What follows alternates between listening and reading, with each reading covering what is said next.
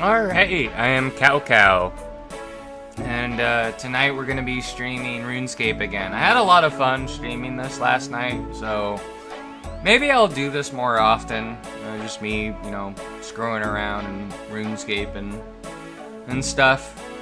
Because normally I would just play this by myself, but I'll be a little bit more productive with my time if I were to stream it. But yeah, if you end up watching this in the future after the stream's already ended, if you can leave a like and comment on the video, that would help me out a lot. Really helps with the algorithm, apparently, or so I've been told. But anyways, we are going to mainly just focus on leveling cooking tonight. Just cooking swordfish. Let's try and find a world where maybe someone's tending a fire there. Okay, it's just in a kind of like an awkward spot. All right, hold on, let me do this real quick. Need to do my pin number in RuneScape.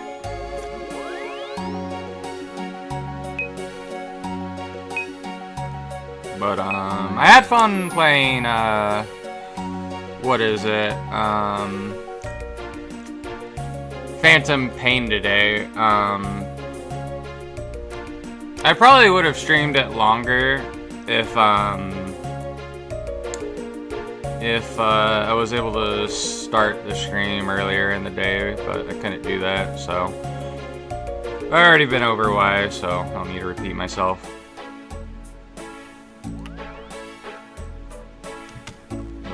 All these swordfish. And I remember when I ended up cooking all the swordfish. And I think when I sold it, I actually was able to make more money selling them. And then I was able to buy another 2,000 just with, just by selling them back. So this is probably an easy way just to level cooking indefinitely. I mean, you don't really make much money doing it. I mean, you just make enough just to buy the same amount to, start leveling your cooking again. I had a pretty good, I had a really good day so far, though.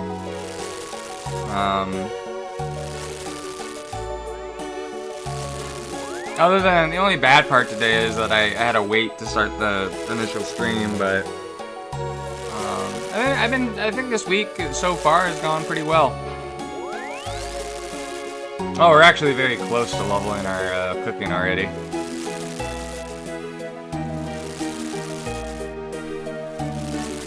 Alright.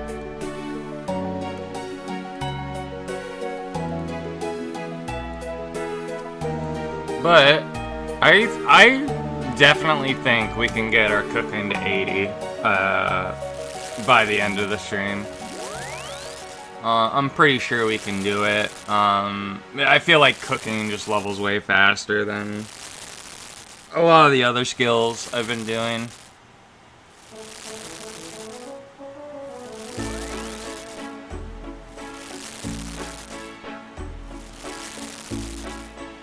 Yeah, there we go. I got level 74 cooking. What are we able to make? Nothing new. Okay.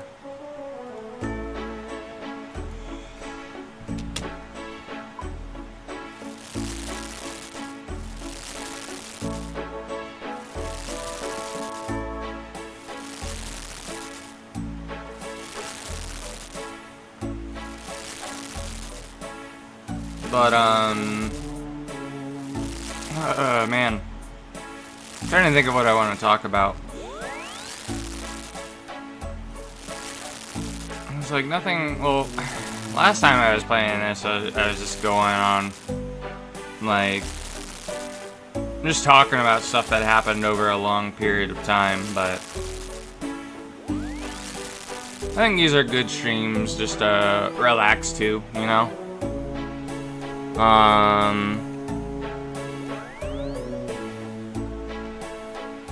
and then I feel like the what do you call it? The Phantom Pain stream did alright today. I mean, nobody was talking in the chat, but I think a few people came by and were watching for a little bit.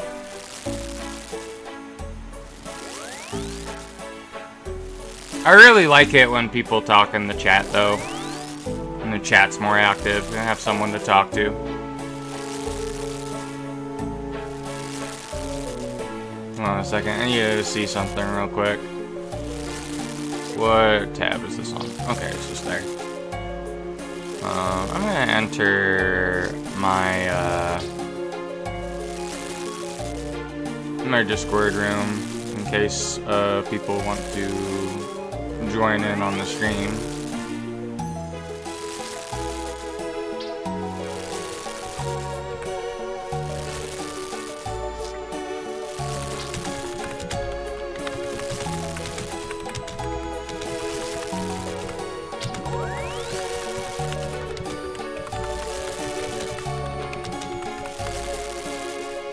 Alright. Let's minimize that. And put that back up. Alright, I ended up letting my friends know I was in the Discord if they want to hop in during the stream. I hope some of them do. I have someone to hang out with while I do this.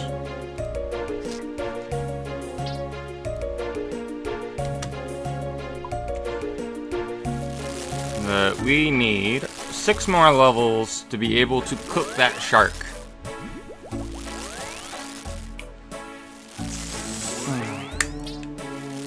I think once we get to that point, I want to compare the prices between the cooked shark and the raw shark.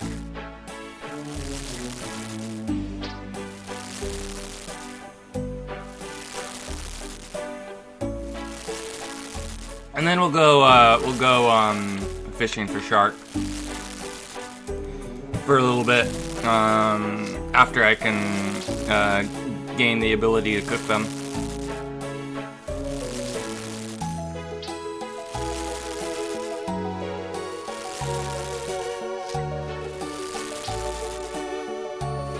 But I hope everyone's doing well tonight. I hope everyone's having a good day. I know their Runescape stream last night seemed to do really well. At least I think it did.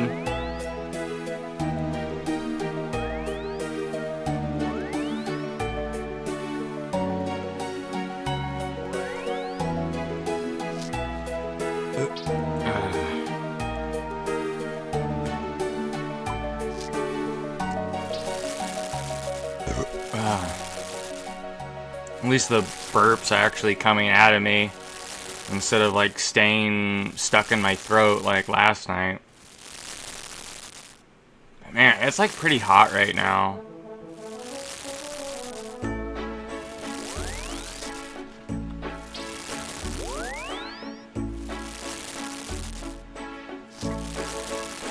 I might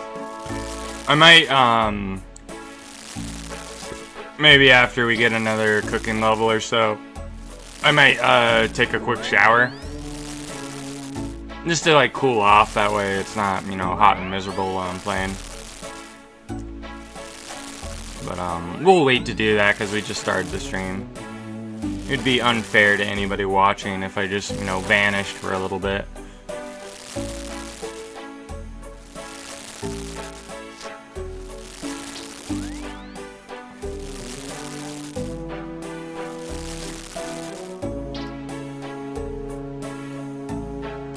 There's a lot of people at the Grand Exchange right now. I'm trying to click onto the fire. There we go.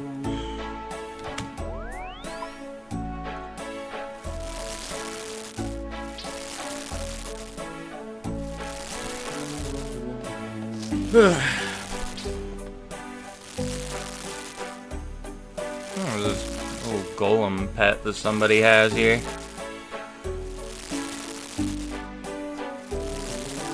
Like, man, like we're already at 12% through this level up that we just got.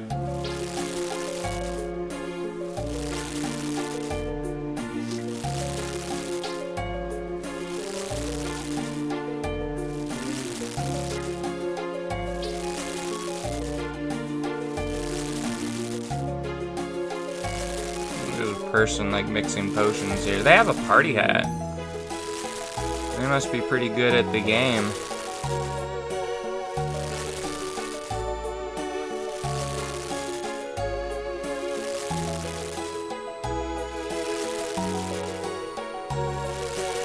Alright, I'm gonna put the fish in here. But it's good to know that I could just level up cooking indefinitely. Because being able to make a little bit more money than the raw fish cost me when I sell the cooked fish.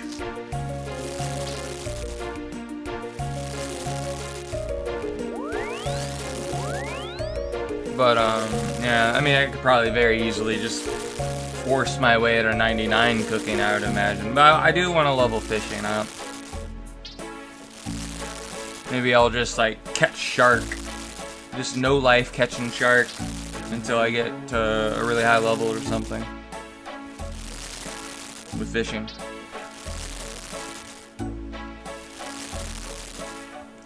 And store all the sharks I catch in the bank, and then when I get like 92 fishing or something, just start cooking all of them. See how many I get up to that point.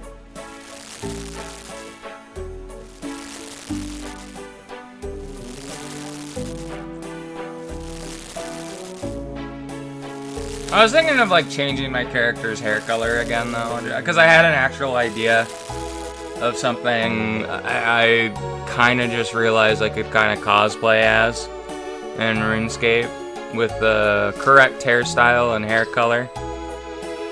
But I only noticed it after the stream last night.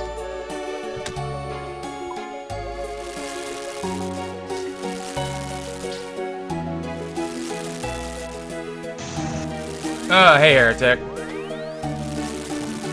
What's up? How you doing? I haven't seen you in a while. How was your birthday, by the way?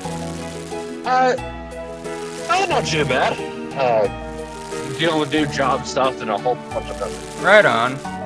Just little bit of this, little bit of that, a whole bunch of dumb stuff. I'm just kind of dealing with a whole bunch of shit. And just like, okay, we're just gonna kind of progress into. Yeah, no worries. I know you had to cancel your plans to come out here, but I totally understand.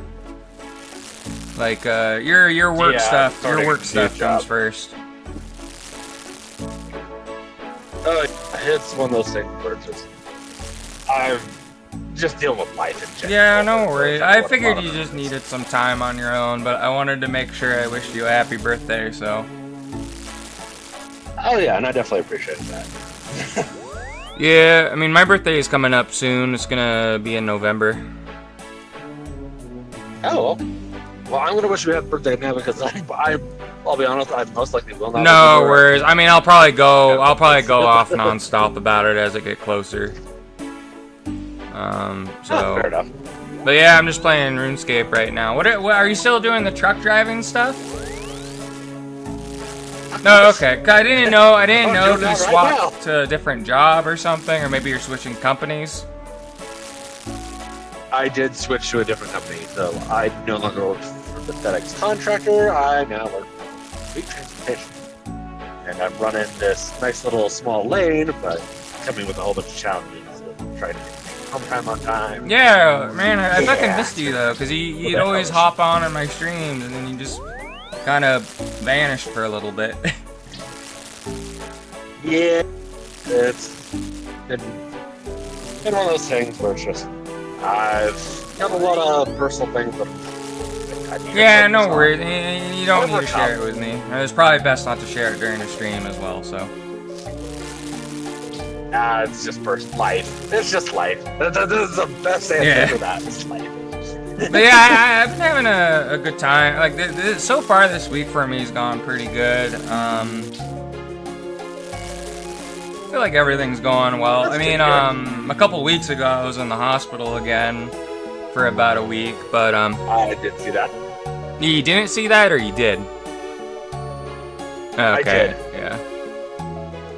Just your mom. Yeah, in the family Discord. Oh, hey.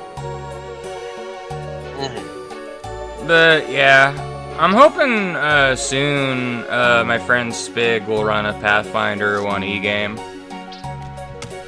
Cause I wanted to use the thumbnail for Metal Gear Phantom Pain for a character portrait in Pathfinder, and I was gonna like play a version of like a gnome version of Snake, and but be really sneaky and use CQC by like basically being a monk, a scale fist monk. Oh, there you go. Cause I could see Snake. If he didn't have firearms, he'd probably be using CQC all the time. So I could see him, you know, doing monk stuff. He's basically an American ninja. But yeah, what'd you think of the thumbnail that Alu did for it? It's pretty good, huh? Oh yeah, That's probably like my favorite one that he's done so far. Right. Like I really wish, I know Alu, he hates animating stuff, but if I could get like Bino to animate it for me, for a reasonable price, where it's like doing the meme where they're like walking forward or whatever, that'd be pretty cool. Right. I will say there's been a lot of good games coming out recently. I'm unaware of most of them. Can you give me a list of a few? Jump Space is pretty good. Oh, I saw that one. I don't think Jump Space is for me. That game looks like it would stress me out. Fair enough. It's kind of one of those traction looter shooters. Yeah, but it's like it's I feel like it's very complicated and very action heavy to where it's like you need. It's really fast paced. Is what I'm trying to get at. It is a rinse repeat type stuff. It is kind of one of those things where you go out on a mission. Think of Vermintide comes to mind on that one. No, maybe it wouldn't be too. If it's like Vermintide or the Warhammer 40K, you know, horde game, and maybe it wouldn't be too bad then. Yeah, it is a little. It's fairly action-packed and whatnot, but like the mission recipe is the same. You go out, you do it, hop from place to place, fight some robots, and collect things, and there you go. It's pretty. Yeah, okay, maybe it's not too complicated then. I just don't have the money for it. I know the game I want to buy in October. If I'm able to, I want to buy the Sonic Racing game, Sonic Racing Cross Worlds, and maybe stream that. Gotcha. There you go. No, I know I'm trying to get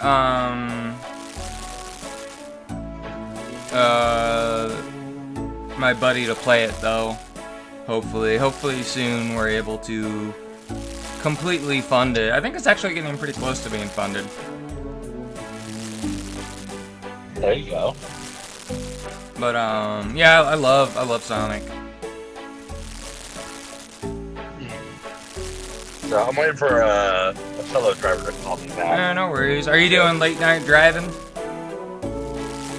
Oh yeah, I'm not happy with it. I mean, I'm driving all night long. I know when you were the passenger in the passenger seat during late night drives, it's pretty relaxing. It's probably not relaxing for whoever's driving. I've been doing this damn near a decade, so it's kind of what it is. It's one of those things where it's like, my best friend Steven started streaming recently. Oh, yeah, or Toji or whatever. I mean, that's his internet handle, but yeah, he was streaming Hollow Knight and stuff. I've thought about it. I'm not gonna say I haven't.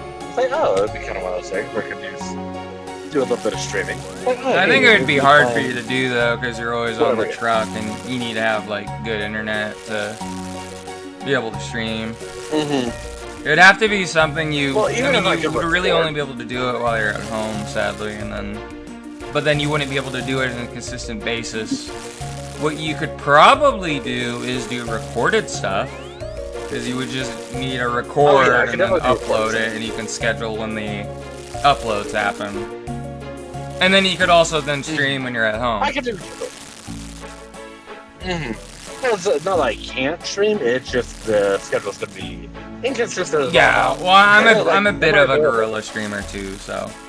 But yeah, I got the, I know since the last time you came, I got the, Streamlabs thing set up to where if people want to, they can actually donate money to me now, which is nice. Oh, hell yeah, there you go. But, the only person that's done so far was Voltus, but he was just trying to get me, the money so I could get something on Helldivers too. Oh, it was the machete that has medium armor penetrating. It's alright. I actually have it. Yeah, I have it too. I got it because Volpus gave me the money for it through Streamlabs or whatever. Nice. But yeah, I mean it's in the video description. But I don't know if I don't really think too many people are gonna see it in the video description though. Because, it's like nobody ever really looks at the video description, right? They just usually look at the video, they don't really ever scroll down. Right. Oh yeah, no, definitely. I will say with Helldivers too, I can see some ways they can improve the game. Which is, you take the perks, the armor perks, that you have, and it's just like, you can apply them as necessary. Oh, well, why not just have like a transmog and then? equip whatever. Yes, transmog worked perfectly fine too, because like the armor that I currently wear is one of the, I'm gonna say roadblock sets, where you get bonus arm, like Siege Ready, I think is the actual perk that it has on it, where you have more ammo and such. I'm like, hell yeah, but it's like, ooh, there's this big game hunter armor. I want to wear that with that perk. Oh yeah, did you like see the stream me and Alu did with Night Rain? No, oh, it was fucking fun. We were able to beat the first level just barely. Because me and Alu, I guess, are very terrible at the game. I think Alu's a lot better than me, though. I think Alu was pretty much carrying me, but he claims not to be that good at the game either. But we ended up getting through, like, so like in Night Rain, you have to like survive 3 days. So you fight a big boss on the first day, the second day, and then after you beat the second day boss, you have to kill like the really powerful boss in some weird zone. And the one on the first level was like this weird giant dog, and then at some points in the fight he would like split into three separate dogs. It was really tough. But I ended up unlocking the Duchess class, which is pretty cool. But one of the things I want to do in November, because I was gonna ask for my spiritual father's help with it, or I was gonna maybe try and figure it out with my family. But I was gonna try and join the Knights of Columbus. I don't know if it's like only $30 per year, but it feels like you get a really good deal out of it though, because like you get a good quality health insurance just by being a member. The only requirements for becoming a member are you have to have a wiener and you have to be a Catholic in good standing. Oh, there you go. Well, which you should qualify more. But I'm hoping the health insurance that they give is a lot better than the one I have now. And it'll honestly really it'll bring some ease of mind. Because if it's only $30, because like isn't health insurance usually like super expensive? Like, you know, like $1,000 per month. It But like can this be. one, It apparently really it's depends on just who you like in order to be a member, you have to fork over $30 per year. I mean, you're expected to help out with like the things they do, you know. And my spiritual father, Deacon Dan, he told me if I couldn't make it due to me being sick, it was fine. It's just My call. okay. Yeah, no worries. Gotta go. Take care. Anyways, oh well. But and there goes Heretic. Hopefully he comes back soon. I'm glad he hopped by. I was worried about him for a while. But now we're just going back to cooking.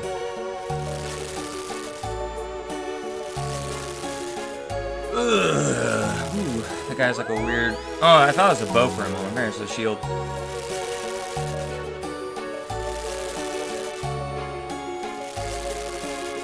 Wow, we're already like so far into this fucking cooking level. But yeah, I'm hoping, the only reason I didn't go for past 7 hours last night with the RuneScape stream is because the stream was having hiccups. So this time, when I'm streaming this tonight on YouTube, I'm only streaming on the YouTube. I'm not multi-streaming anywhere at the moment. But yeah, I had fun talking to someone in my community Discord today. I was just speaking to what was her name? Unicorn. I think that's what she goes by.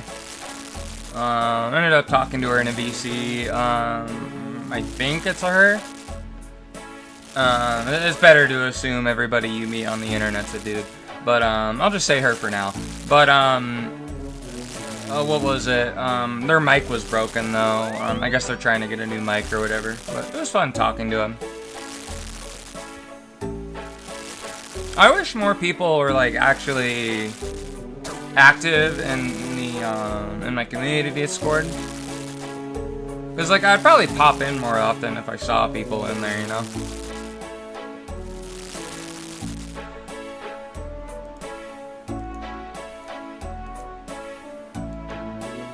Alright, let's grab the rest of these swordfish.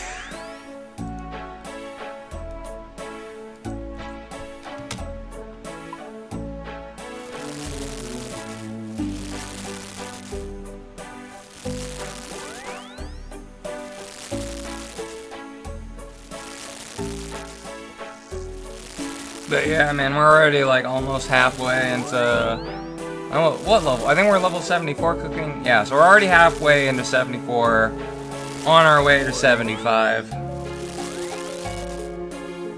We're almost done cooking all the swordfish in our bank. We can buy another 2,000 raw swordfish and start cooking them again.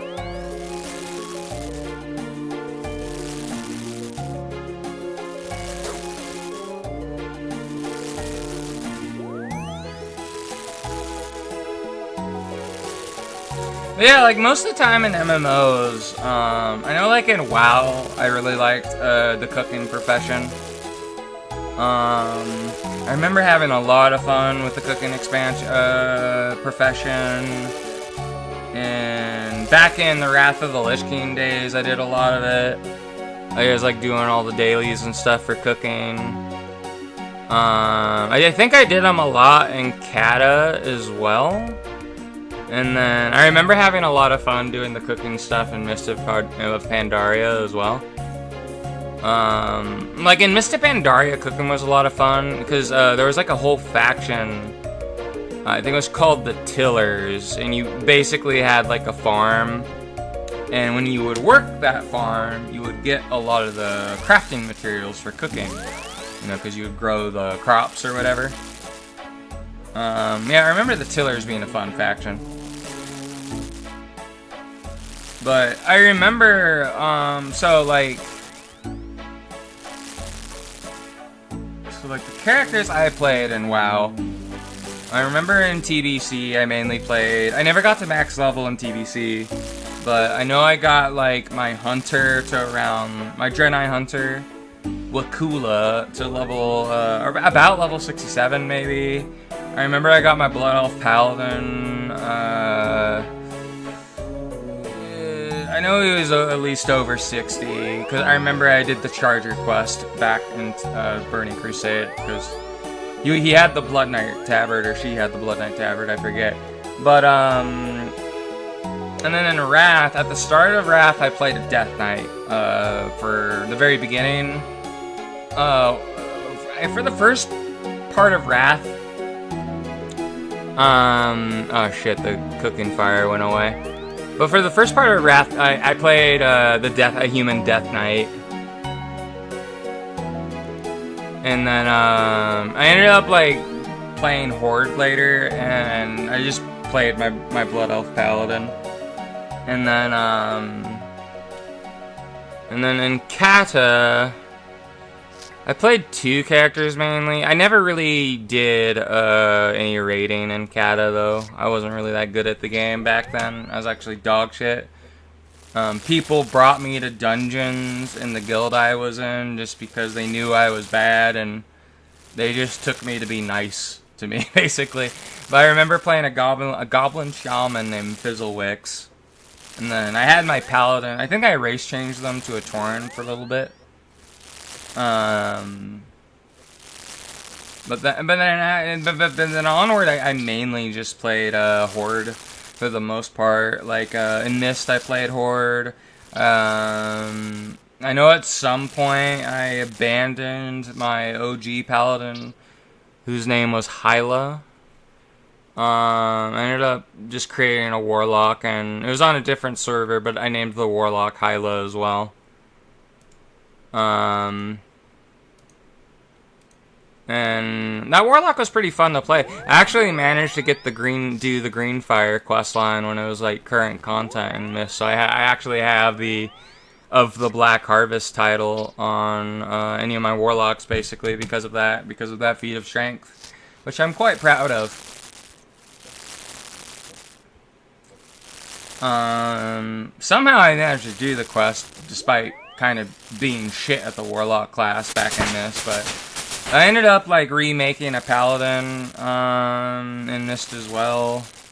I think I got it to level cap, and then I was playing warlock for a little bit in Draenor, but then I just decided to go back to paladin. And I think my guild wanted me to play holy. No, I don't think they wanted me to play Holy until Legion.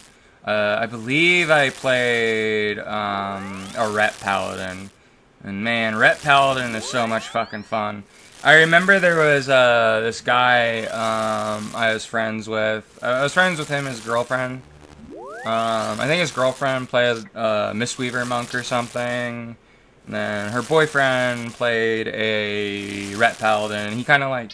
He taught me a lot of cool fucking tricks on how to get good at Ret Paladin during that time in that expansion. Like, and that was a lot of fun. I forget both of their names. But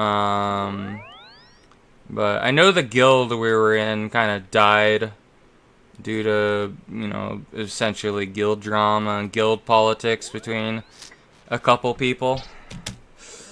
But we had fun. I had fun raiding with we ended up doing the it was the Ogre raid, or that was the first raid in Warlords of Draenor, and then we almost cleared.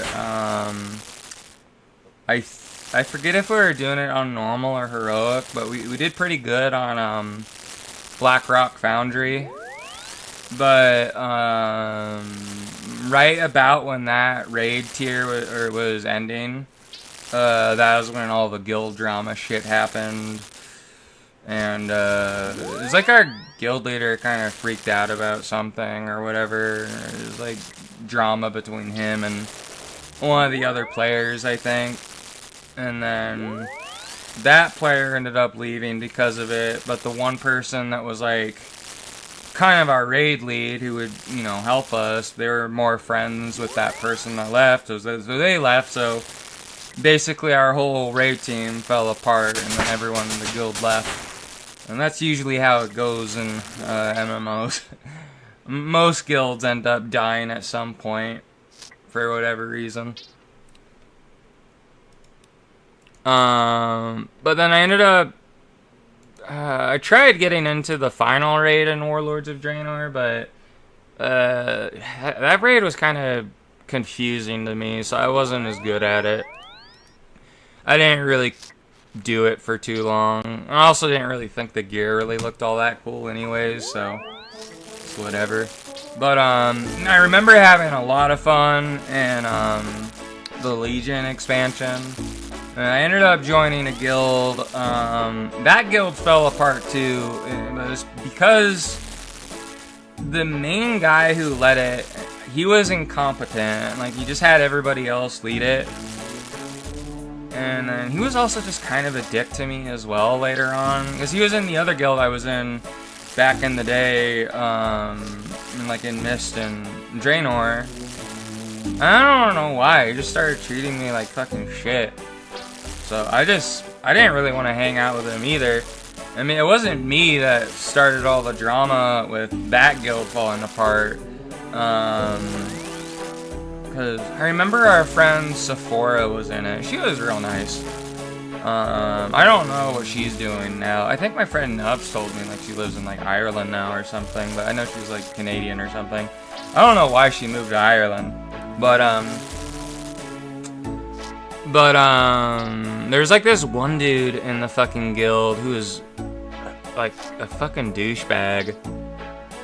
Like he kind of he had like psychopath energy. But he kind of dicked over the one guy who was the guild leader. And he also like ended up dicking over Sephora at one point too. And I remember I didn't like him either. Because I remember during a raid, like, I was having, like, a real dangerous low. And I was, like, fucking passing out. And he's, like, trying to keep me there. And, like, heal when I was, like, literally, like, dying. So, like, fuck him. You know? Like, I remember that when that happened, I remember, like, I think I moved to my couch at one point. And I passed out. And, like, I remember I had like French toast or something on the coffee table, and I woke up and the French toast was gone, and the box it was in was on the floor, and I also wasn't on my couch anymore. I somehow made it to my bed, so I don't know what the fuck happened, but yeah, that guy was a fucking prick. But I remember doing. So I ended up joining another guild in Legion. I think I ended up joining a different guild on a different server. That it was one. I think it was the one that Sephora went to with some other friends. I forgot what the guild was called. But I know they mainly did like mythic raid stuff, but they would do like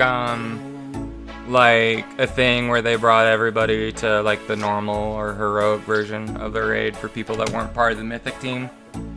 So that was cool. I don't have the fucking attention span to do mythic raiding, sadly.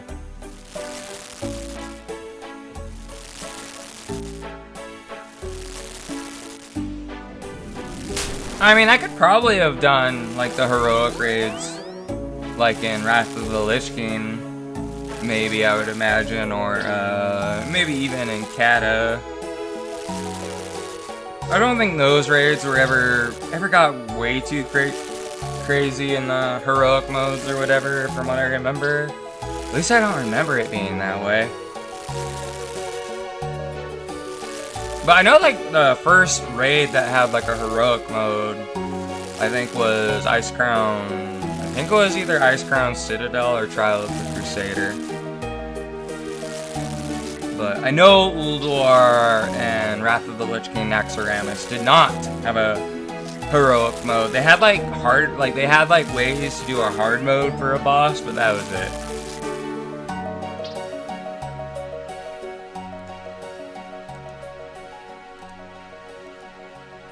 We're almost done cooking all the swordfish.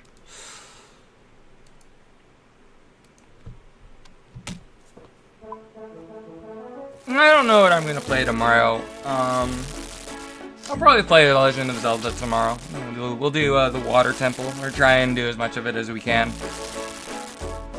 I know my friend Paulie was telling me the Water Temple is more nefarious for having confusing puzzles. He told me that you know, if my main problem with the Fire Temple was the navigation of it, that maybe the Water Temple won't be as bad. As the only bad part will be the puzzles for me. So, but that will be fun. I'm looking forward to it. I don't know. Maybe we'll try and try and go a little bit further. Maybe we'll do the Water Temple and play a little bit longer, and you know, and do maybe the next dungeon, whatever it is.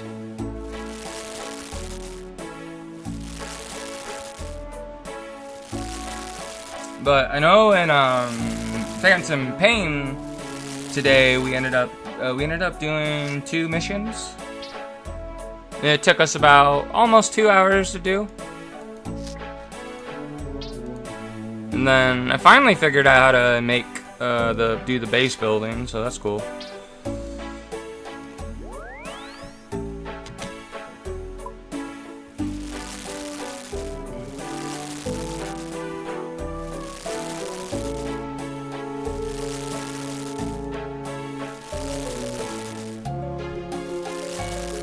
Alright, so let's see if we can make all our money back and then some and be able to afford buying 2,000 raw swordfish again.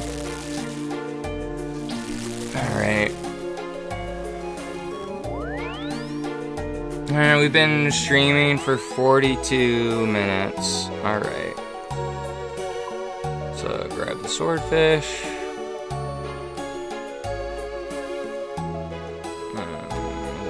It by 5%.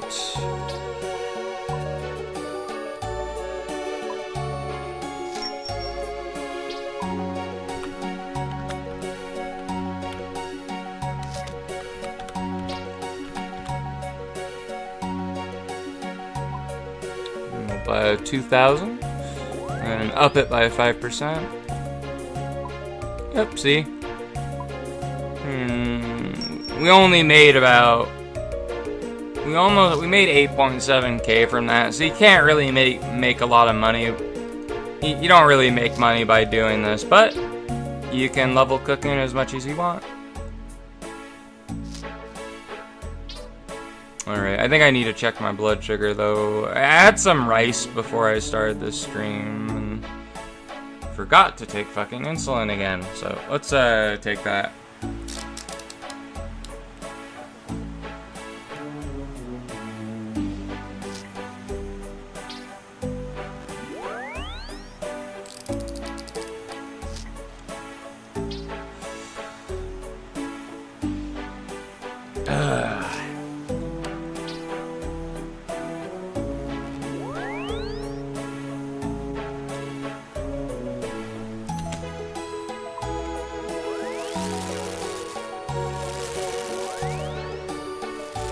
But yeah, like we've only been doing this for 44 minutes and we're 72% in this level.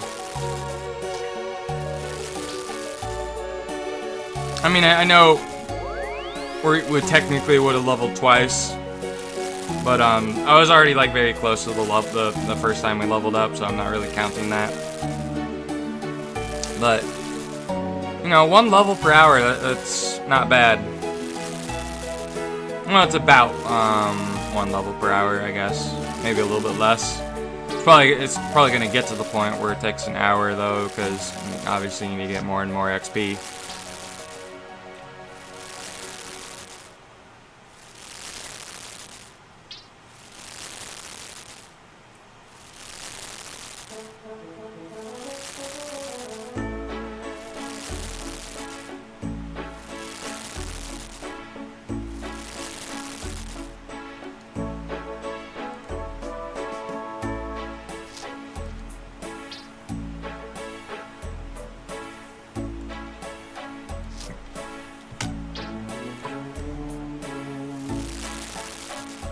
We're getting to the point where we're barely burning any of these swordfish too now, I feel like. We usually burn like 1 or 2. Oh, that guy's staff looks pretty cool. There's like the Barrow's wizard gear on as well.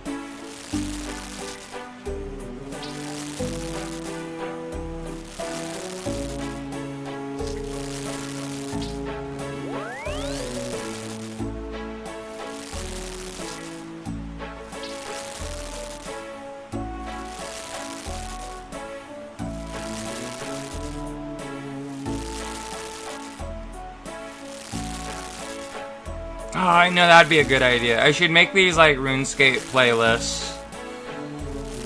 Kind of like organize them a bit. So like whatever we do that involves like skilling, we have like a playlist for cooking and, you know, fishing, skilling, and then with quests we do other stuff. I'm gonna be right back though. I need to go pee.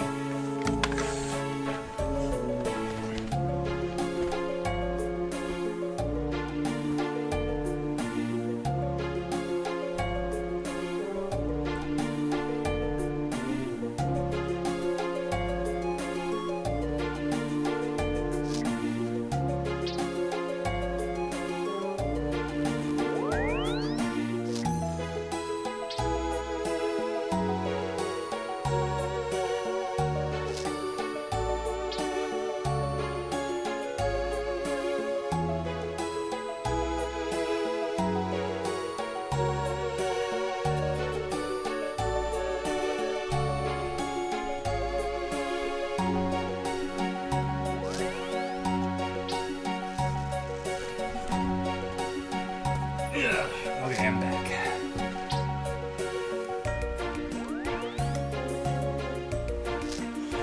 Alright. Let's put the fish in the bank. Now, I wonder if I have the cooking hat on, do I have like a less of a chance of burning food? I have no idea. I don't know if the cooking hat even does anything, to be honest.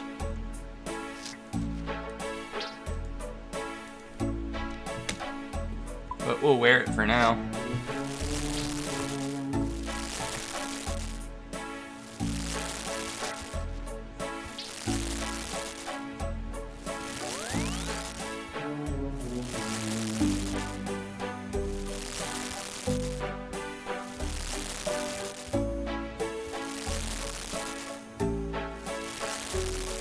Oh, that sword that person has looks pretty cool.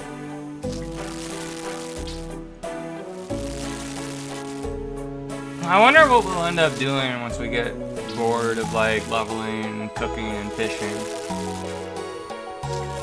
I mean, I could go back to leveling, mining, and smithing. I have to go back to the mother lode mine. I mean, that'll be kind of boring to do, but I gotta get mining up, and same with smithing. I honestly think, though, I'd rather,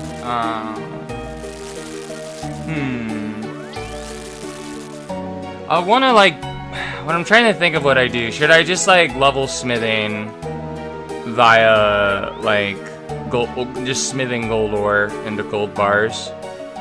Or, like, actually craft, like, rune daggers and stuff?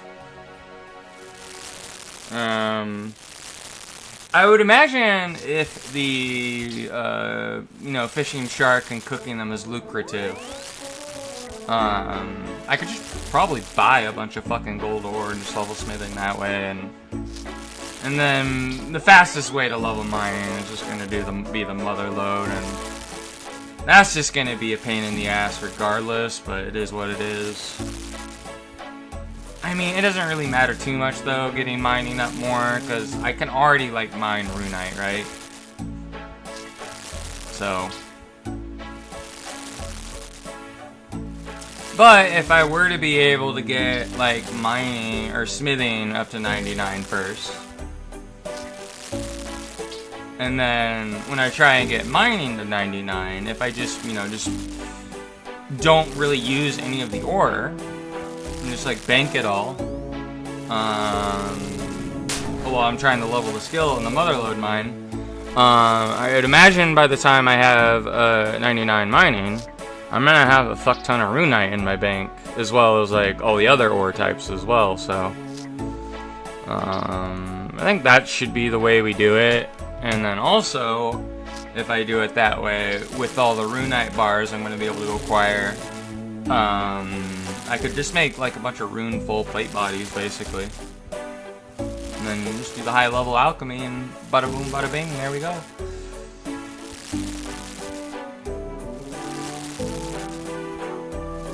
I'm gonna take a drink of my sparkling water.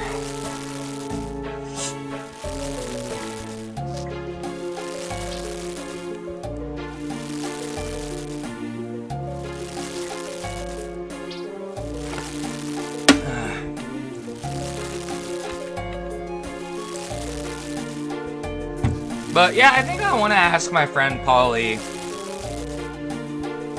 if he would want to do stuff with me on streams. I don't know if he'd be able to though, because yeah, he's busy with work and then he has to take care of his partner Takashi, so you know, he's busy being a trad boy wife and all, so.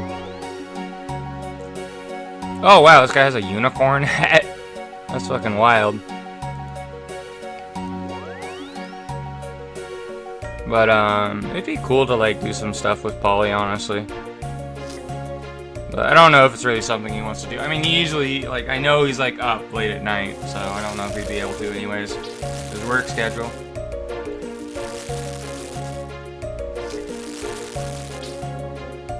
Almost to level 75 cooking. Just took us about an hour. Then we'll have 5 more levels to go.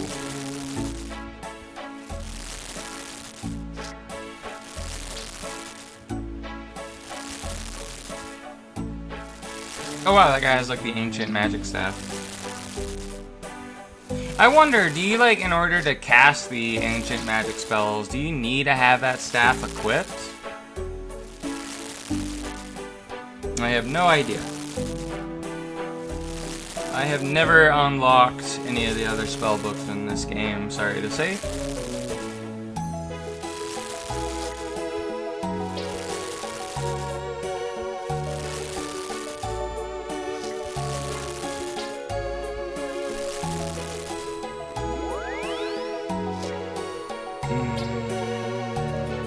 Grab more fish.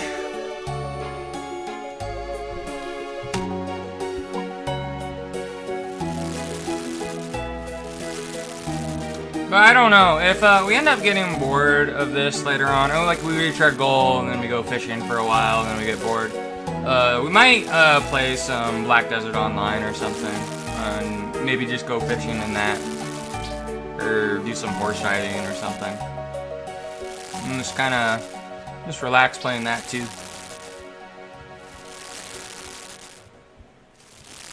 Yeah, I want to try and... Oh, I really want to try and get into Black Desert Online. This is every time I tried playing it, I wasn't able to get hooked again, so...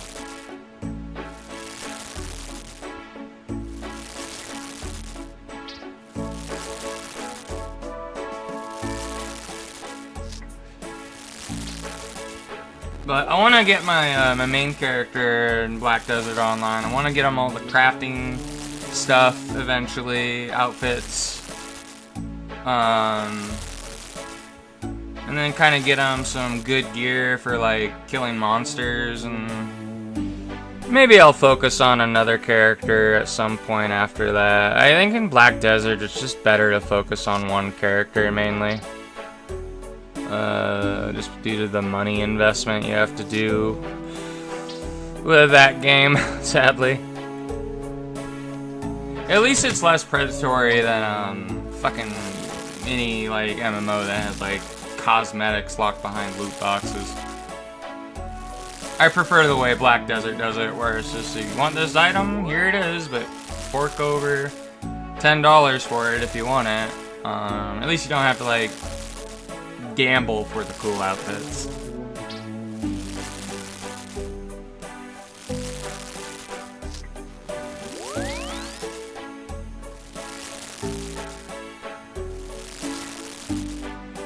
But yeah, I like playing the little shy character in that game though, just because the combat for the shy is pretty easy to do.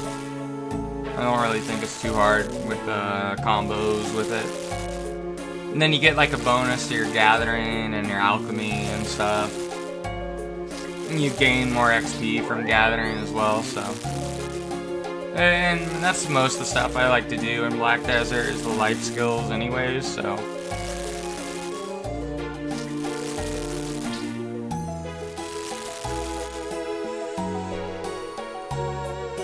And that's mainly what I do in RuneScape too, is just skilling.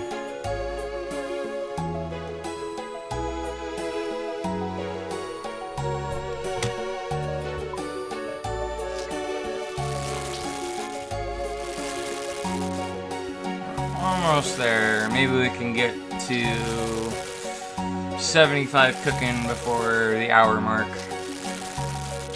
We got like, got a race against the clock. We only got 3 more minutes to do that.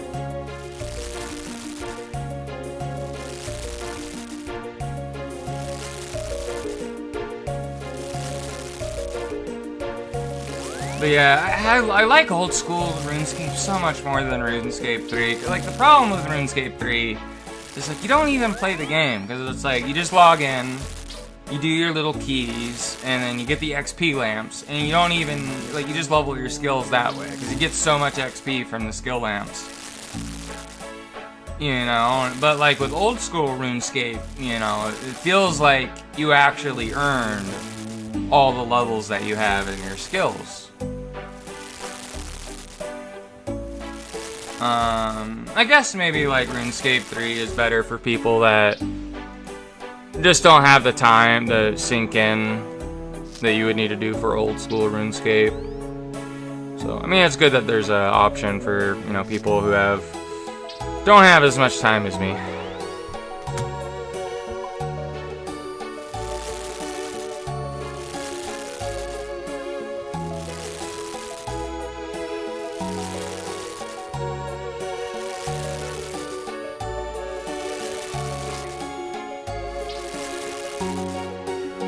Almost there. There we go, baby.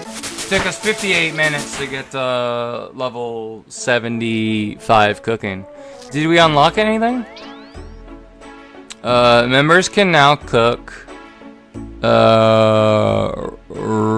rocked fish and mirroring bats. I don't know what that is. I've never heard of those. I don't think I want to eat a bat. It'd probably make me get sick. Make me have some kind of virus, and then everybody would have to stay away from me, and they would all buy as much toilet paper as they can.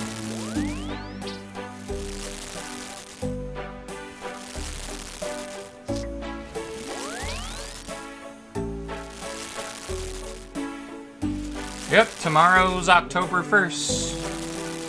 Pretty soon, in a few hours, it's gonna be the spooky month. Try not to spook your pants. Getting too scared. Wow, we didn't burn any of those that time. Nice. Are we at the point where we just don't burn swordfish anymore either?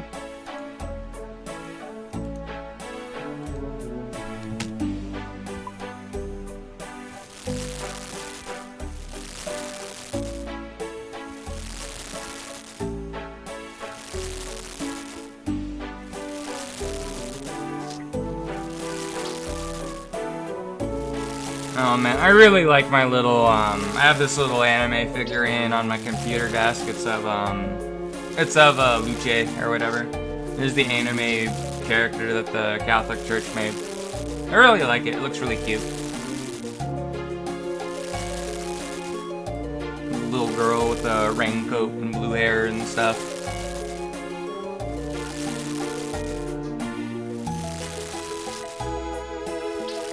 Because I remember, I think my folks got it for me. I don't know if they got it for me last year for my birthday or for Christmas. But they got me the little anime figurine of Luce. And then they also got me a t-shirt with Luce on it. So it was pretty cool.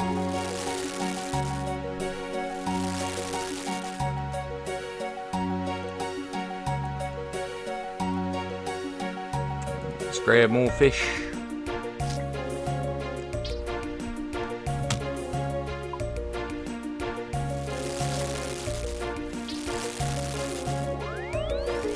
Cooking all of the fish. Soon the swordfishes are gonna be extinct. No more swordfish in RuneScape because I cooked them all.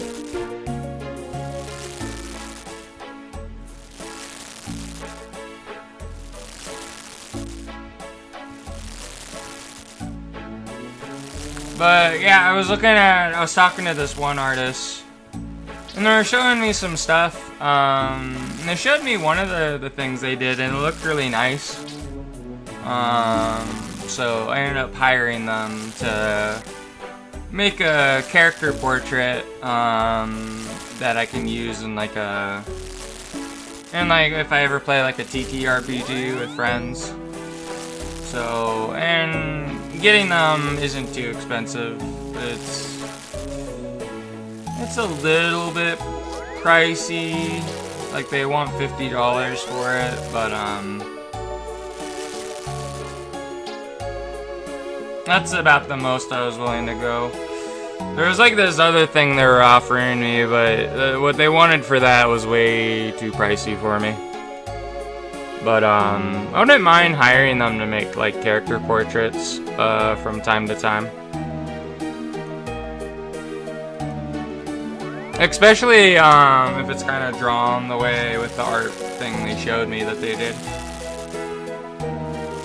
Because I really like the art style that one drawing they did was.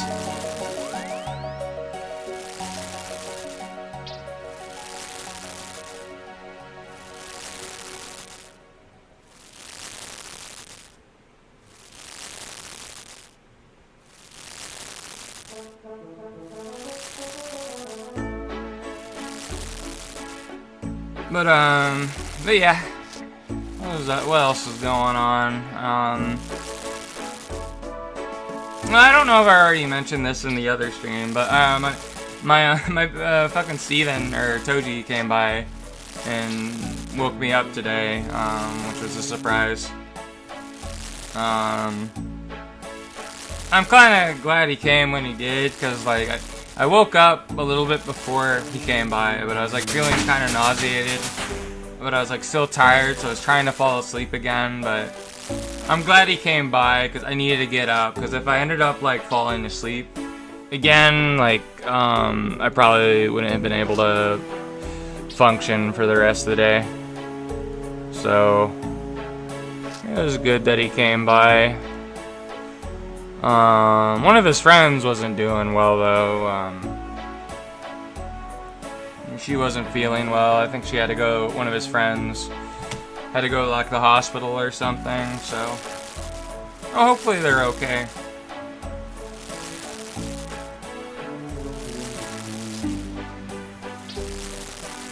And then he came by and we were talking like shop about stuff involving streaming, because he just started streaming recently and he was like asking me a bunch of questions. And like we were talking about the game capture card, the Elgato 4K Pro game capture card. He's like, oh, what is this one good? I'm like, well, yeah, that's the one I use. And then we were talking about it, and like I was telling him I don't know how to hook it up to my, like hooking it up to my computer to where I can capture games on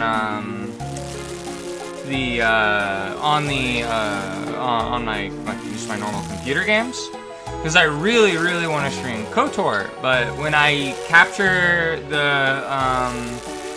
when I capture some games with the built-in things with like Streamlabs, for whatever reason, so there's 3 games where it just does not work. One is KOTOR 1, the other's KOTOR 2. And there was another game I wanted to stream, but I wasn't able to, and I was just like trying to test it out, was Final Fantasy 3. The version for it that was for the Nintendo DS.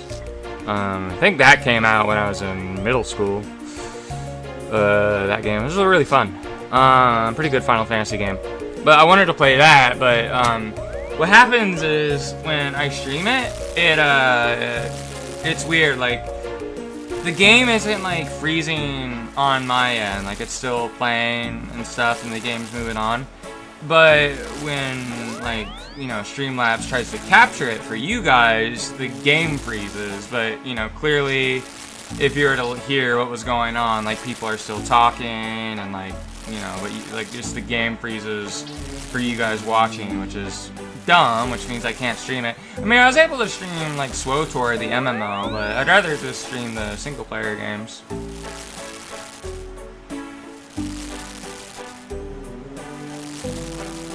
That would be a lot of fun to do. KOTOR 1 and 2 are just such good games. Out of those two games, though, I think KOTOR 2 is the superior one. However, when it comes to, like, the starting zones versus KOTOR 1 and 2, I think I prefer KOTOR 1 a bit more. I think Terrace is less annoying than the Paragus mining station. I think the Paragus mining station is very, very annoying. I'd rather just do Terrace any day.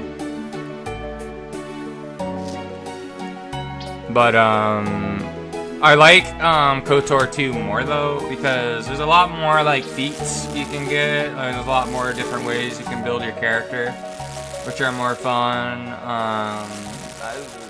The two classes I really like playing in the KOTOR games is either the Jedi Counselor or the Jedi Guardian. I honestly think the Jedi Sentinel is kind of meh. I don't really think it's too good. It splits itself too much. It's like you're not like you're mediocre at combat and you're mediocre at force stuff. So, but one way I really want to try, maybe we can do this when we play KOTOR 2. I really want to try and build a character that does not use lightsabers or anything. They just use fucking blasters. That'd be a fun way to play. We just, like, refuse to... And maybe we can use force powers, but for the most part, we're just fucking, you know, blasting people with our gun. That was, like, the one thing with, like, Star Wars. Like, I feel like if you wanted to kill a Jedi, this would be, like, the best way to kill a Jedi, I think. You have, like, a long-range type of gun. Specifically a slug thrower. You know, have the slug thrower have a scope for good measure so you can aim a bit better. And, shoot the Jedi from far away. Because he's not able to deflect fucking lead. Because what a slug thrower is, if you don't know, like, Star Wars lore, it's just a normal gun that shoots bullets. And, if they manage to block it with the lightsaber, fucking molten lead is gonna fly into their face anyways. So, they're gonna be in a lot of pain after that, and then you can just shoot them again. That's how you fucking kill a Jedi. It might be a bit cowardly, but when you're basically a space wizard, and the guy you're facing is a space wizard, and you're just a normal dude, I mean, you gotta do what you gotta do to kill him.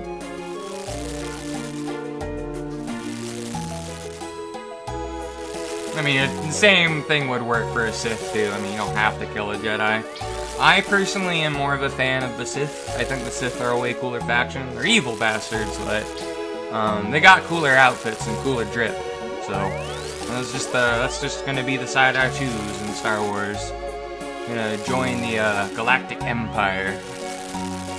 Be with my homie Darth Vader and Darth Sidious and stuff, or like Darth Malgus or whatever in SWTOR or whatever.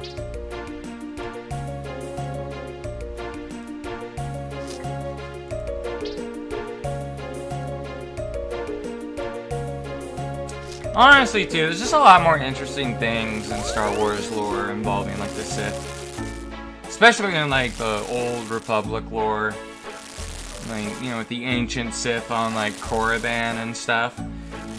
And I don't know if they changed anything with the Old Republic lore. I don't know if all the Old Republic stuff is Legends, but I consider Legends to be the true canon of Star Wars. I ignore everything that happens in Disney Wars. It's just Disney fan canon, in my opinion.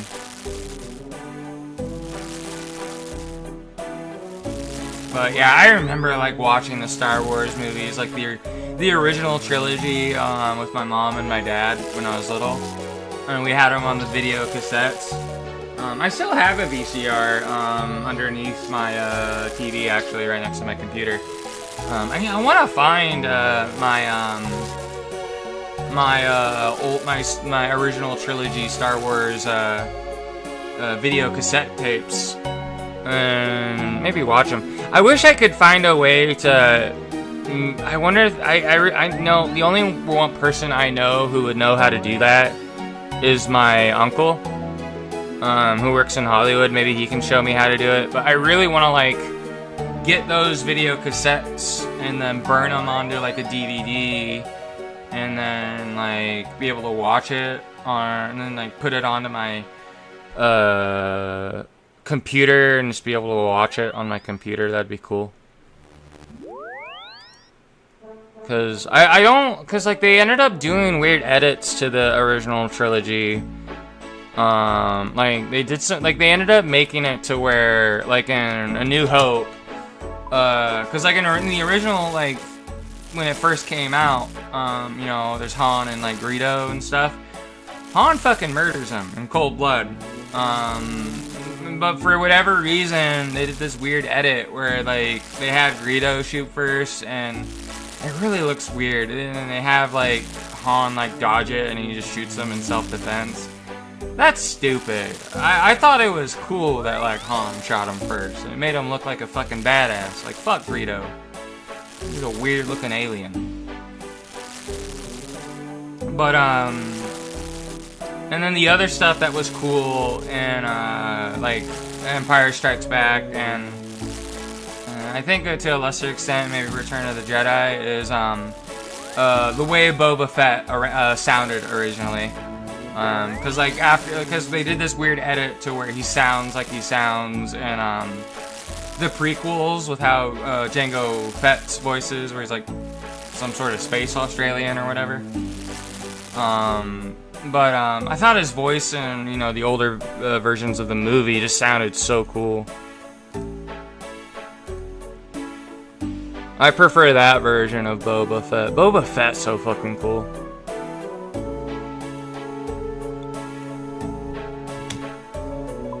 I always thought like the Mandalorian armor that he had looked so fucking metal. That's like the thing too I like about the Old Republic lore. Like back in the Old Republic, the Mandalores were fucking badass. The Mandalorians.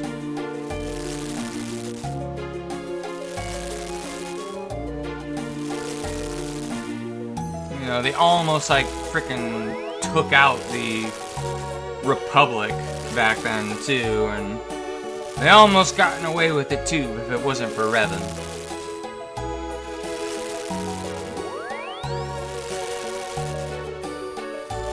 But if it wasn't for Revan, you know, everybody in Republic space would be speaking Mandalorian, probably.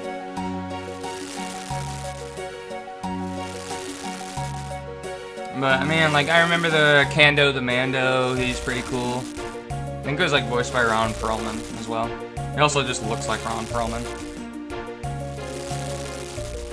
But, like, you end up having him in KOTOR 1, and he's just a normal Mandalorian. But then in KOTOR 2, he's back, but he's not called Kando anymore. He's just Mandalore, because he ended up finding Mandalore's helmet, and he became the new Mandalore, basically. And he got help from Revan as well. You know, because he became Revan's friend.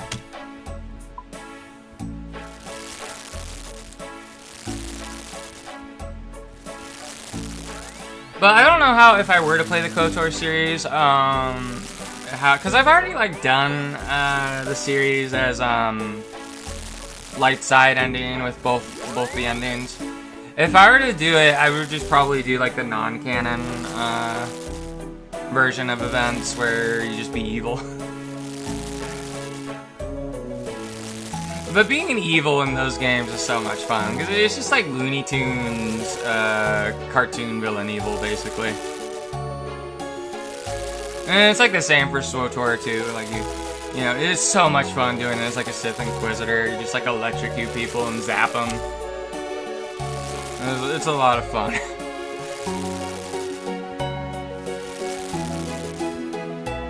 And it's like I remember the Sith Inquisitor in SWTOR, like, a lot of the evil options just don't make sense. It's like even like if you were evil, why would you do that? Because it hurts yourself. But it's just funny, that's why you do it.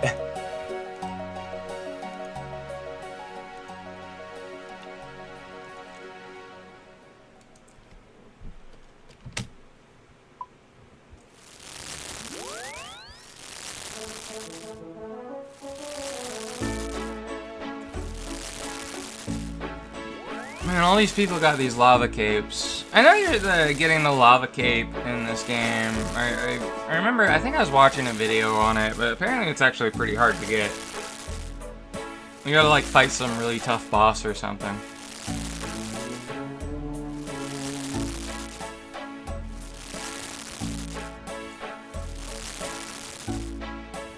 Well, we're about... I think we're almost 1/3 of the way to level 76 cooking.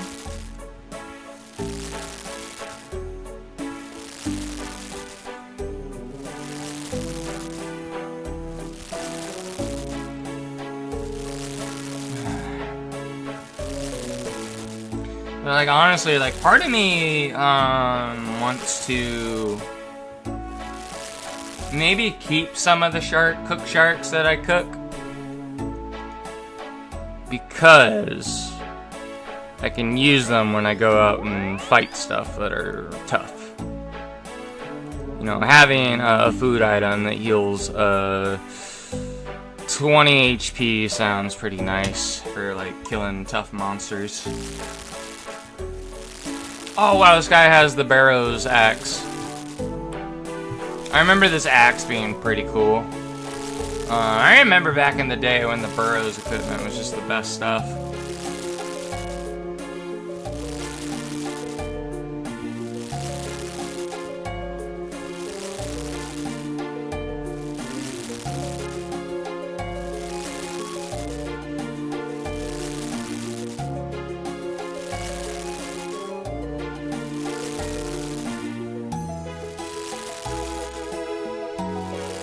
Alright, I want to try and get to 76 cooking, and we're just going to take a quick break so I can take a shower. That way I can like kind of cool off, and you know, that way I'm not super hot and sweaty.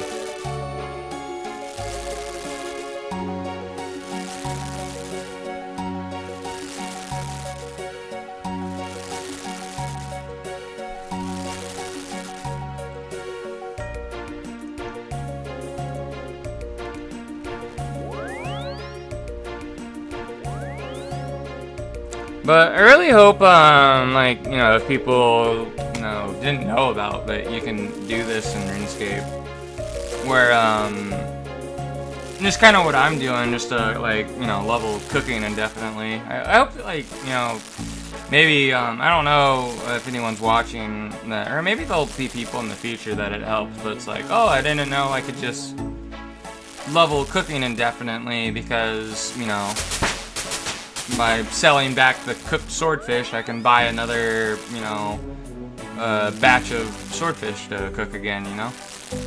Hopefully that helps out somebody in the future.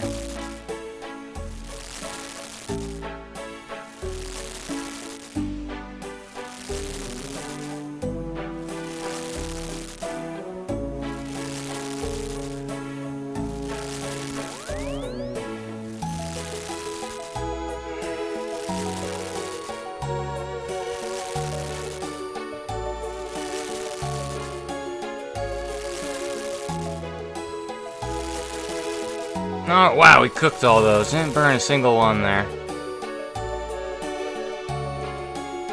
And I put my cat in the bank for now. I stuffed him into the deposit box, like I was Patrick Bateman, basically.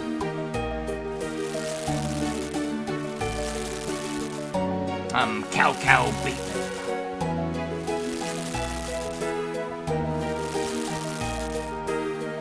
And that's one of my favorite movies, is American Psycho. Like, it's just, that movie's like just so over the top. It's a pretty good movie, American Psycho. Patrick Bateman's one of my favorite characters of all time in movies.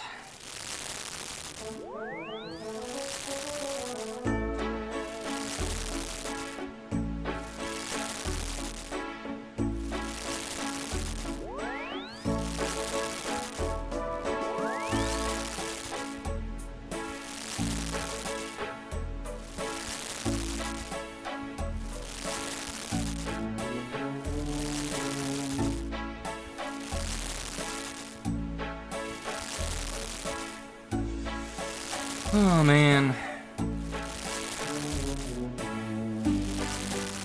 I feel I have a lot of things to look forward to in the near future.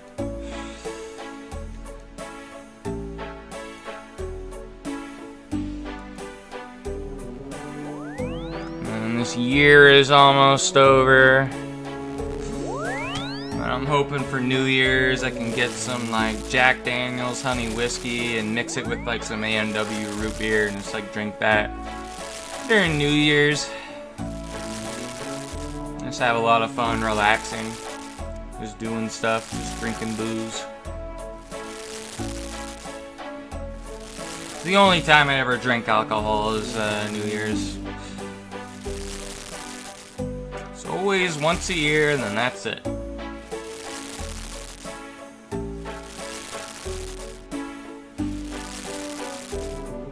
But I know whiskey by itself just burns my throat. I don't know how people like drinking whiskey by itself, but I don't know, it's probably just an acquired taste. But I do know it's pretty good mixed with root beer, that's all I know.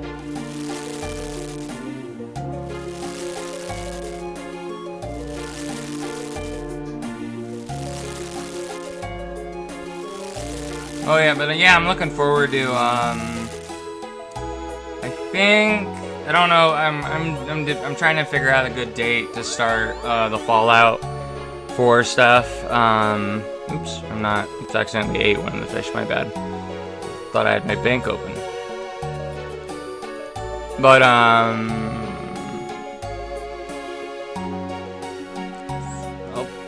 probably the soonest I'll do the Fallout 4 stuff is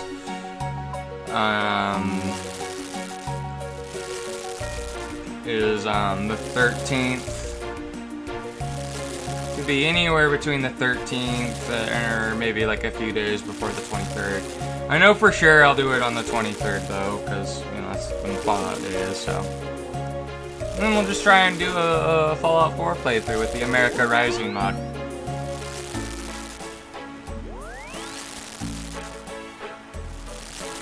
Got a special thumbnail made for it already too.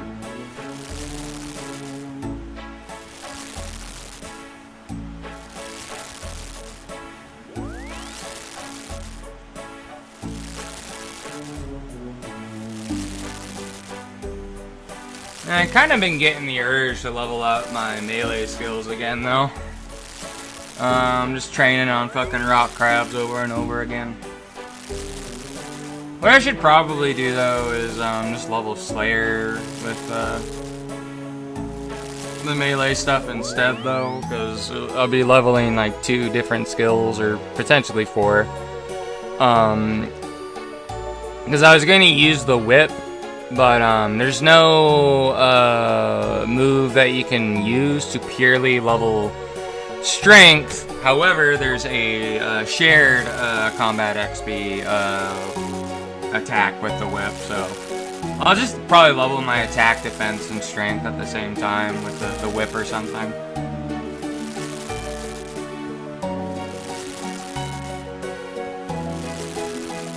It's kind of annoying for me to level Slayer though, because you gotta like go out and search for whatever monster you're supposed to kill, and sometimes some of the monsters, like, you have to have, like, weird items just to kill them or whatever. So, I don't know.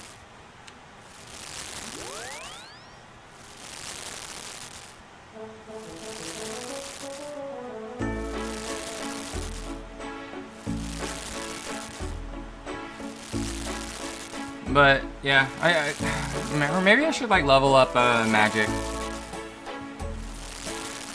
I don't know. I think in order to wear that ancestral wizard armor, I think I needed level 75 magic to wear it. I mean, I don't know how much that armor costs, though. I'll have to see how expensive it is. It might have to be something I save money for.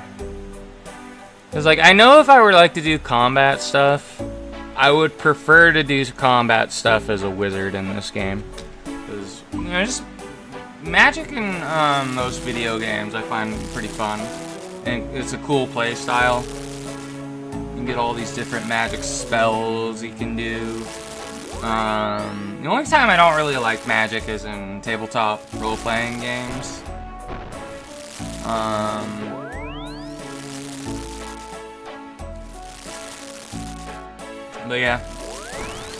But yeah, I was thinking, because I know whenever I play Pathfinder 1E with my friend Spig, my first character idea I was gonna do, and probably the one I'm gonna play first, is I was gonna play as a gnome scale fist monk with a level of rogue with a thug archetype, and maybe a couple levels of vivisectionist alchemist.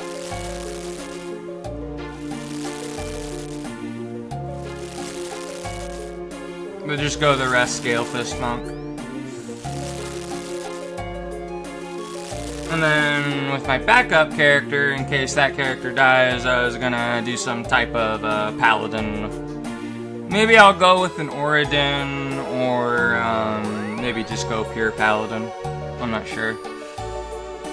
I don't know what type of paladin I want to do, though. I was thinking of, I know there's like a paladin type that mainly focused on stuff with lay on hands.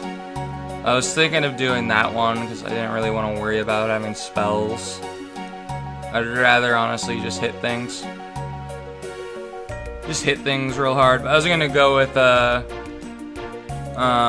two-handed, you know, spec with like a two-handed weapon.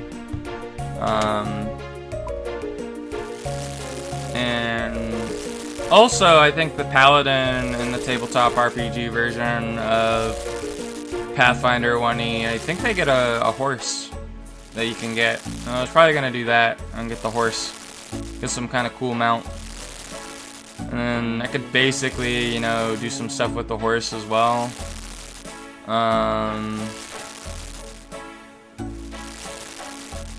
don't know though, because it would be kind of difficult to. I can't really take the horse inside a dungeon is the problem, so it might be just better to do things that buff your weapon, I guess, maybe. I'll have to think about it.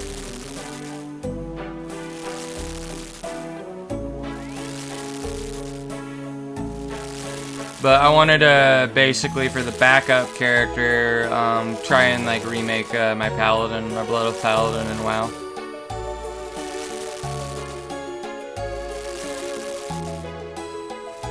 But I guess in Pathfinder, it wouldn't be a Blood Elf Paladin, it'd just be like an Elf Paladin. Fortunately, elves in Pathfinder get a -2 to their con, however, so that is a bit frustrating for, you know, being a paladin and all, but it's whatever. But I'm not too sure how I want to build the character. Like, I'm either thinking two-handed weapon, or maybe I could, like, be like a dual-wielding paladin. That could be cool. But,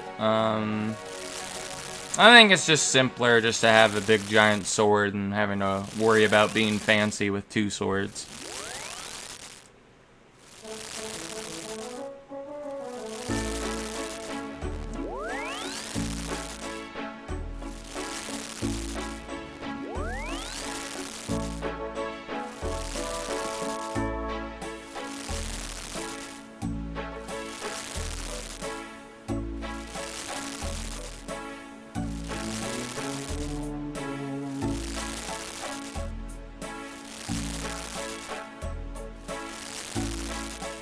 We're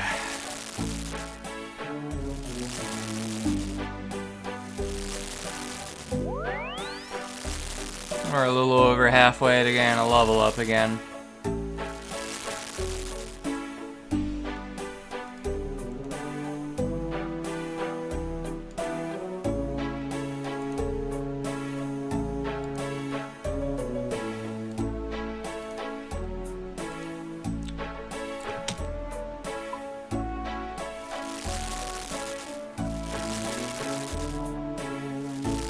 I got a fucking burp.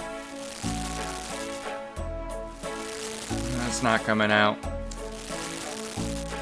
It's actually kind of cooled off. I probably don't need to take a break and take a shower anymore.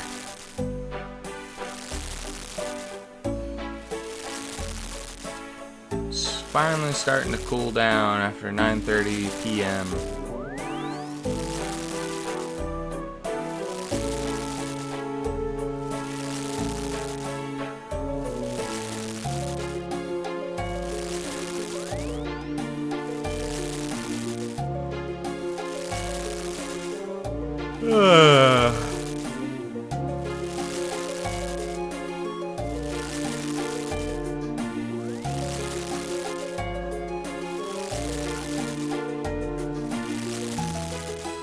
Yeah, I should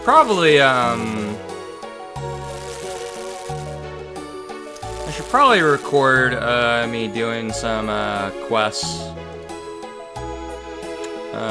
later on, just for something in case whenever the next time I get sick is, and then I can have it scheduled to upload at some point while I'm in the hospital. That way I don't have to worry about the algorithm fucking me over again.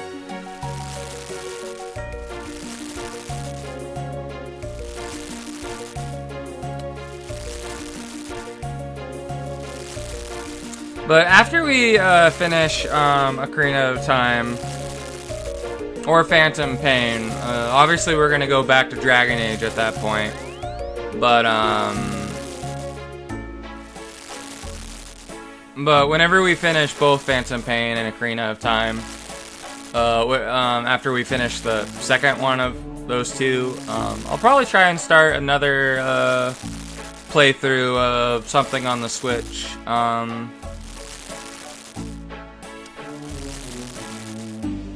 Or actually, I'm gonna be, well, I don't know how long that series can go for. I do know I want to get a thumbnail made for when me and Alu can do Night Rain. I'm probably gonna be paying Alu to do a lot of stuff. I'll need the thing with Night Rain just for when I'm doing that with him, and then probably a thing for another series as well.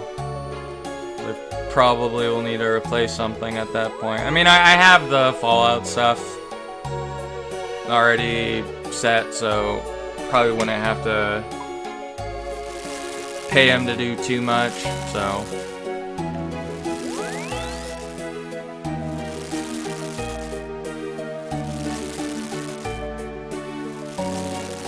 But I'm trying to think of what I want to start next. I've been getting in the mood to play Sonic Adventure 2 again, though.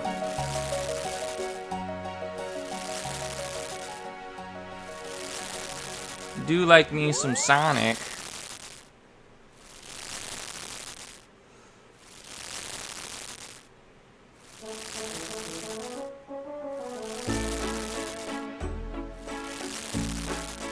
But I'm trying to think of some other games we can do.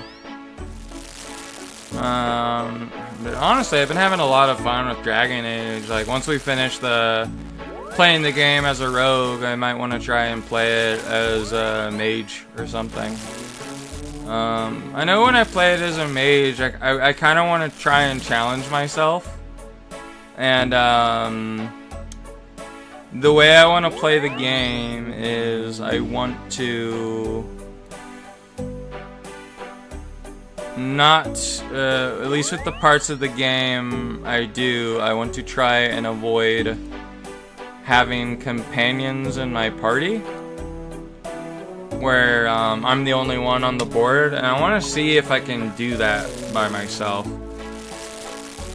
There might be a few bosses where it'll be a little bit tough to do. Specifically anything that's like a dragon. Because they're able to, like, you know, bite you and swing you around until you're dead. But, I don't know. We'll see. Maybe, it shouldn't be too hard.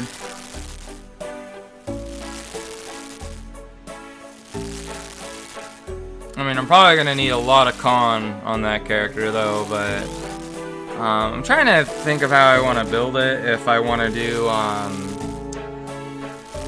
don't really think I'll need Spirit Healer now that I think about it. Because what? Spirit Healer, I get like another heal, right? But if I'm by myself, group heal isn't going to be that useful. What I'll probably do is do Arcane Warrior and Blood Mage, maybe. If I were to start with, the first subclass I'd probably take would be Arcane Warrior.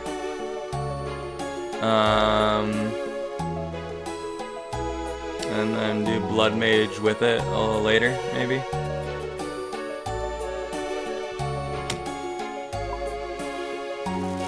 Another idea, if we were to do like a solo character, we could probably do a dwarf warrior of some kind. But I want to play the game as a mage first. Actually, the more I think about it, maybe doing the solo run with the dwarf warrior might honestly be more doable. And the reason why I'm thinking that is because you're gonna have a lot of con. And if you're like playing as a tank as well, you're gonna be able to take a lot of damage. Like you go sword and board, and then being, by very nature of being a dwarf, you know, you pick Templar, you're getting magic resistance. Dwarf, you have magic resistance. You could probably get your magic resistance pretty fucking high as a dwarf Templar. But I don't know. At the same time, being by yourself, well, I mean, we could still talk to our party members in camp. But game will probably be a little bit boring with like none of our companions to talk to, you know.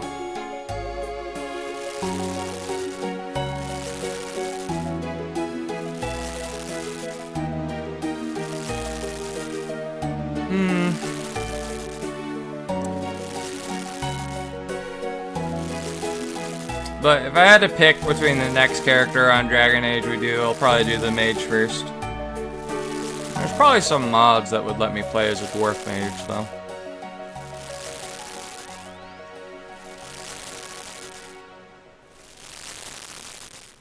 Getting a little bit closer. We are 74% of the way there. Nice. Almost 3/4 of the way.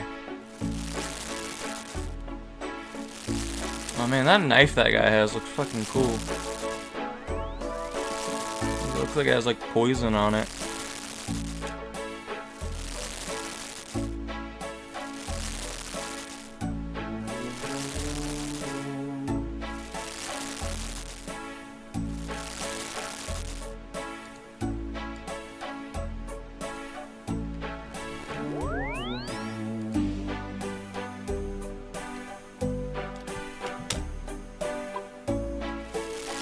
I need to check something real quick.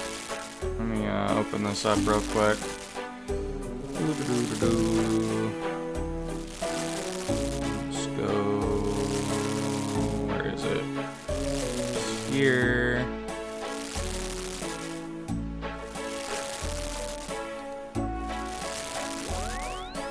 Let's look at this graph.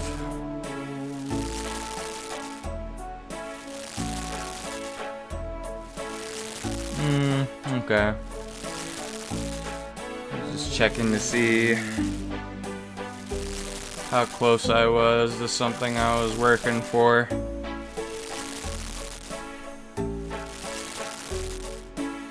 on something I've been working on.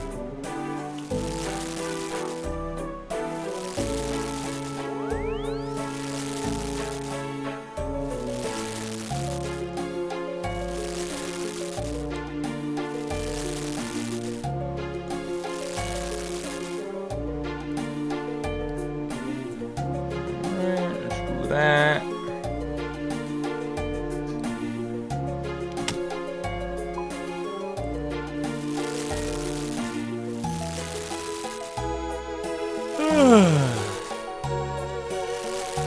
What's the next level? The next level is 76, okay.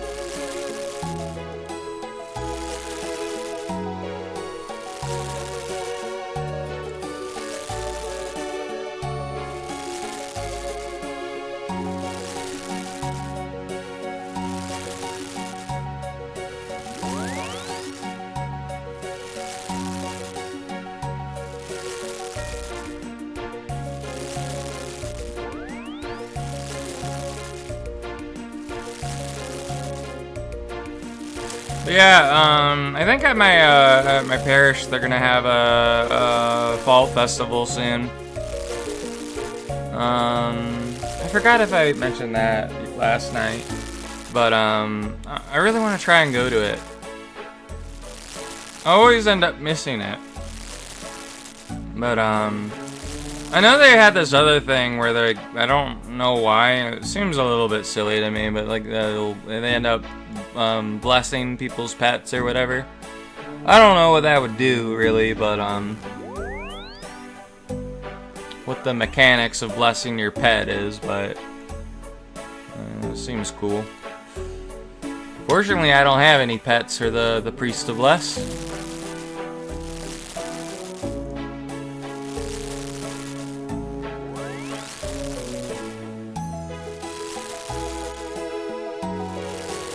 Should actually get a special thumbnail made for the Runescape streams.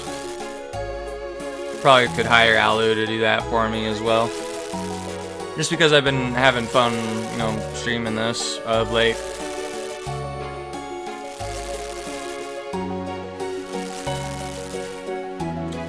But I know I ended up sleeping well yesterday, or today rather. I think I went to bed sometime after the stream early in the morning today, which was around 4 or 5 a.m.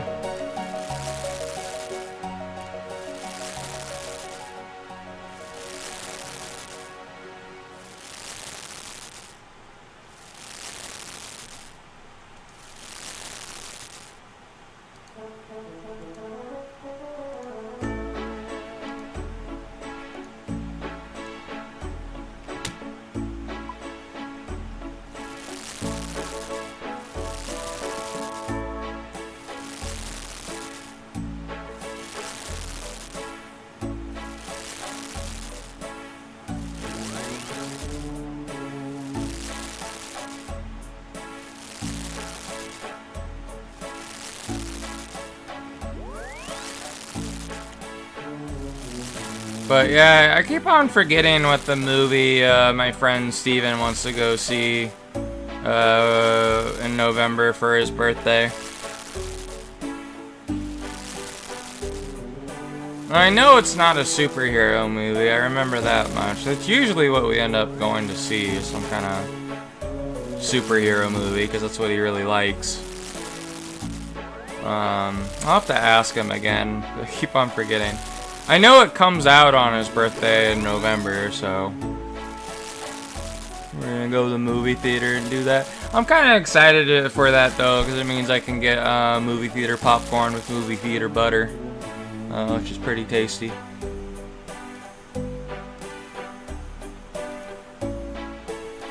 I haven't been to the movies for a long time. I think the last time I went to the movies was with Steven, actually. We saw the newer Batman movie, and it had, you know, it was a Batman, it had Catwoman in it, and I think the main bad guy in the movie was the Riddler. The movie was alright. And I think before that, me and my taco mom went to go see Venom 2. I thought the Venom 2 movie was pretty good. I enjoyed it.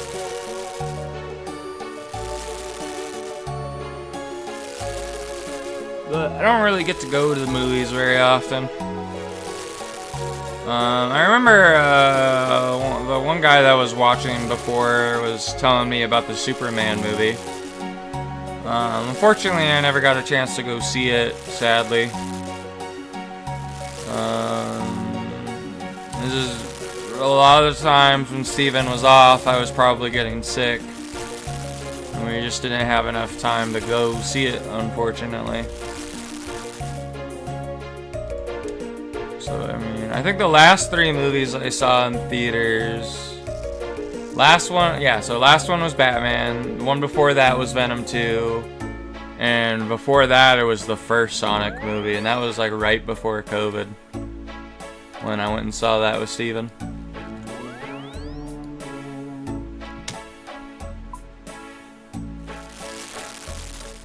But yeah, the movie theater, there used to be this one movie theater that was really popular, that everybody went to in the town over. They don't have a movie theater in the town I live in, but the town over they do. But like everybody would go to this one theater, and it was pretty cool. They had a really cool arcade as well on the first floor. There was like a few games. And then you go upstairs, and there's like more arcade games up there.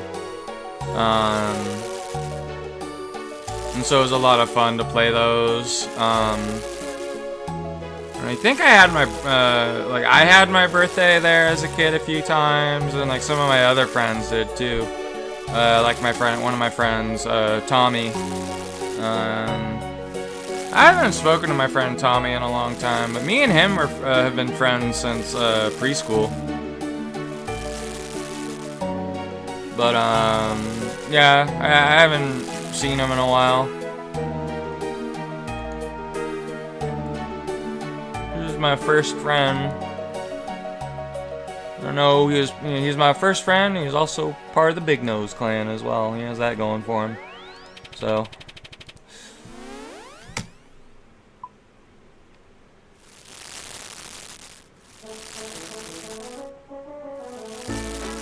And I think his mom was my math teacher in middle school as well.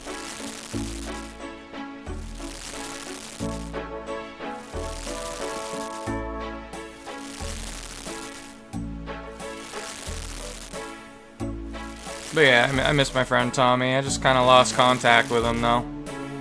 Kind of lost contact with most of my friends in high school. Really, the only person I talked to is Steven from back in those days. This is kind of the thing though, once you get out of high school, like you really only probably will keep 1 or 2 of your friends from there, so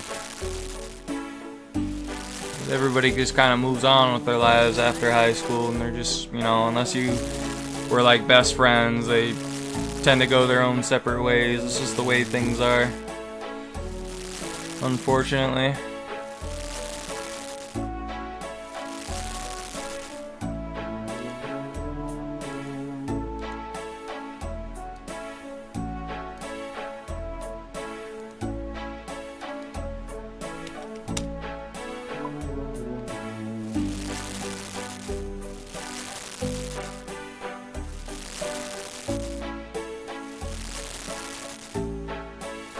Oh wow, what does that person have on their head? It looks like I can't tell if it's antlers or a halo.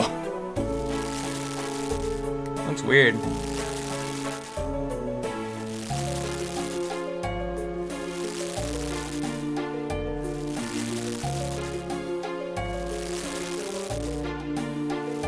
I can't tell what was on that person's head. It looks weird.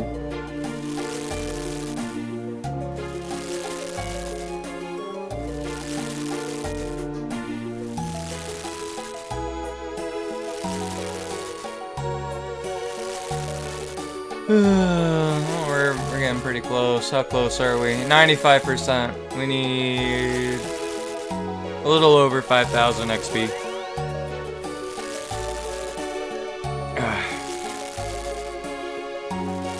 gonna drink some of my sparkling water. Maybe that'll help me get whatever's out of my throat. Or maybe I just need to sit up.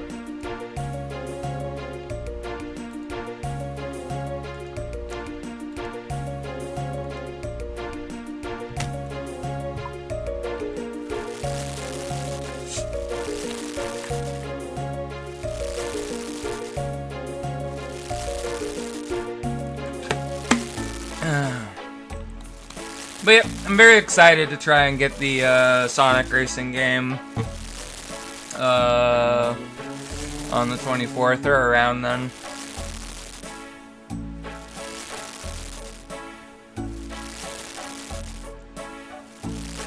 Be able to test it out, hopefully.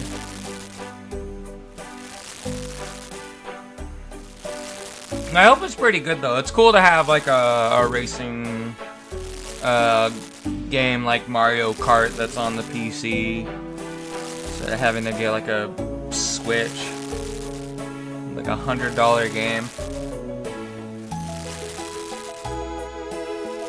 I kind of want to just do a random stream where I just play the OG Mario Kart or something.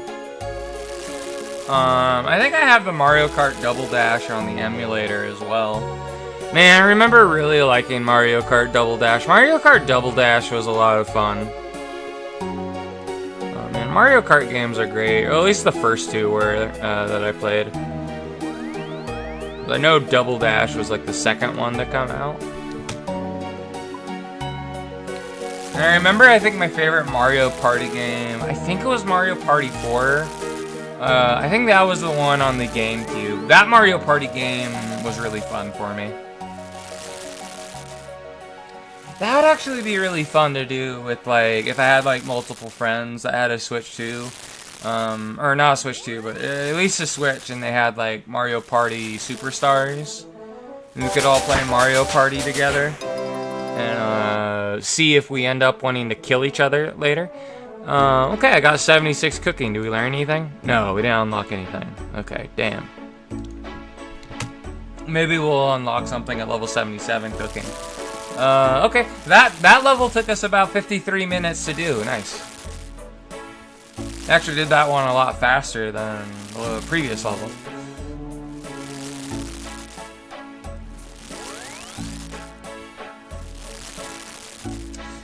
But I probably should do that. I should make like get a thumbnail made for just random bullshit streams. Or something. I don't know. Cause like there's probably some games where I'd like to stream, but not necessarily do a series with, but just, you know, have fun playing it or whatever.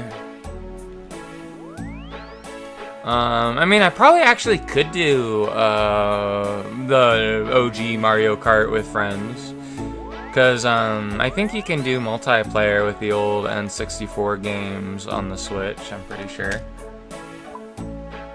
And maybe I can do that with like Alu, and maybe Steven would want to do that too. We could all play Mario Kart. You could probably even do like the old Mario Party games too, the ones on the N64. It might be a little bit tough though, because I know the connection with the Switch is a little bit weird, especially since Alu's all the way in Germany.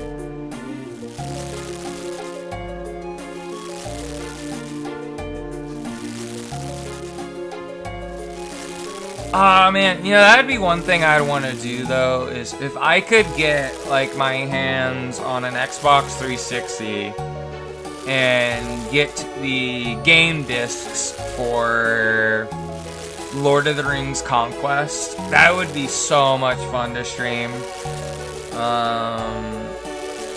And then maybe have, like, you know, Steven with me at my house, and then we could just play it together and then, you know, stream it.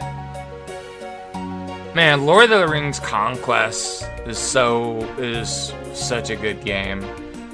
You know, if you don't know what Lord of the Rings Conquest is, imagine Star Wars Battlefront, but with Lord of the Rings instead. It's the GOAT of those types of games, in my opinion. Like, I think the Lord of the Rings universe is so much more fun than Star Wars. And you got, like, the normal campaign, and then you got the evil campaign, which just feels like you're book burning at that point.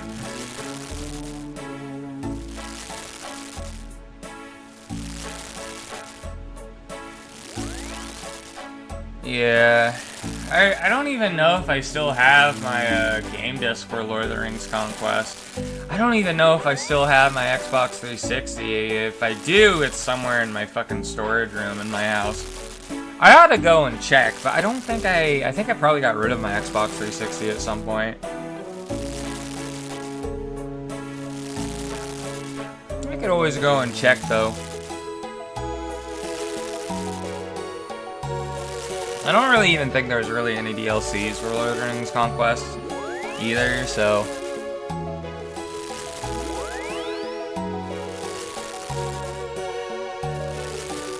I forgot what consoles I even had that I was like regularly playing on before I had a gaming PC. Like, I know I had an Xbox 360, but I don't know if I kept on playing consoles after whatever console was after the PS3 and the 360.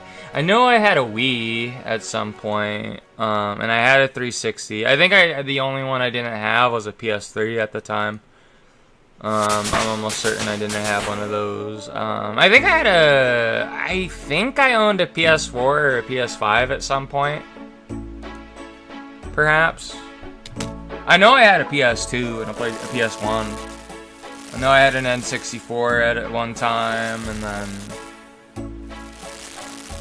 I had a GameCube as well. I think my first console was the Sega Genesis. I never had a Super Nintendo, sadly.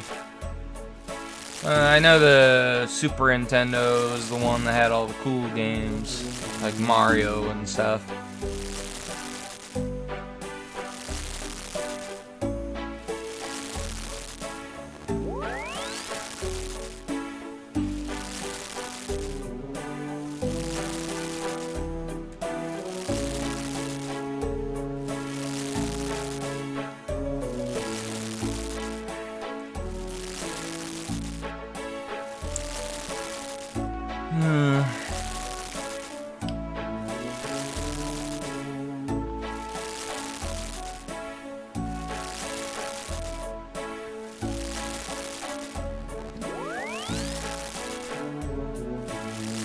Alright, there we go. I'll work on getting level 77 cooking now.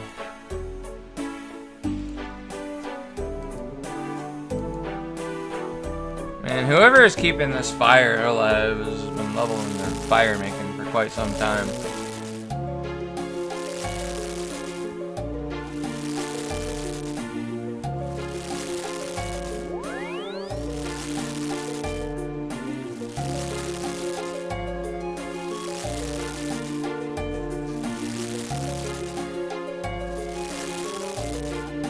I think if I'm gonna level Slayer later on, what I want to be able to do is get the best, highest level Slayer Master that I can get tasks from for it.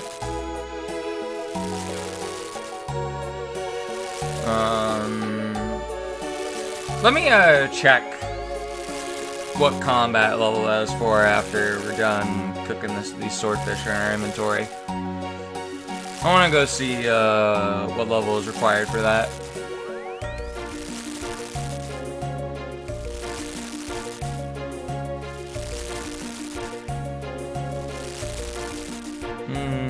Okay, where is it? Slayer Masters.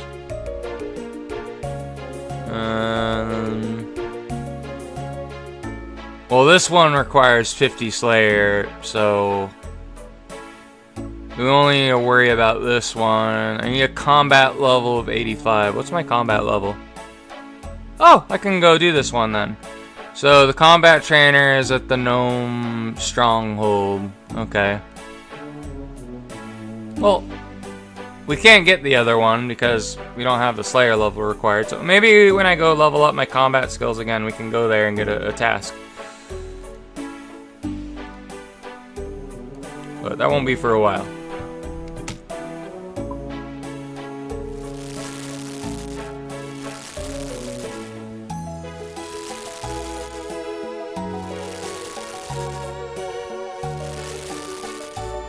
But yeah, I'm very excited too. One of the things I want to get in November is the drawing program. I was like thinking, because I know Alu told me the first thing I should try and practice how to draw are like shapes and stuff. But I was thinking maybe we could do streams of just me practicing drawing as well. That would be fun. And then like if I ever need like tips and stuff, you know, Alu can show me things if I have questions. I want to try and practice like using the tools on the with the program as well, so I learn what everything does. Like I know how to like make different layers and stuff when you draw stuff, so I could probably do one layer that's like a circle, and that could be me like practicing drawing the head or something, and then do another layer that's like the eyeballs or the hair or something. I don't know. Just try and get good at drawing. I've always been kind of shit at drawing, despite me spending most of my time in school just doing doodles because I was bored.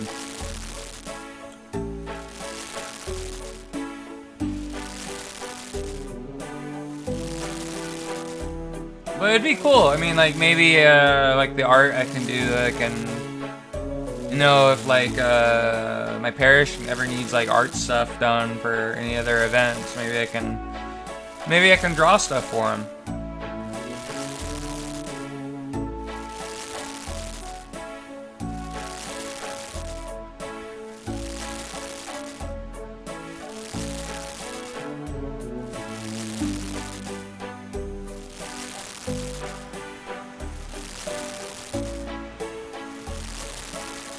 And then too, I could like, you know, draw my own thumbnails as well, if I have the time to do it. And there's like one thing I want to do at some point once my channel becomes big enough, is I want to like have like draw these like little characters that, you know, if people donate a certain amount of money at some point. At first I'd want to learn how to draw if I were gonna do them, but like people can you know, like maybe it'll be like $30 or whatever, but I draw a little thing and you can, like, I wanted to draw like a little like sort of like a little cow creature that like represents the chat or whatever, and then, you know, you can have it you know, you can have it be like themed, like maybe you can have like a chat cattle that is that's like dressed a certain way or looks like a certain character or something that you like. But I'd want to, but if I were gonna draw them, I'd want to get good at drawing first before I do it. Otherwise, I'm gonna probably have to have like an artist help me get them made for people. But I know Alu told me I don't have to worry about that for quite some time. But then I was like thinking too, you know, people who have those, you know, chat cattle things is what I want to call them. If they like want me to play a game and, you know, we're able to like raise enough money for me to, you know, play it or whatever. know, one, because I need to buy the game if I don't have it, and then two, you know, get a thumbnail made, because odds are I'm probably not going to have the time to do the thumbnails myself all the time at that point, so, because I know Alu told me it would take about 2 years of me practicing drawing to get where he's at, so, but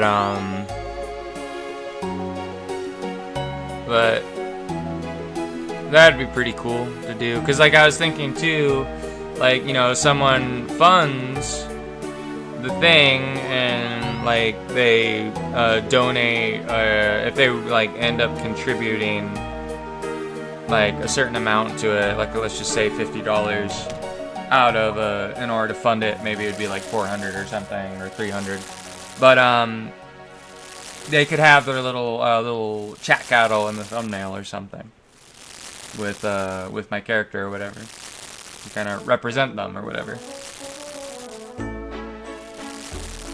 But that's basically what one of my friends does for their channel. And it seems like probably a good thing to copy. Hopefully it works out.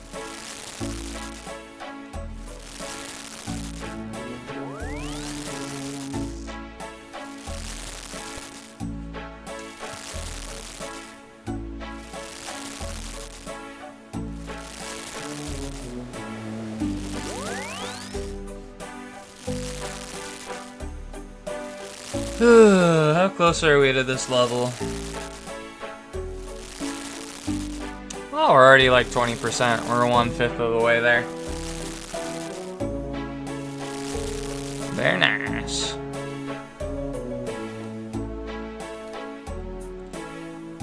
I was watching this like documentary on Christopher Lee a few days ago. It was pretty good. A pretty good documentary on him.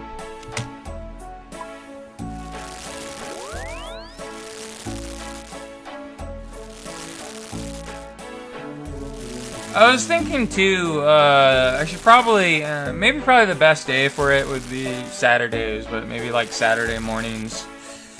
I was thinking about hopping in the Discord and, you know, just adding everyone to see if they want to like watch a movie or something. I think that would be fun to do in the Discord if people wanted to hang out or whatever. I don't really expect too many people to be there to do it, but probably for a while it's just gonna be me watching the movie by myself, but I should probably interact more with the channel Discord that I have. That is in the video description in case there's anybody watching this later.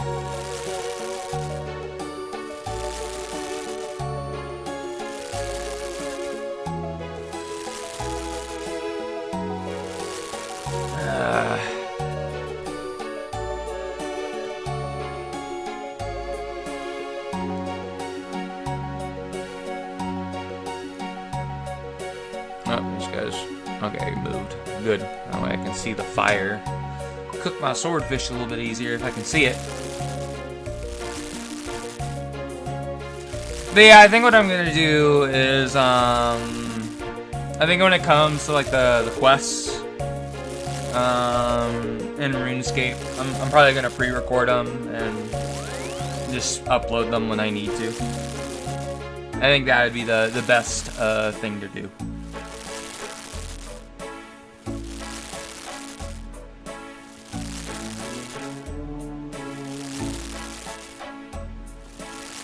I need to get back into the swing of things of doing recorded videos along with the streams, just because I remember it was someone else that was telling me that. I think it was Unicorn that was telling me that I should be doing that as well. And before that it was Deef. I mean, I could always try and finish the Kingdom of Amulet thing that I kind of abandoned a while ago, so.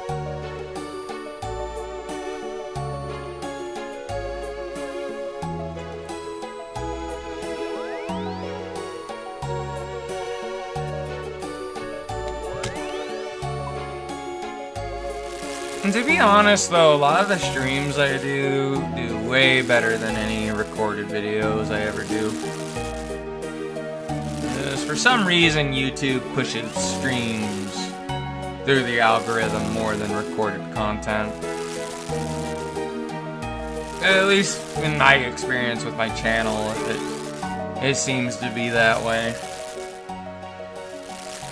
I bet you if I uploaded a recorded video, it would barely get any traction, but I should probably still do it. Oh, nice. That person has just a wooden shield on him.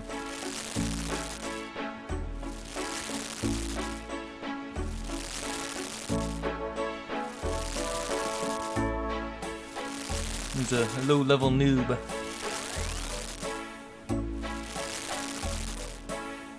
Is you noob?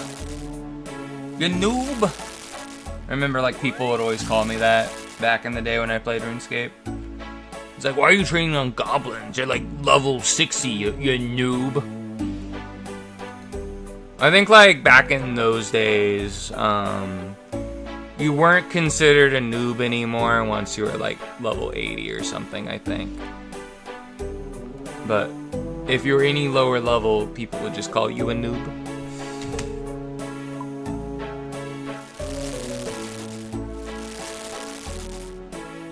One of the gravest insults in RuneScape back in the day was calling someone a noob.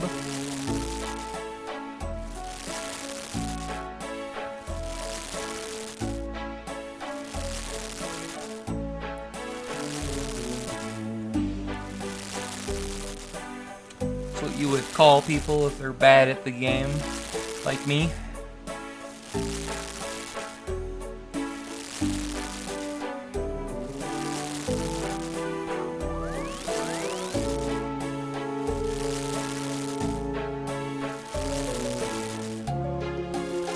I'm gonna finish this sparkling water that I have.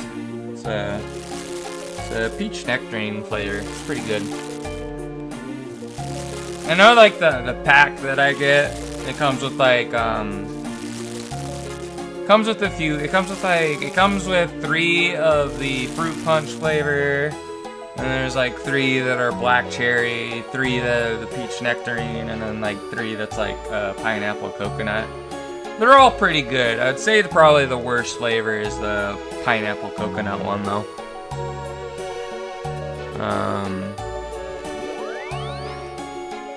I want to get the lemonade flavored one from the store again, though. I really like that flavor. Because I know the sparkling water lemonade is a lot easier on my stomach than normal lemonade is, so for some reason.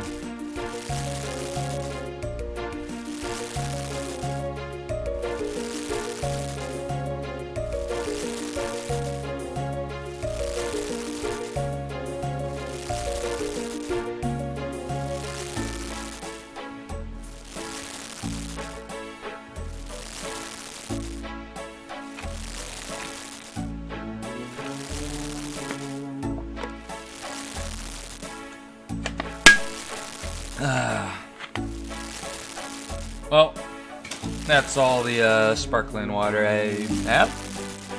I think I have one more of the peach nectarine flavor, but I fucking need caffeine if I'm gonna be streaming this all night. Let me first cook beans real quick, and then I'm gonna grab another full inventory of raw swordfish and then start cooking them, and then grab the low carb Zero Ultra Monster Energy drink.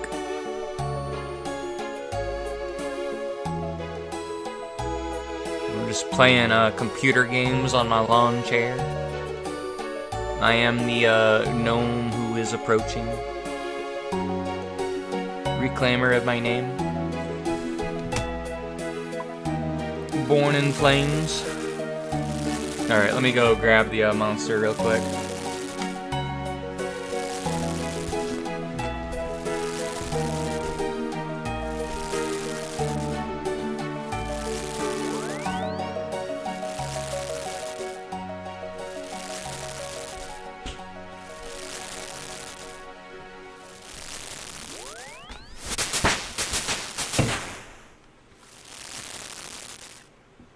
Alright, I'm back. Got my monster.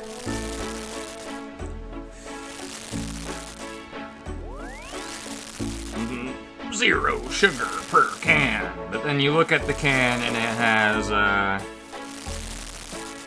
oh, it does have 0 sugar. It has 6 grams of carbs, though. The carbs will eventually turn into sugar, though. It's a fucking trick. You can't fucking hoodwink cow.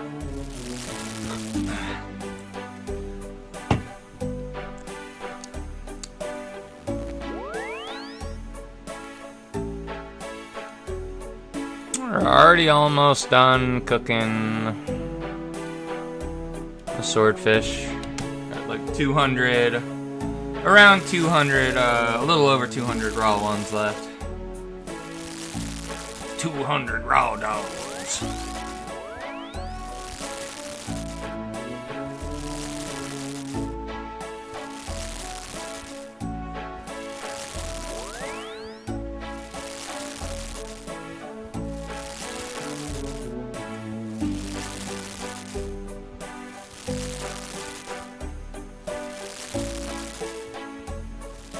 Oh wow, from this angle, this character here, where my mouse is, kind of looks like Joshua Graham, just because like his skin is like blending in with his hair and it's white, and he has like the black coat and the pants. It looks like Joshua Graham from Fallout, from this angle. Oh man, Joshua Graham from the Honest Hearts DLC is pretty cool.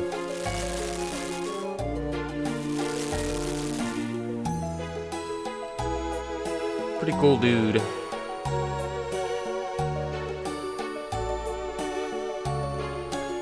Everybody always likes a good redemption story, and I think Joshua Graham provides that.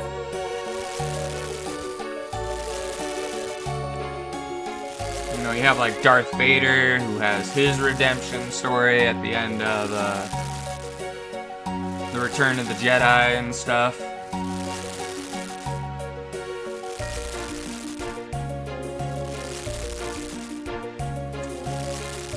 Redemption arcs are pretty good. It's not good to overdo them and do them all the time, but doing them some of the time is good. I guess part of the problem, I felt like some of the redemption arcs for Final Fantasy XIV I think were good, but at the same time in Final Fantasy XIV, they kind of did too many of them, I feel. Like, there's just some people, it's like, why don't we just fucking kill them? I know Blizzard's horrible at doing them, like, you know, I'm sorry, with like Grom help screen at the end of Warlords of Draenor, fucking kill his ass. Same with like Sylvanas Windrunner at the end of Shadowlands or whatever. They just wanted to turn Sylvanas into like a girl boss or whatever, apparently. They end up doing that with all their characters now.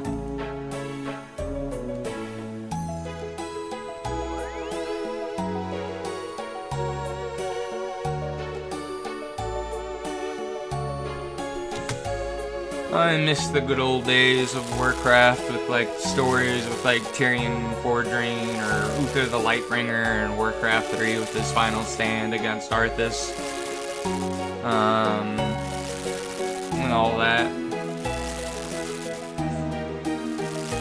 To be fair though, even, I know like the older expansions in WoW, like Vanilla and TBC honestly didn't really even have any story to begin with. Wrath of the Lich King sorta had a storyline. I mean, it was a lot better than TVC and Vanilla, but I personally liked the story of Wrath of the Lich King. I thought a lot of it was good, but I remember my friend didn't like it though, because he felt like Arthas was like a Scooby-Doo villain, you know, he would like show up and then like run away or whatever. Or something like that. But I like the Wrath of the Lich King storyline. I think the other storylines I liked. I didn't really like Kata. I didn't really like Mist or the Warlords of Draenor storyline. I remember the Legion storyline I really liked though. I liked most of it. I don't think there's really anything too controversial about it. I know they did a lot of retcons with like Suramar and stuff, but I kind of liked, you know, like Tyrion.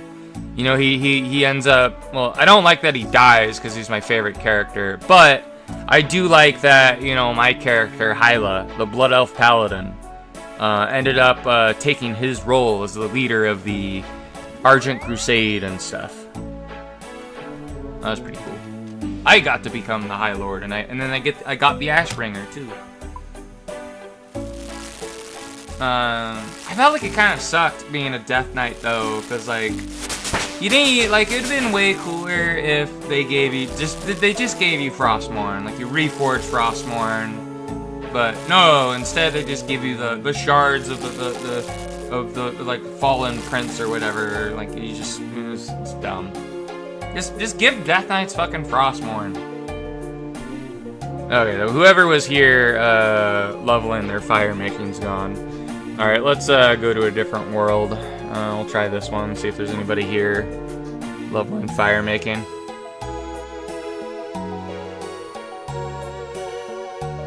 Nope, nobody's here. Let's try this world.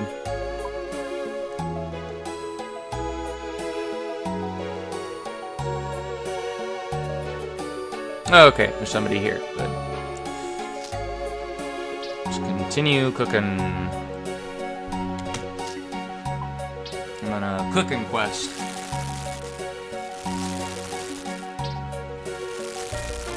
Oh, that was one thing I liked that they did, and I forgot how long ago it was, but it was one of the World of Warcraft anniversary events. It was the one where they added the better looking version of the old tier armor, like the Judgment set from Blackwing Lair or something. Like a version of it with updated graphics that you could get with a reward for doing all the anniversary event stuff. But they ended up doing like the version of the Dead Mines from Vanilla with Mr. Smite and all the characters in that dungeon from before they updated the dungeon in Kata. Oh man, that was like one of the cute World of Warcraft waifus was Vanessa Van Cleef. I remember she was pretty cute. Yeah, I remember there being a lot of cute characters and WoW. Like I know I thought probably the cutest character in WoW was probably Ural from Warlords of Draenor. I liked her even more when she became fucking crazy. Cause like when you unlock the Magheart orcs, you go back to like Draenor, but like a lot of time has passed, and apparently Ural just goes batshit insane and goes like on a crusade to like force convert all the orcs to following like the light, basically.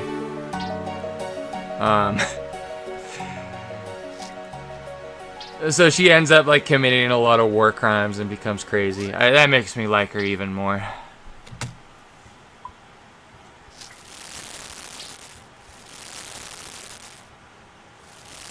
What was that other character? I know she was like the rogue character on the Hearthstone in the Hearthstone game. She was like the Blood Elf rogue character, and she was pretty hot as well.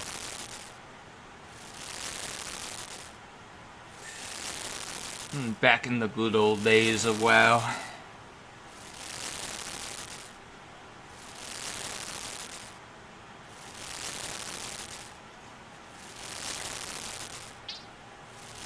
Oh wow, the music just stopped playing in the Runescape.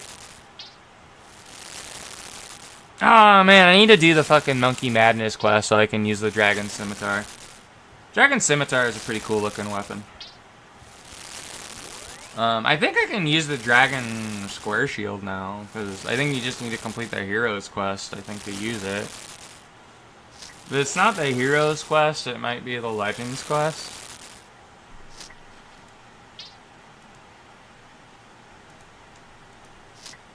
I don't remember.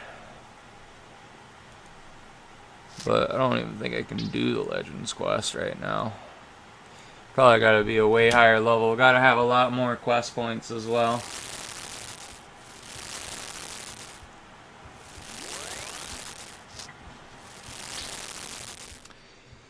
But yeah, I think the next thumbnail I make, I want to see if Alu can make the Night Rain thumbnail. I really want to play that with him some more. Oh, man. Fucking sucks though, because I gotta wait when he's free. He's always busy drawing stuff. Can't have him all to myself.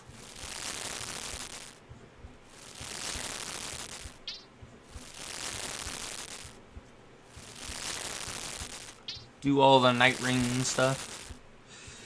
Once I get good with the Berserker and beat the game with the Berserker, I can beat it with a different character. We'll probably try and beat the game as Chocolate Ronnie last. I don't know what I forget what the character's name is. I just call the sorcerer character in Night Rain Chocolate Ronnie. She kind of looks like Ronnie to me, but she's black instead of blue.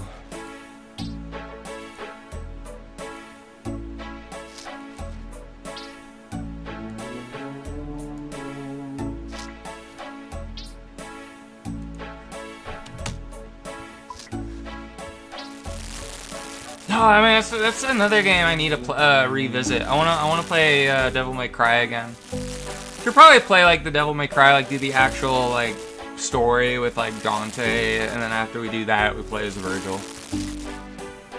Man, Virgil is so cool. Virgil is the coolest.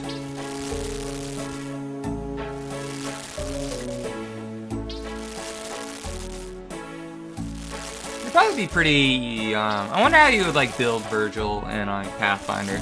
I feel like if you're gonna play as Virgil in Pathfinder, I'm trying to think the best way to do it. I mean, you could probably play the, what was it like? It's like the poet version of the samurai. That might work, because you could have like the katana, and then your AC is scaled with like dex and charisma. Or you could do the I forget what I think it's the Magus class. Yeah, you could probably do that as well. That would probably be a class that Virgil would be, maybe. And like if I were gonna do like a archetype with Magus, I'd do the one that kind of makes it more like a sorcerer. You could like go with the fiend bloodline or something. Kind of fit the theme of Virgil being like a half demon or something. But you probably always want to have like probably one of your feats be to use have an exotic weapon and have it be a katana. But I mean, you could easily just like dip a level into the samurai, into the warrior poet, and just get the katana that way. I forget what the archetype is. I think it's warrior poet though. But I think that archetype's actually kind of cool because you get some bard stuff with like the performance that you can do. But you're more of like a martial character. You don't have to like worry about spells, but you get the performances. Probably would be a class I would want to play at some point.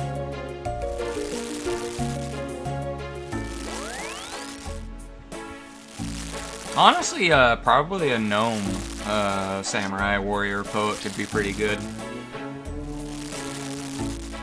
And because I think gnomes, they get a bonus to their dex and charisma. I mean, they get a minus to their strength, but that's the only downside. But you get like a +2 in stats that you would want for that specific archetype, which is good. Alright, I got 40 swordfish left in the bank.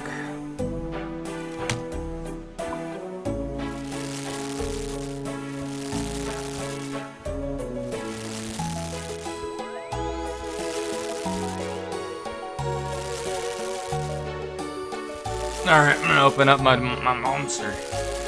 Gonna get all caffeinated late at night.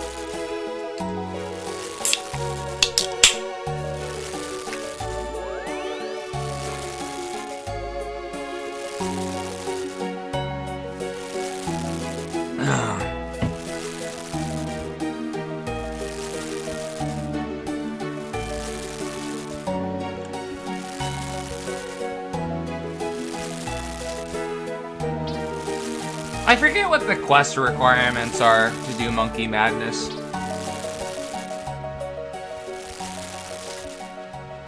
Because every time I see someone at the Dragon Scimitar, I just want it. I know, like, out of, like, all the, like, melee weapons that are, like, weapon types, I know most people always use the scimitars just because they're probably the best ones. Because they have a fast attack speed. They do a lot of damage.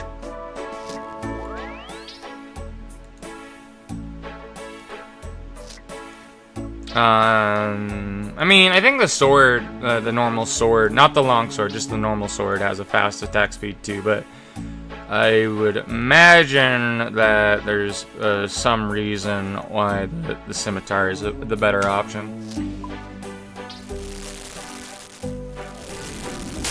Probably just has slightly better stats. I mean, they're both considered fast weapons, though.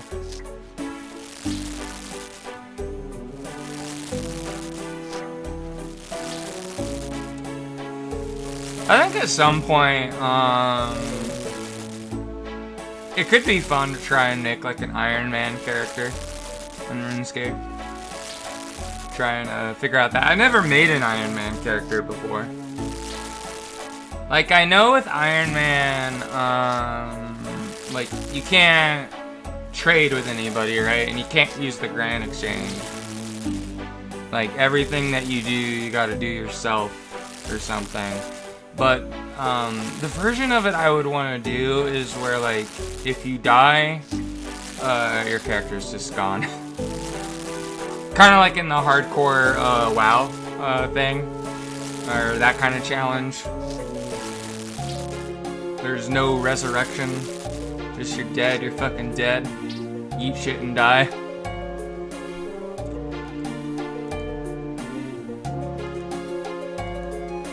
I really hope the WoW Classic Plus comes out. That'd probably get me to get a WoW sub again. At least for a little bit. I'm not interested in, like... I lost interest in Classic WoW once they added kata stuff to the game. Because to me, what Classic WoW means is anything regarding WoW before kata. It could be vanilla, it could be Burning Crusade, or Wrath of the Lich King, but what they should have done is not make kata, but just do an alternate timeline or whatever with like a different story, which is what I kind of assume which old school RuneScape is, because they have like the storyline in old school in RuneScape 3, but like there seems from what I can tell there's some kind of divergence with what's going on in old school RuneScape. Because I know in RuneScape 3, like, all the gods came back, like Saradomin and Zamorak and stuff, for whatever reason. But that doesn't happen in old school RuneScape for whatever reason.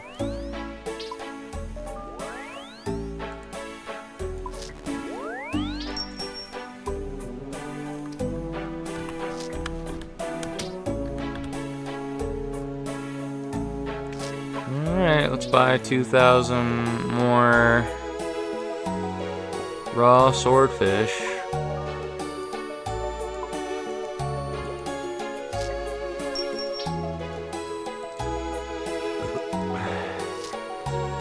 Put it in this one. There we go. Alright, let's get standing here again. Got 2,000 more fish to cook.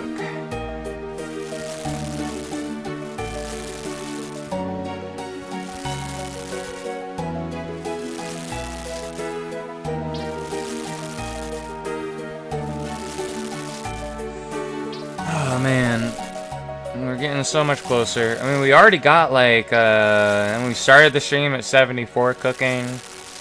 We're at 76 cooking now. Got 52,000 until we get to 77.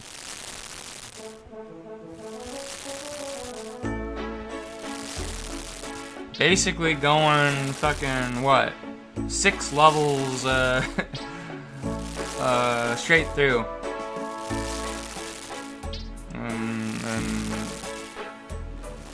All night.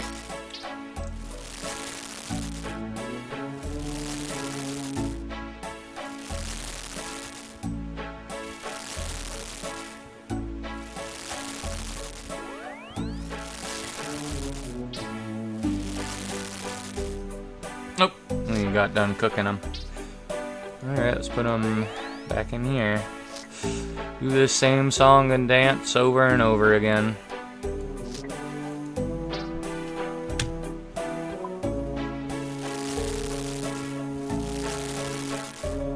I'm super excited. I can't wait till I can be able to cook the shark that I catch finally.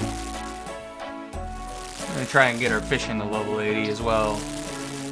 And probably just go fishing for a long time, and then whenever we get bored of fishing, we can start cooking all the shark that we catch. I would like to keep at least 1,000 cooked shark and or maybe like 500 cooked shark in my bank. Like I said before, but I think the main thing we need to do with the shark is just sell it to other players so we can make lots of money, get some really good gear, become big and strong.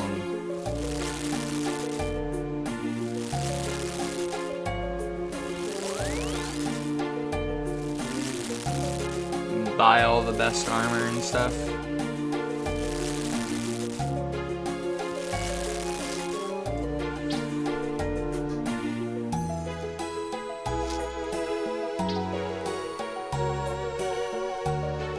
Alright.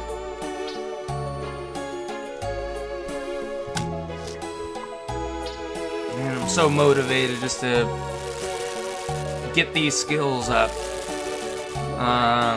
I want to try and see how fast I can get them to 92. I know for sure getting cooking to 92, like so far, like we're getting through these levels pretty quick. Like we're getting like a level per hour. And like we're cooking swordfish. Like swordfish is a thing you can cook at level 50.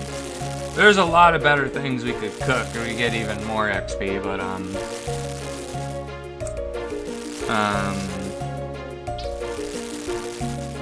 like imagine like if we were like cooking stuff like lava eel or whatever, we get probably more XP, right? What is it? It'll probably even go even faster if I were to be like cooking shark. Probably leveling up fishing would take a little bit, a lot longer than cooking though. It's like what we're doing here is like we're using like campfires that people are making here, but like all we're doing is like just taking the fish out of our bank and then, you know, just basically, what is it, 140 XP times 28 each time, almost. Unless we burn a few fish, but that's just always gonna happen.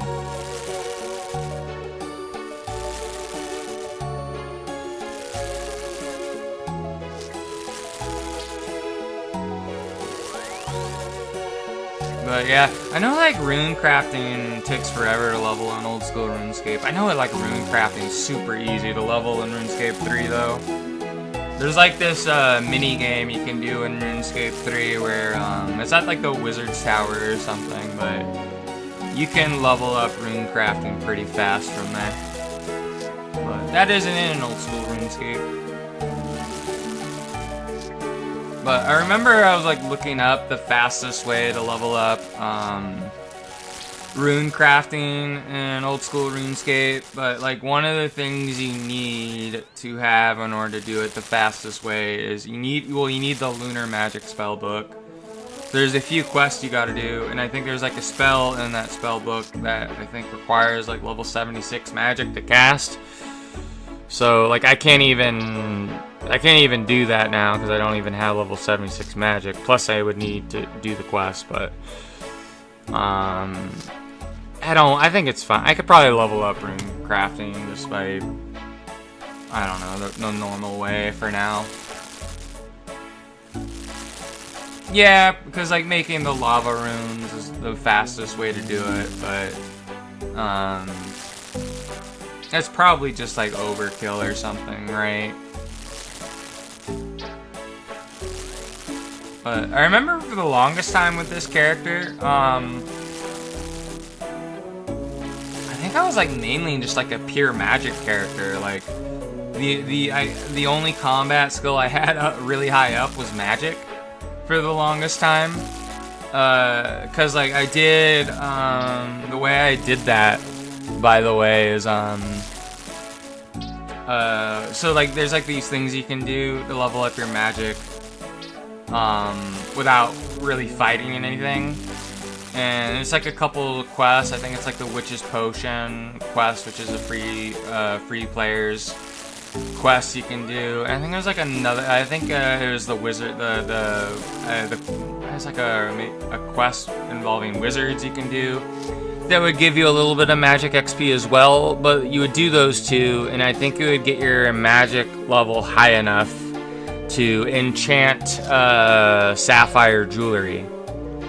And then you could just level up your magic without even fighting anything by making like a game, or what is it? I think it's the games necklace is the sapphire necklace that you enchant. But like you could, but basically you could buy the necklaces, enchant them, and then you'd be able to sell them for a little bit more. So you're like making a little bit of money in the process of leveling your magic. So it's pretty easy to do thing at a low level. And then like if you can't, like, you know, you don't have enough money to get like the rune / sapphire equipment right away, well, you know, you can just level your rune crafting and, you know, maybe like buy 1 or 2 necklaces at a time and just do it that way, I guess. It'll take a little while to get started, but yeah, that's what I ended up doing for fun when I first started this character on old school RuneScape.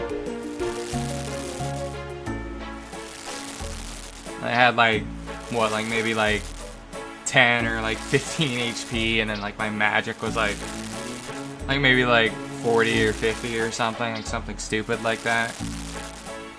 I probably would want to do that again on an alt character, and then just like go in the wilderness and PvP or whatever for fun, and just fucking destroy people with like high level spells. Just like melt them with a fireball. But I think there's only a certain level of spells you can cast in like free-to-play worlds, because that's probably what I would do. I would just PvP in the free-to-play worlds maybe, but have like a really high level magic, like higher than it should be.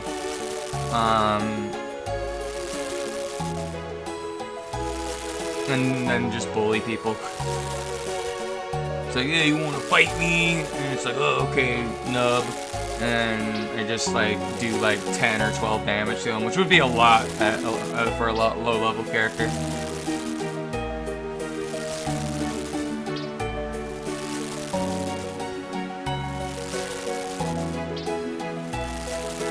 Very, very close to this next level.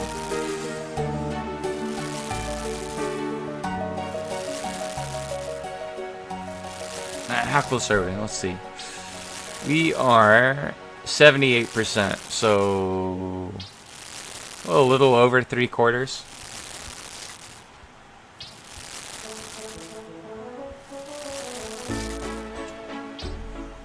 Alrighty.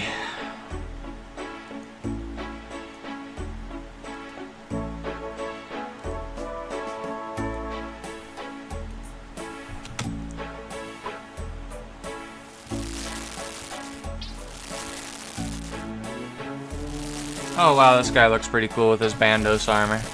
And a little fire cape. Who is he? I can't tell. He's probably the higher level guy. Oh wow, he's level 125.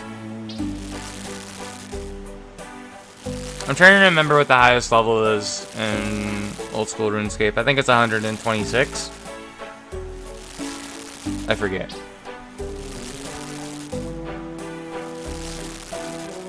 Yeah, it might be level 125. I don't know. To be the max level, we gotta have 99 attack, strength, defense, range, magic, prayer, and HP. And I remember later, at least in RuneScape 3, the combat level increased because summoning, when they added summoning, that affected your combat level as well. And I remember when summoning came out, I was like really disappointed with it. I didn't really like it. I didn't like that the charms that you needed were really hard to get, and then it just felt really awkward to level. But I remember the cool things I liked about it though were like the pets you could get. Like I remembered you could get a pet gecko, and like some other stuff. You'd end up getting the pet gecko with like a box strap with hunting or something.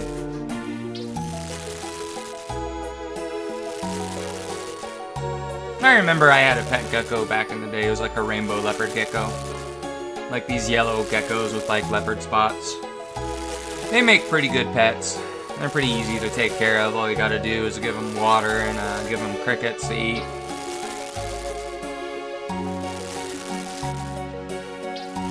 Yeah, I remember I had a lot of fun, like whenever. It was always fun for me when I would feed my pet gecko Gex, and I think she would, I'd always watch her eat the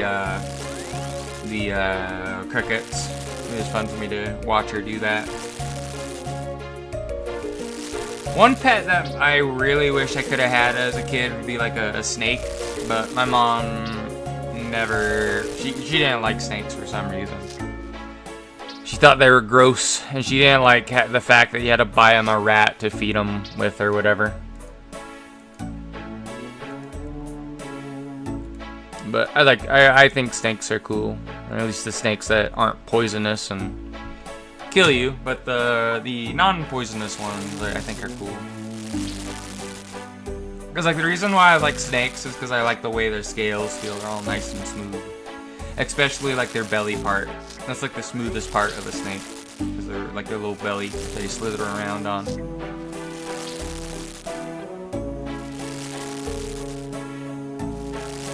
I remember my Aunt Diana had a snake though.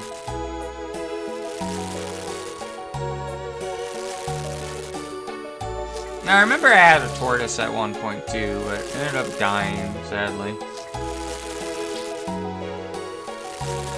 But yeah, I was a big fan of reptiles back in the day. Reptiles are pretty fucking cool. I still think they're cool.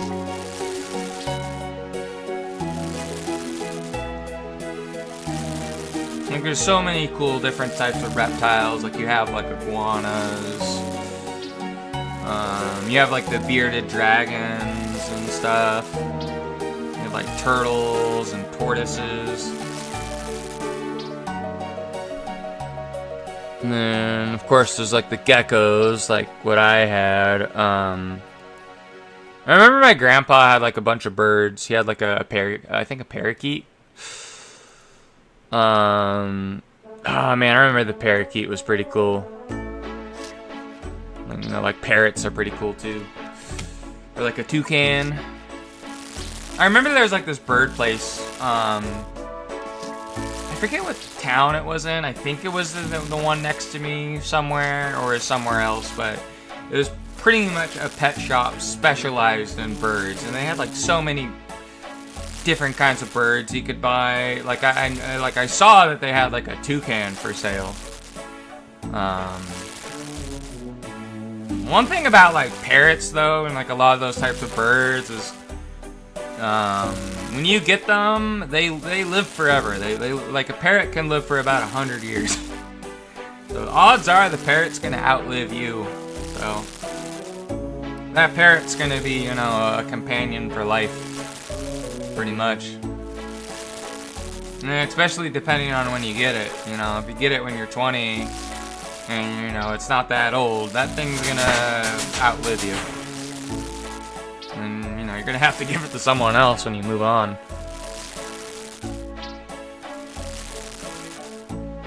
But yeah, I remember seeing like the toucan at that one place, and I was like amazed that they even had a toucan with this big old beak. But like I remember going to SeaWorld. I mean, that was like my favorite place to go to out of like all the kind of like amusement parks. I think SeaWorld's more like a zoo, but specializing in sea creatures. But one of my favorite things to do there, there's like a few cool things. I liked the, there's like this area where you could go and feed the dolphins. You would feed them little fishes. And I remember I was like feeding this one dolphin. And I could always recognize the dolphin when I went there. It was a little bit of, it looked like a little bit of an older dolphin. He had like wrinkles and stuff. And I remember I was like trying to feed him one time. And like one of the seagulls almost stole the fish that I was trying to feed it. And the dolphin just like fucking bit it and ended up getting the fish from it. Like that dolphin was ruthless. He wanted this fucking fish. But yeah, like dolphins are. Everybody thinks like dolphins are like, oh, they're like gonna save you or whatever. No, dolphins aren't gonna save you. Dolphins are a very rapey animal. They're horrible. Dolphins are evil. I didn't know that as a kid. But like the other thing I really liked doing at SeaWorld, they had it was sort of like a ride. Yeah, I don't know if people, cause like I don't know where if too many places have them. But there's like these rides where like you sit down and it's like a theater and you're watching a movie, but the seats kind of like move or whatever, so it's supposed to be like kind of like a virtual reality thing. But they have the Arctic part of SeaWorld. I'm trying to compare it to something. It's like the Back to the Future ride at Universal Studios. If you've been there, you probably know. But SeaWorld has one. And it's like you see all the Arctic stuff and you go on the ride and you enjoy that, and then after that you leave and then you get to see all the like animals and the Arctic exhibits for the animals. You can see like polar bears and stuff in their little cages. And it's pretty cool too. It's really immersive because like it's really chilly and in that area of the exhibits. Like it's because it's supposed to like simulate how cold it is at like the North or South Pole or something. I don't know. I forget if the exhibit is like the ride takes place at the North Pole or the South Pole. I don't really remember. I think it was the North Pole though, because they had polar bears and things that you could see, and I know polar bears are exclusive to the northern bit, where penguins are in the south bit of the Earth, of banana-shaped Earth or turtle Earth or something. I don't know.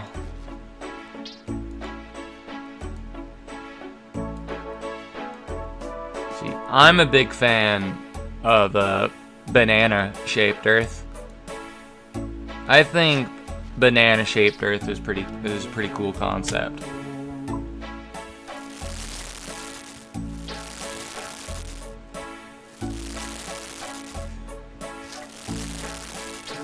I wonder how the world would work if it was banana-shaped. Like, it'd be kind of weird. It'd be like, you know, living on a curved tube. Maybe it would like do like flips around the sun or something. I don't know.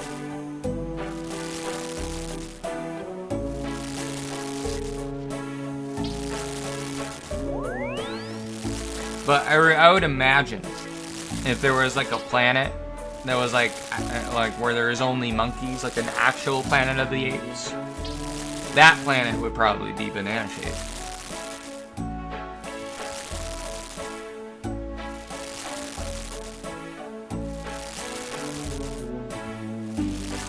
That was actually cool because I remember, you know, when I was playing Pathfinder 1E with my friend Preston, that whole setting with like the sky pirate thing,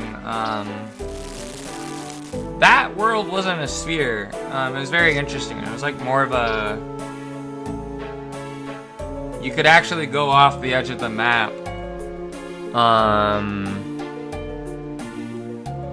And that was the really cool thing with my friend Preston. Like, a lot of the time, he had like a few homebrew settings he would reuse a lot. But he could just make up an entire world and setting with its own lore, like, just on the fly. Like, he was very fucking creative. I haven't talked to my friend Preston in a while. I hope he's doing okay. I always message him every now and then to see how he's doing, but he doesn't always respond. But I just thought he was really cool. He's a really interesting guy.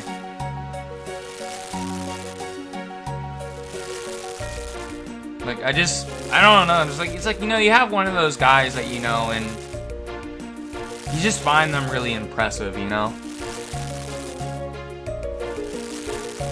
And that's how I always felt about my friend Preston.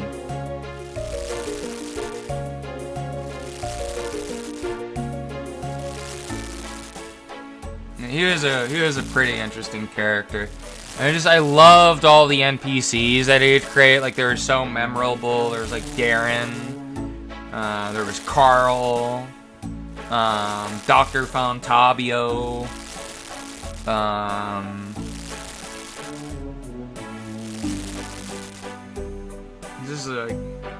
dude was just really fucking creative. One of the most like creative guys I ever met when it came to like world building.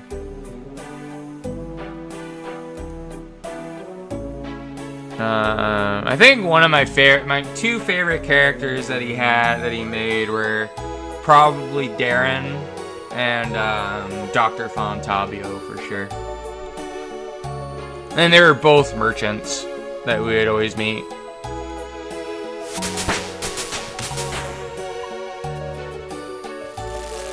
I remember there was one character. Sadly, I forgot what the name of the character was, but he was like this tiefling wizard or whatever. I think he was like an enchantment wizard or something. But he owned like a magic shop in this one setting that we played that was supposed to be like Bard's Tale, where we're basically playing as like low-level NPCs in a video game, basically, but we're just like random nobodies, like just random wastrels. And then there's like this enchantment wizard, and he's like so fucking funny. Oh, nice, we got level 77 cooking. Alright, 3 more levels to go.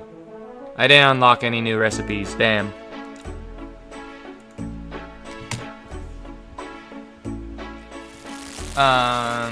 But yeah, like he was like he had like a magic shop or whatever. And then like there was like this huge battle, and we're at like this party at the royal, like the king's place or whatever, like this royal family. It was like the princess's birthday or whatever. And then like the evil faction came, and what happened? The enchantment wizard guy was there, and he was like fucking fighting like the evil dude, and he almost fucking killed him. But that character that we loved fucking died. And then like it was funny. So every time one of our characters died, there was like if depending on our character's alignment, they'd either go to heaven or hotel hell.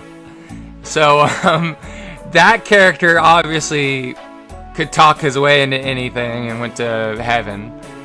And then I think most of our characters were fucking asshats, so most of them went to hotel hell. My character, however, was actually a good alignment. It was so fucking funny. He so like my character goes, because we got a TPK, and that campaign ended sadly. But my character got a crossbow. I was like the last survivor, and I got a crossbow bolt to the brain basically. And like I go to heaven, and then that guy's there, and it's like, oh, does this person belong in heaven? Like the angel, like talking to the wizard or whatever. It's like, nah, she doesn't. So like my character was meant to go to heaven, And then because of this fucking character, my character ends up going to Hotel Hell, basically. Which Hotel Hell was basically, it was like a shitty motel where like you have like a shitty like breakfast and all you have is like the shitty like channels at the hotel that you can watch. To be honest though, Hotel Hell was a huge improvement to my character's life. Like Hotel Hell might as well have been heaven. Due to how shit my character's life was, like her being like dirt poor, you know, barely even having ever any food or, you know, just barely getting by. Hotel Hell was like a blessing to my character. And like there was cool things to do at Hotel Hell, like there was air hockey, there was ping pong and stuff. Get like free breakfast cereal every morning and stuff. Hotel Hell wasn't too bad.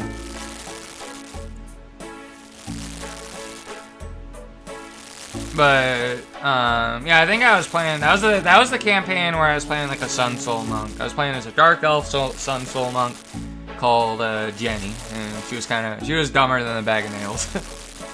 Like I was basically like playing Dark Elf female Forrest Gump. That's kind of how like I role played the character.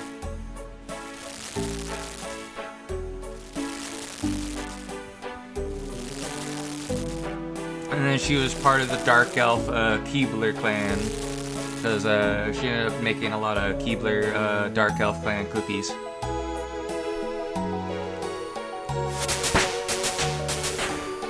Because I know monks get like an artisan's tool or whatever that they can use, and my character was able to cook.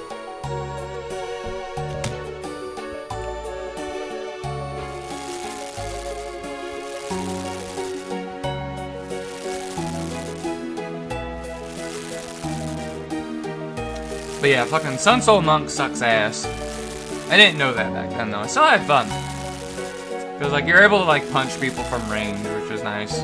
Because I think that character had the mobility feat as well, so like if people got close to me, I could just fucking dip out. And because monks have a really fast movement speed, I could get pretty far away and just punch them from range pretty much. And I think the second time I played a monk, I played as the Way of the Shadow monk I played was a winged tiefling. A winged tiefling monk. And then I ended up playing a game. The Kensai monk I got that I played that ended up getting to level 20. That wasn't with Preston though. That character I played with my friend Rap, with a group of his friends. And that character had 15 levels of Kensai, 3 levels of Rogue with the Swashbuckler archetype, and then 2 levels of the Swordsinger Wizard.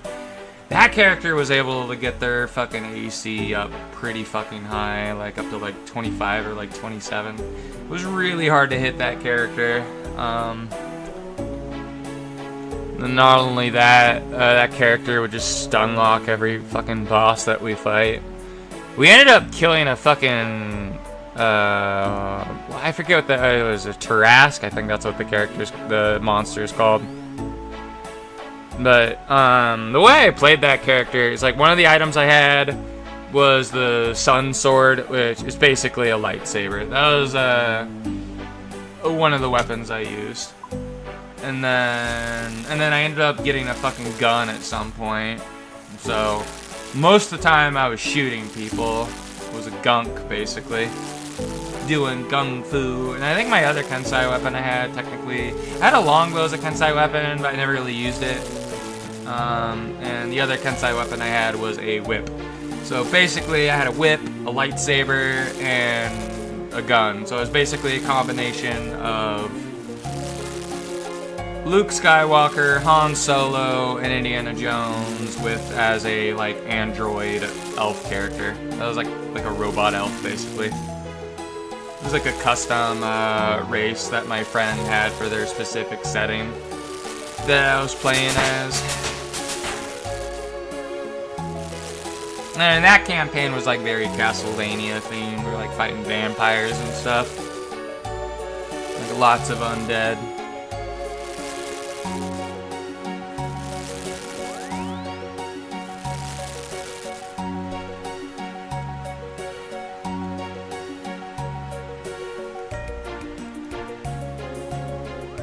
But I remember like my first ever D&D character was a Archfey Warlock. And that was like, I think Rap was the DM for that too. And we played all the way, I think, to like around level 12 before we stopped, because we just got bored, basically. And then we ended up doing another campaign, basically.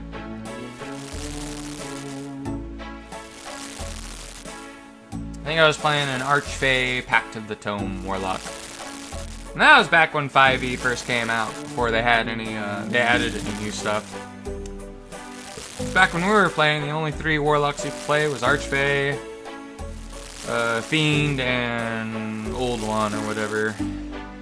Because they only had the classes from the player's handbook, or whatever.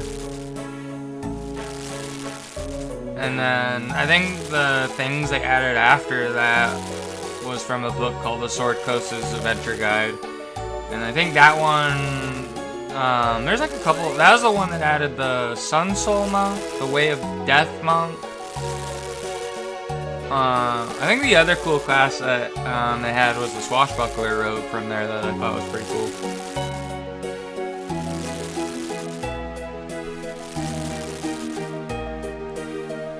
But yeah, Swashbuckler Rogue was around for a while in 5e. It was one of the first rogue archetypes they added. But sadly, 5e kind of sucks now.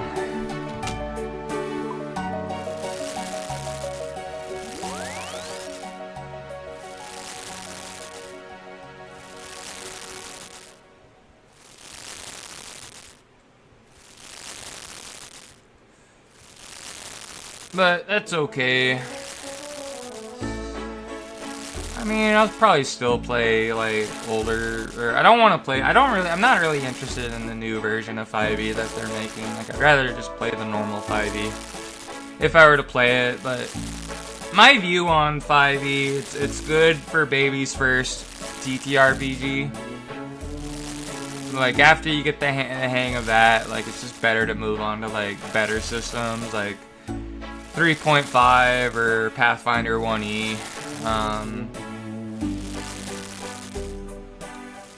Because if you know how to play 5e, like, learning 3.5 or Pathfinder 1e isn't too hard to do. It's very similar. It's not too different.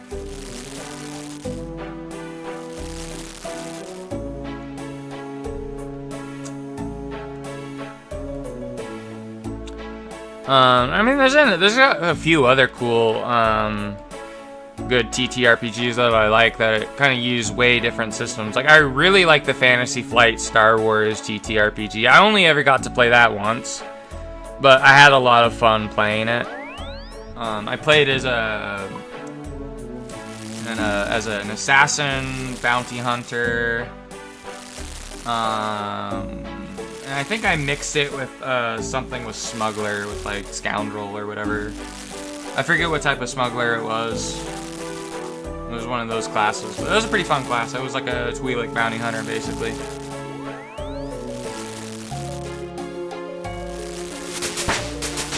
I think if I were to play the Fantasy Flight Star Wars game again, if I were to play that again, I want to play as like something stupid, like a Jawa.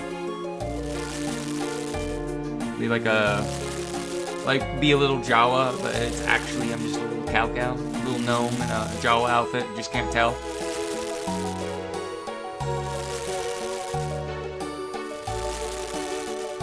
But yeah, the Fantasy Flight Star Wars RPGs that has some silly stuff in it. So like, there's like a diplomat class, and like there's like you can like actually take like damage, but then it's like with the diplomat class you can cause, I forget what it's called, if it's like strain or stress or something. But like basically, it's so funny. Like imagine like you're a diplomat and you're just yelling at like Darth Vader to where Darth Vader has like a panic attack and gets stressed out and passes out or something. I think there was like you could do that in the in the Fantasy Flight Star Wars thing if you played as like a diplomat basically, and you're just like a politician. You just like debate someone to death, or not to. Well, I don't think you could kill them, but you can make them like pass out. It's just kind of goofy.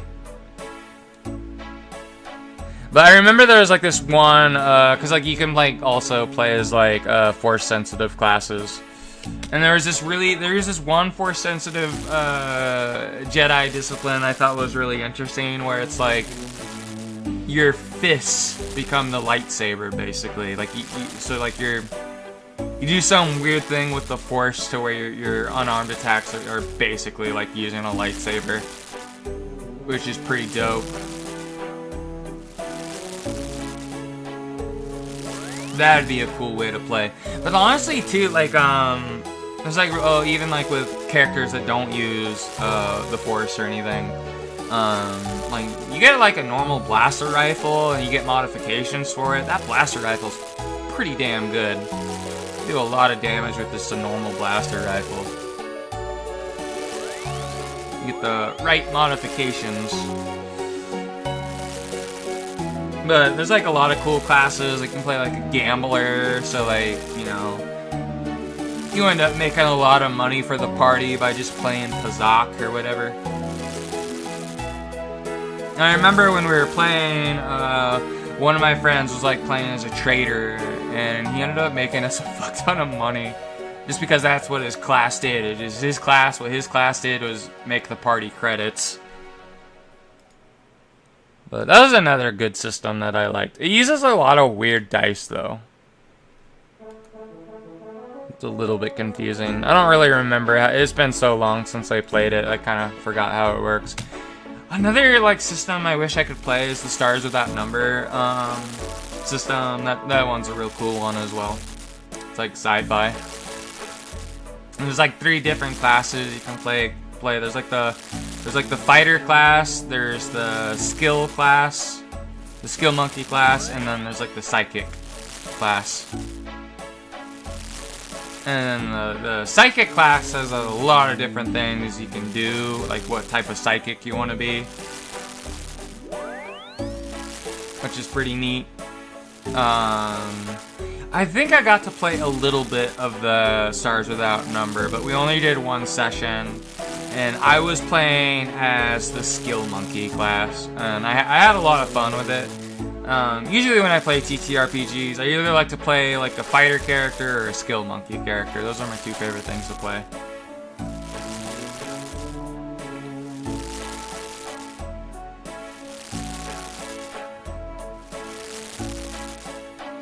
Skill Monkeys are a fun class to play. Get to feel useful when you get to use one of your skills, and you get a real high roll for it or something. And different systems do it differently. Like with I think with the Skill Monkey class in Stars Without Number, the way it works is like, if you fail a skill roll for like a skill check, you can roll again basically. So that you get a second chance whenever you do stuff.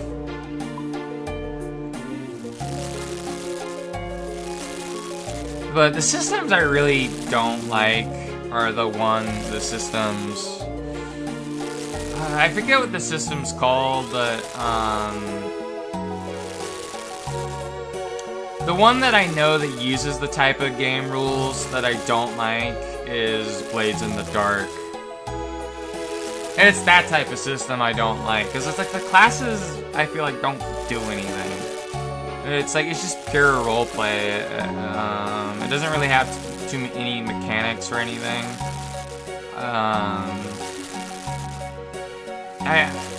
It just feels boring to me. Like, I like having like a thing that I level up and stuff, and like, you know. But I know there's people that prefer, you know, just more roleplay and just making up things as they go, but I like having like something I can look at where I gain levels and I feel like I'm becoming stronger.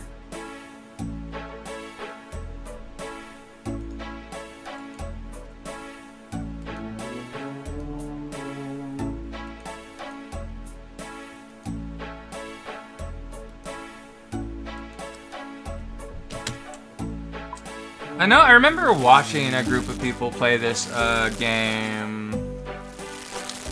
I forget what it was called. It was something. I think it's like either the Fourth Age or the Third Age or something like that. It was I don't know if that's the exact name. I remember watching them play it. I had no idea how the rules worked when I was listening to Oh, I thought there was like a massive bug on my mobile. It was just something flying around. But that system looks. That kind of system, from how it works, from just listening to the story, I don't know how the rules work. But like, what I do know about it though is like you have a character, and then there's like a character you serve, and there's like this character you have beef with. So if like you're a wizard, you answer to the Archmage or whatever. If you're a druid, you know, you answer to whoever the Archdruid is, and if you're like a necromancer, you know, your boss is the Lich King or something. But all the classes have like this weird faction thing, and like the head of the faction that they answer to. But like you'll play as a wizard, but maybe you as a character have beef with the Archdruid, and that's like part of the story or something. It's very so like so it kind of helps with like world building and like with your character's motives and stuff like that. It's pretty interesting. I remember watching a group of people play that on YouTube. But I remember when I first got interested into into TTRPGs, I was watching a group of people play, I think it was 2nd edition D&D. But I remember when I was watching them, I didn't realize that like they were doing like a homebrew setting. So I thought like every D&D setting, there was the factions that this homebrew setting had, like these different wizard orders and like all that stuff, and like the deities as well. But that was just like the dude's homebrew setting. So I found that out later about D&D. But I had a lot of fun watching that their campaign of playing like 2nd edition D&D. It'd be cool to like if I could ever play 2nd edition D&D, I'd be down to learn how to play it. I had a group of friends that wanted to do it at some point.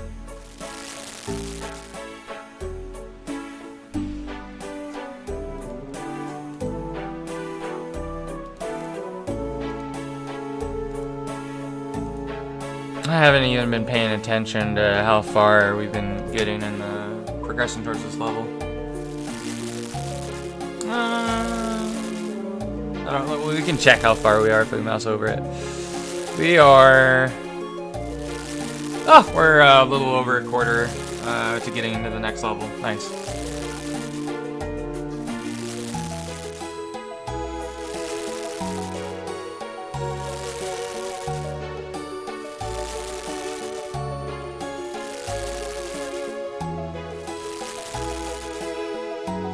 I'm gonna get another drink.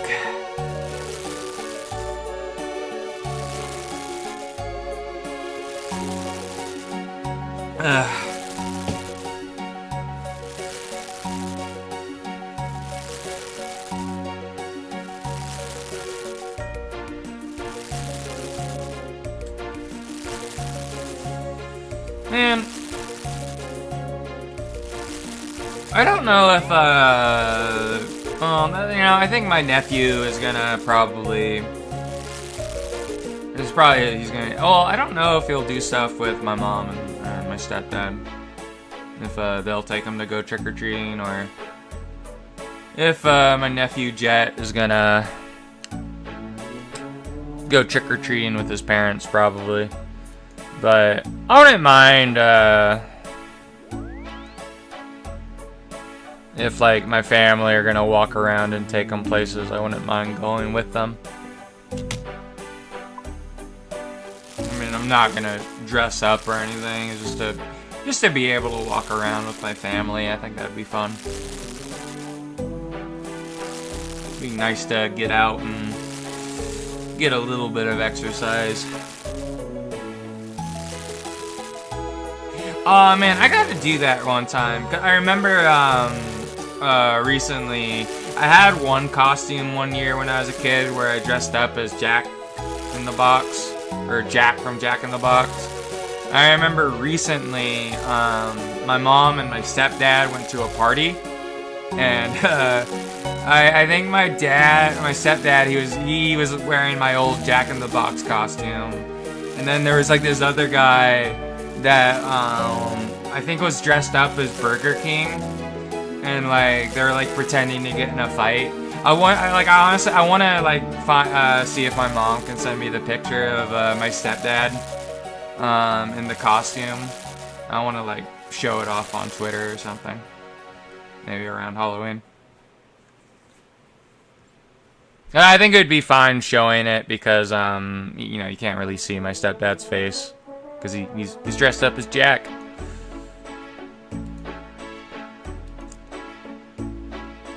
But honestly, the only thing I like from Jack in the Box is their little tacos you can get. They're pretty cheap too, but they're pretty much vegan tacos because I think the meat in them isn't really meat at all. It's just soy.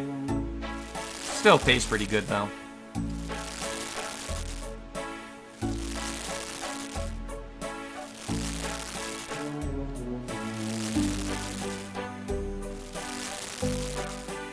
I need to check on my friend Strato, though. I haven't. Ah, hey, Heretic. Welcome back. You done driving, or are you driving right now? Oh, I'm still Okay. driving. I still got another 10 hours to drive, and then... Where are you driving around the country right now? In the middle of the country in Nebraska. Ooh, nice. Oh yeah, so back when I was saying, we'll continue that conversation we were having about the Knights of Columbus before you had to go. But the one thing I was hoping about the health insurance you get by joining them is I was hoping that health insurance, because you know, it's a Catholic order that you can join. I'm hoping that because I get the insurance from them, maybe it will let me go to any Catholic hospital around the country, hopefully. We'll have more options when I get sick. That'd be nice. Well, that's definitely, I'd say that's definitely a question to ask before joining. Oh no, I'm gonna join regardless, but I hope that's something that works. Fair enough. Because that would be pretty dope. It would actually allow me to actually travel, you know? Wouldn't be stuck at where I'm at, so. It's like, it's kind of hard for me to go anywhere, because if I have a stomach flare up, like, too far away from town, I'm quite fucked. Yeah, I'd say that's definitely one of those things, because I don't know how many orders they have. I'm pretty sure there's a lot of different orders. Well, some of the orders are just for priests. There's a couple orders that laymen can join. So the Knights of Columbus is like a men's fraternity group. You know how like you get excommunicated from the Catholic Church if you become a Freemason? So basically, the Knights of Columbus is like the fraternity group that's okay for Catholics to join. Yeah. Cool. Yeah, I'd say look at the orders and if they have certain benefits like that, because I'd consider that a benefit. If you get health insurance. Yeah, and it's only $30 a year. Oh yeah, no, definitely, and that's definitely something good to know. It's like, hey, what benefits? Because I don't know any of their. Let's say there's another fraternity type. Well, there's another one I want to join, but you have to be invited to join. That one's a little bit harder, and that's the Knights of Malta. But basically, the Knights of Malta are they're the Knights Hospitaller. Basically, they've been around for a long time. They've been around since the Crusades, as it turns out. Yeah, I have heard of them before, so it's like, oh, that's cool to know. So hey, there's something. Yeah, you have to be invited to join them, though. So You gotta get Right. noticed. That one's a little bit harder, and I think you gotta get the okay from 2 people from there to get invited, and then you're in basically. But you do have to swear an oath of poverty, or there's not an oath. What is it? A vow of poverty or something. So basically, what it boils down to, it's like, hey, give us $500, and it's like, well, okay.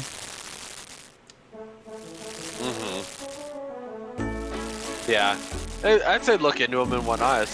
I don't think that should be a bad thing to, especially with your helping the way it is. It's like, yeah, health insurance is kind of, especially through there, there's gonna be hell of. Yeah, I would imagine like the Knights of Especially Malta you being able to offers do more. like something like that too. It's probably a lot better than the Knights of Columbus one, considering that you have to get invited to join. Not just anybody can become a part of the Knights Hospitaller. Right.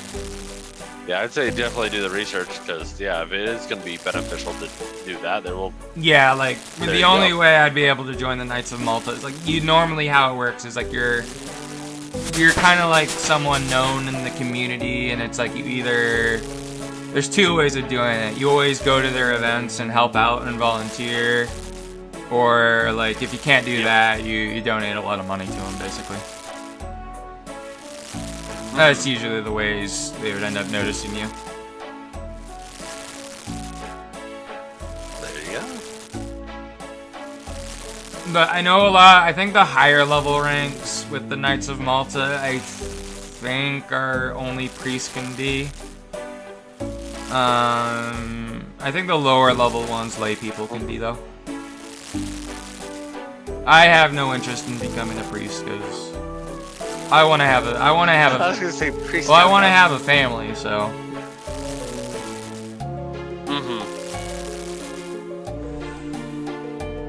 But Is it once a priest, always a priest?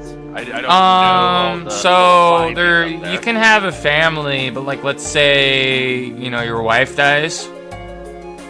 Because you're, single again, you could become a priest at that point if you wanted to. It's just you'd have to take a vow of chastity, and you can't remarry at that point because you're now a priest. Because the reason why they have the priests in the Catholic Church take the vow of chastity and they remain celibate is because that way they don't have to focus on their family and the church. They can focus entirely on being a priest and preaching the good word, basically. So that's why the Catholic Church has the celibacy stuff. Gotcha. Because I was going to say, is it possible to become a priest and then step down from being a priest to have a family and stuff? I don't know. I don't think so. But I'm not sure. I don't though. I know like in an Eastern Orthodox church, priests can marry in that. But if you want to be a bishop, you got to be celibate. I'm not sure if in the Eastern Rite for the Catholic Church, because there's like an Eastern liturgy for the Catholic Church that is kind of more similar to the Eastern Orthodox. I don't know if priests that do that liturgy in the Catholic Church can be married, but I don't think they can. They might be able to. I'm not sure though. I don't think they can though. I know like the Greek Orthodox like priests, they look like wizards with their like giant beards. But I know the Eastern Orthodox has a valid sacrament and Eucharist. I'm pretty sure. That's what I've been told. Because like, albeit that they split from the Catholic Church, the bishops that they do have can, trace their way back before the people before the schism happened. So yeah, they're just not in communion with Rome at the moment. But I remember for a while I was trying to consider if I wanted to become Eastern Orthodox or Catholic, and I felt like there was a stronger argument for the Catholic Church.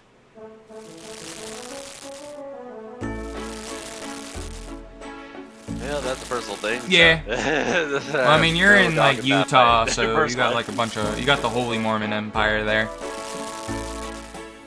Right? That's the interesting thing, that's though. So, like, right. if you were a Mormon and, or, like, Jehovah's Witness, Jeez. and, like, let's just say you stopped being one of those and you wanted to convert to Catholicism, if you got baptized as a Mormon or a Jehovah's Witness, it's not considered valid. There's a valid baptism, so you'd have to actually get baptized again. Because the Catholic Church doesn't recognize it. If you're like Protestant though, like you're a Southern Baptist or Lutheran or like Calvary Chapel, if you were baptized in those, you don't have to get baptized again though. They consider it a legitimate baptism.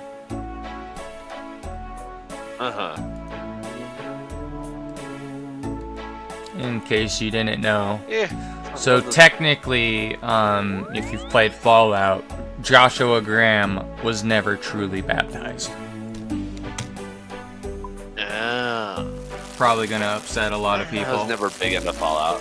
Yeah, you need to try and give Fallout a chance. I'm gonna be playing Fallout during Fallout Day.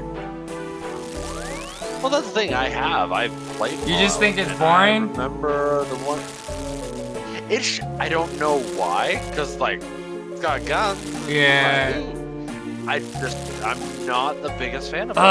Man, I was watching people like play. I was watching people Seriously. play the new Metal Gear Delta, and like I would see like just fucking Naked Snake talking. It's like this is just basically me,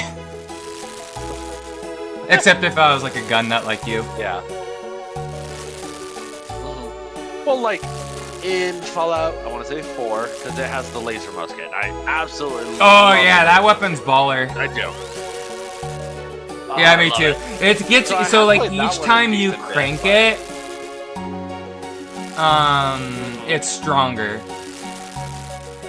Oh yeah. So like, let's say that's the what I'm laser saying, musket like, it says it does 80 damage.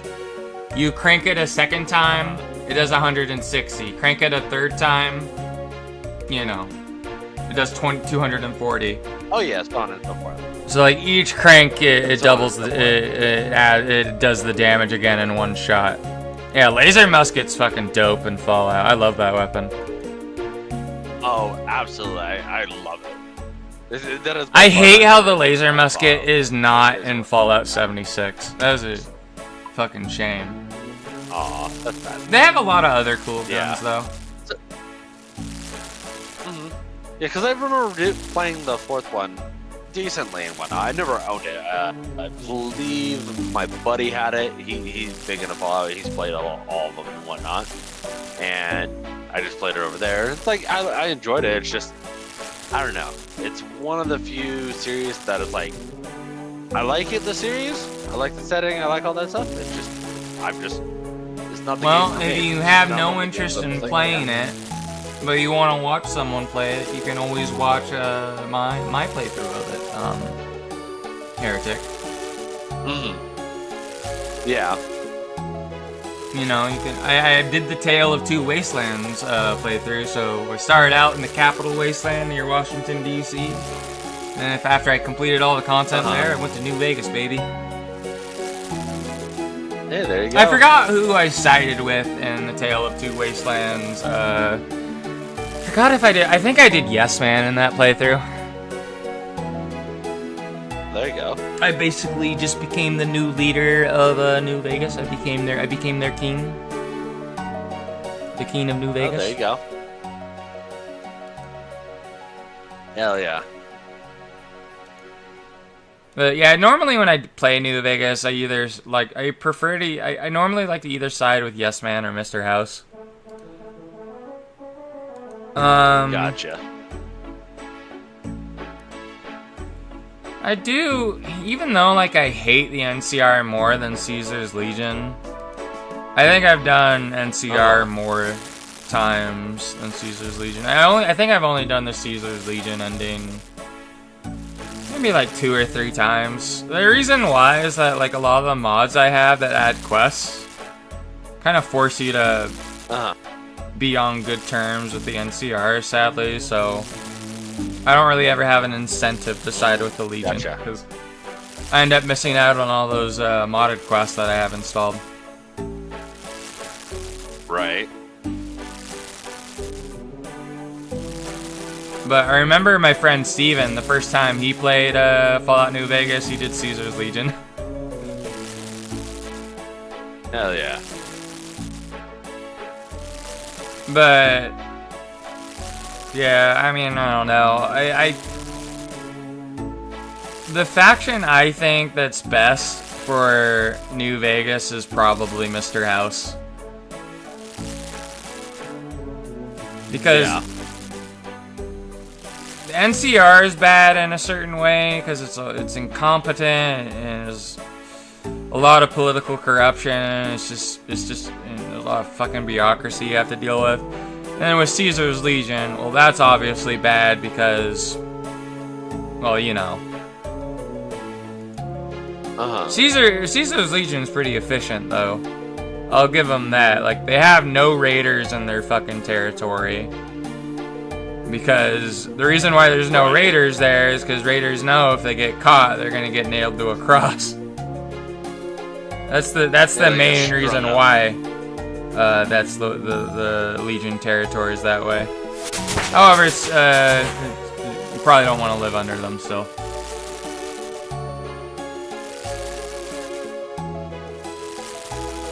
And then the other problem with Caesar's Legion is who is in charge after Caesar.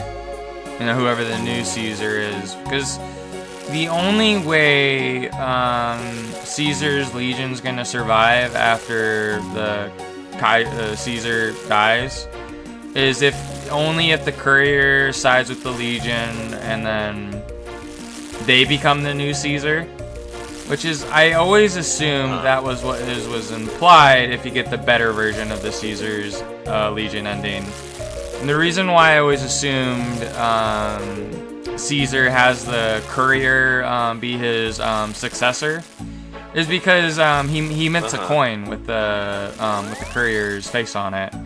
And normally you do that in Rome. They did that so you would they usually would do that for their successor.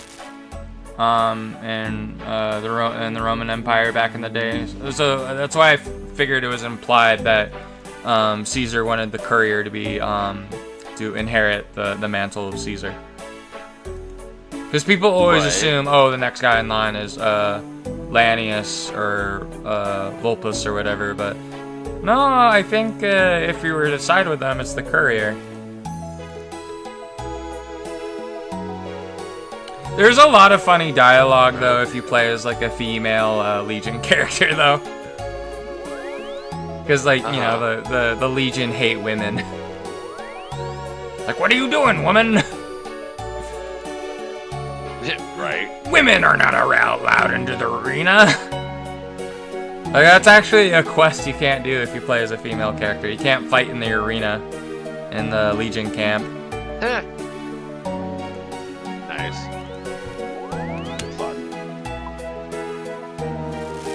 It's just really goofy playing as a female Legion character.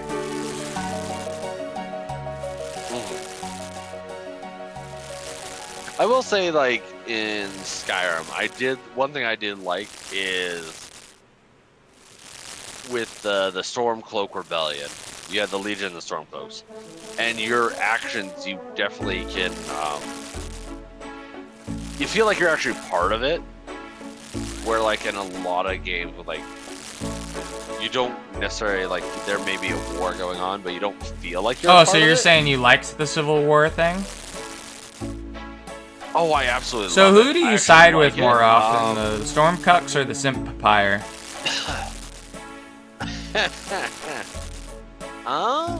I've done both. I normally like to side with the Legion. They really...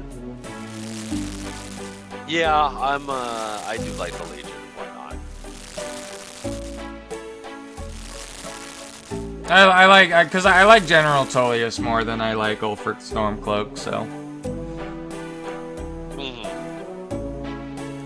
It's like, ooh, who do I want to side with so I can steal their clothing? Oh yeah, well we all like, know oh, Rome and you know the Imperial Legion. They're just basically Romans, but in Tamriel, we all know Rome has the best drip in the Age of Antiquity. Yeah, I can definitely agree with that. It's one of those things where it's like, oh hey, I might start off with because like it's one of those things like at the beginning of the game, I actually like to get my stealth maxed out because it's like, ooh. Man, I love General like Tullius's speech right before you know, right before you break the doors down into Windhelm City. He's like, oh, you know, the Stormcloaks are gonna fight like cornered rats, or whatever, stuff like that. But you are the Empire's finest soldiers, professional soldiers, fearless and devastating. The Oh hell yeah! And that's the thing too, like with the vampire, the what are they called? The vampire hunters. the Dawnguard and the Volkihar clan. Yeah, the Dawnguard. I love the Dawnguard. They get crossbows and armored trolls and such. It's one of those things where, like, I love when your actions actually impact the world. So, like, one of the things is like, hey, if you're, let's say, you're doing the Dawnguard or the Legion or whatever, you actually see more. Let's say if you're doing with Legion or Stormcloak, you see more of their troops actually in the world, where you get more NPCs for that. So that way it feels like you're acting. Because that's one of the things where, like... Well, I feel like you run more into the Dawnguard NPCs if you play as a vampire, because they'll be like random events where they try and jump you, because, you know, you're a vampire. And that makes sense. And that's where it's like, that adds into the immersion of everything. And it's like, yeah, if you're playing vampire, it's like, ooh, you run into more, let's say, combat encounters of, like... Yeah. You're getting attacked more by Dawnguard, but oh yeah, and their weapons are more effective against vampires too. Your weapons are made specifically to fuck with you and fuck up your day if you're a vampire.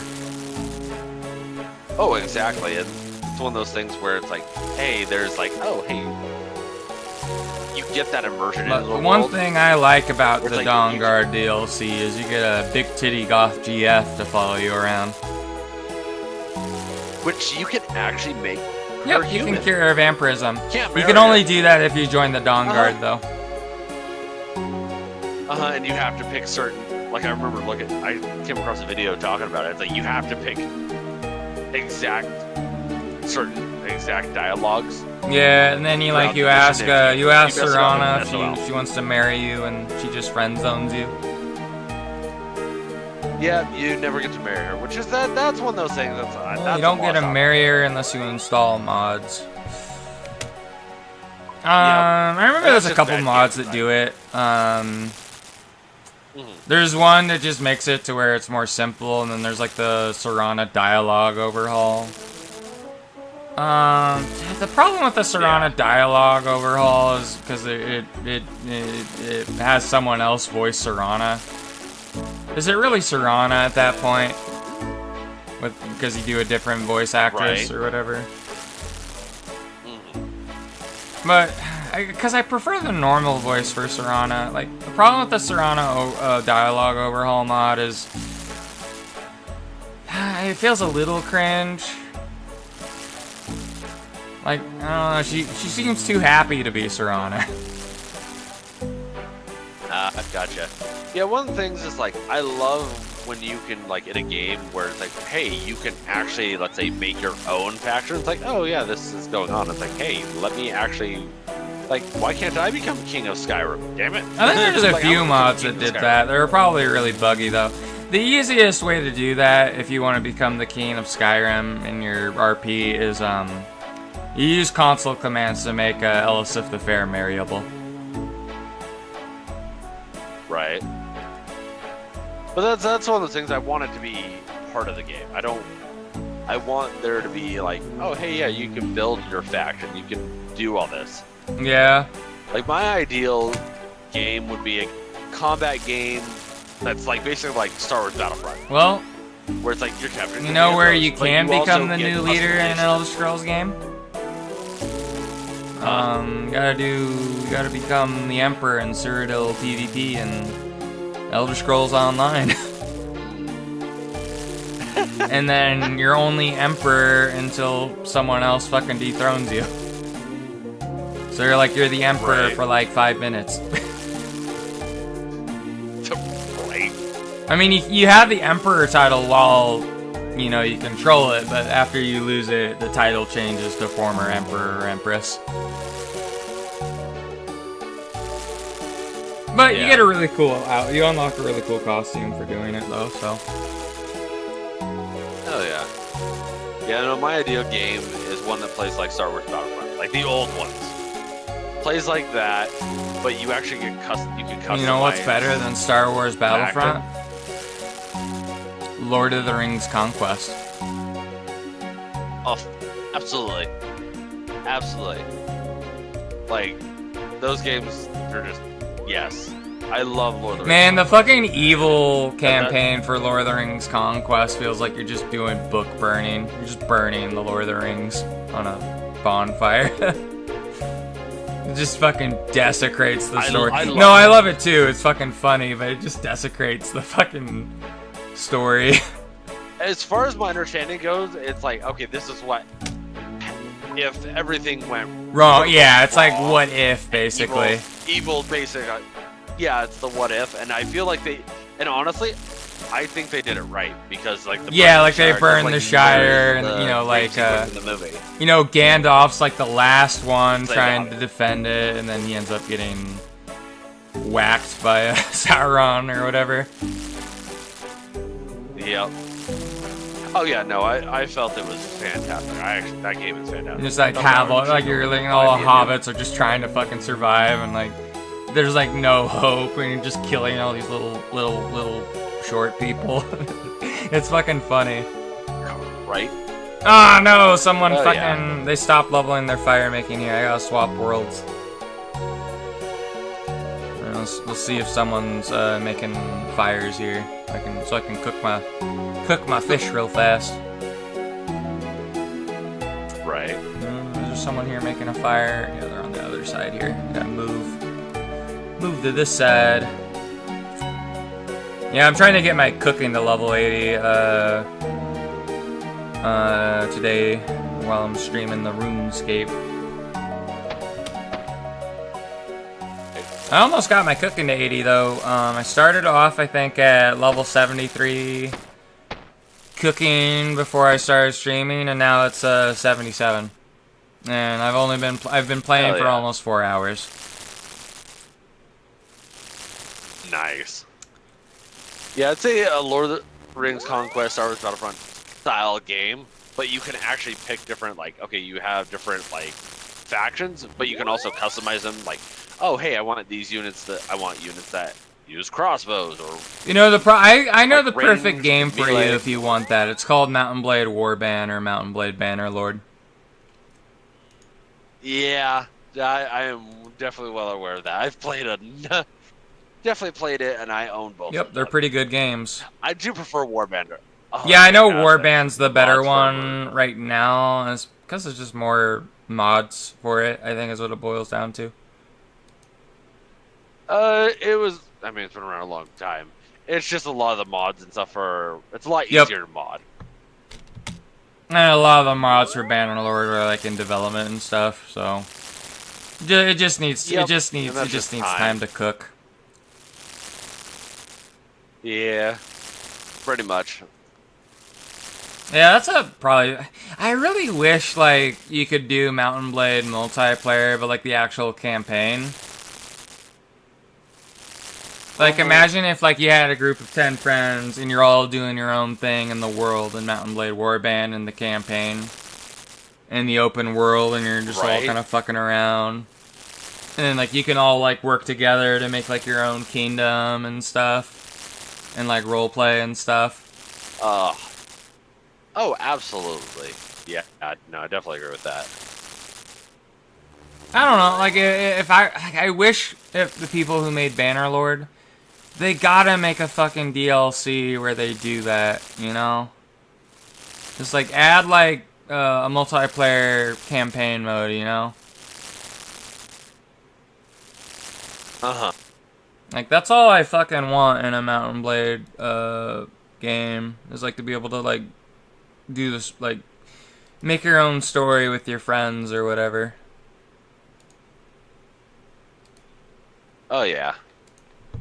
Man, that music stopped in RuneScape again. It's all quiet. Oh, no. But yeah, did you watch any of the Phantom Pain stuff I've been doing? No, I have not. I've just really been doing my own thing. Oh, no worries. Man, I'm so bad at stealth games, though. I'm having fun with the game, though.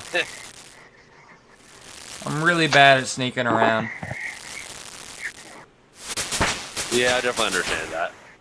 I remember when I fucking did, what was it? Was it Dishonored on the playthrough?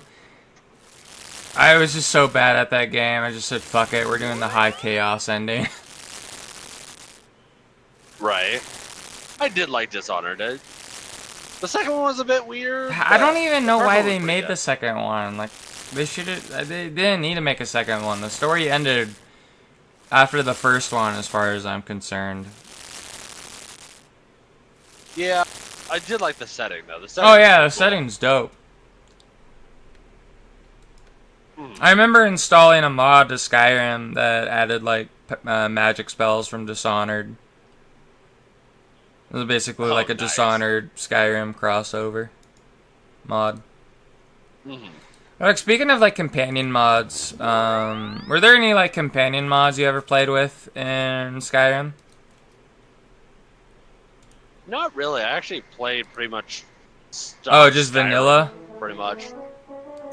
Uh-huh. Yeah, I remember my favorite follower mod for Skyrim was a mod called, it was like Sophia. It was a follower that added like some silly drunk Nord woman that would follow you around. I really liked her. yeah. She was a lot of fun. She was pretty goofy.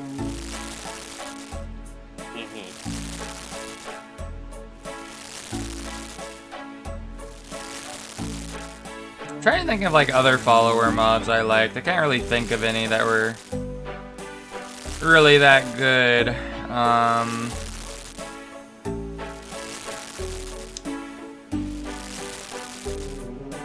I remember one that added like a high elf character follower, but I forgot what it was called. But she was like custom voiced as well. Had her own voice actress. Oh yeah. I kind of liked that one as well. But I think my favorite follower mod for Skyrim was Sophia for sure. I know Inigo is a really good follower mod too. I really like that one as well. I think everybody likes Inigo. It's really funny because like Inigo has like a skooma problem. Like he used to be like really addicted to skooma and it ruined his life. And it's like really funny because he could like, here, I want you to hold on to the skooma for me. And he's like just sweating. He's just like sweating looking at it. Yeah. I'm trying to think of like other good follower mods. I can't think of any.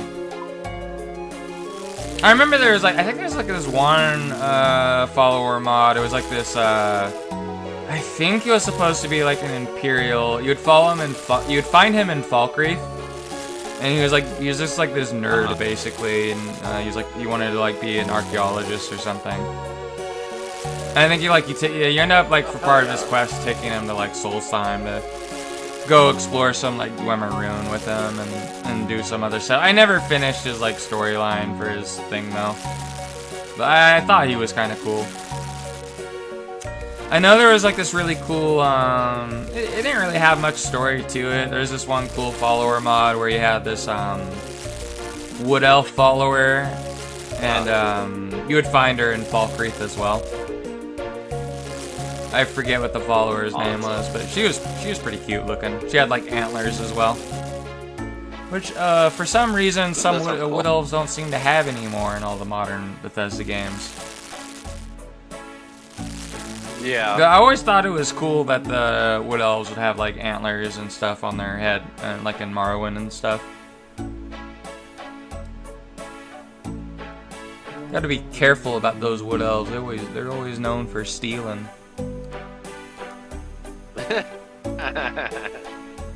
Like you basically have wood elves who are like the elves that are really good at stealth. And then dark elves are just basically good at anything they choose to do. They're like a jack of all trades, and then high elves are just really good at being wizards.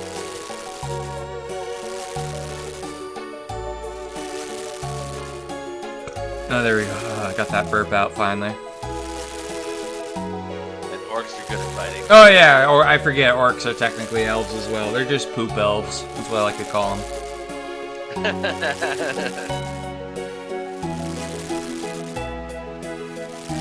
Malakath is just a piece of shit, basically, quite literally. You know it, and I know it. Damn it, the person here just stopped. Oh no, they're making a fire here now. Okay, let me go over here. Don't have to switch worlds. I'll continue cooking. But having to move around is slowing me down with leveling up the cooking skill. But yeah, I know me and Steven were streaming RuneScape together a few times recently. I think the last time we streamed RuneScape together, we were doing the Heroes quest together. Nice. It was pretty fun. I kind of... It was kind of weird doing it on my end, though, because I didn't have to fight the boss because I already killed it. Because, like, there's, like, a high-level enemy you have to fight, I guess as a quote-unquote boss, and it's to get this item called the Ice Gauntlets, which I believe it has a 100% chance of dropping if you kill it. But I already went and fought it and got the Ice Gauntlets for an entirely different reason a long time ago. I forgot why. So like when we were doing the quest, I didn't have to go to that boss and fight it. I could just like skip it basically because I already had the item required to basically kill the phoenix with my bare hands and take a feather from it.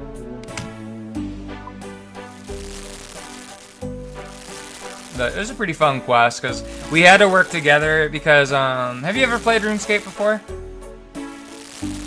Do you remember the Shield of Arav quest? No. Okay, so I don't think I ever got that far. So with the Shield of Arav quest,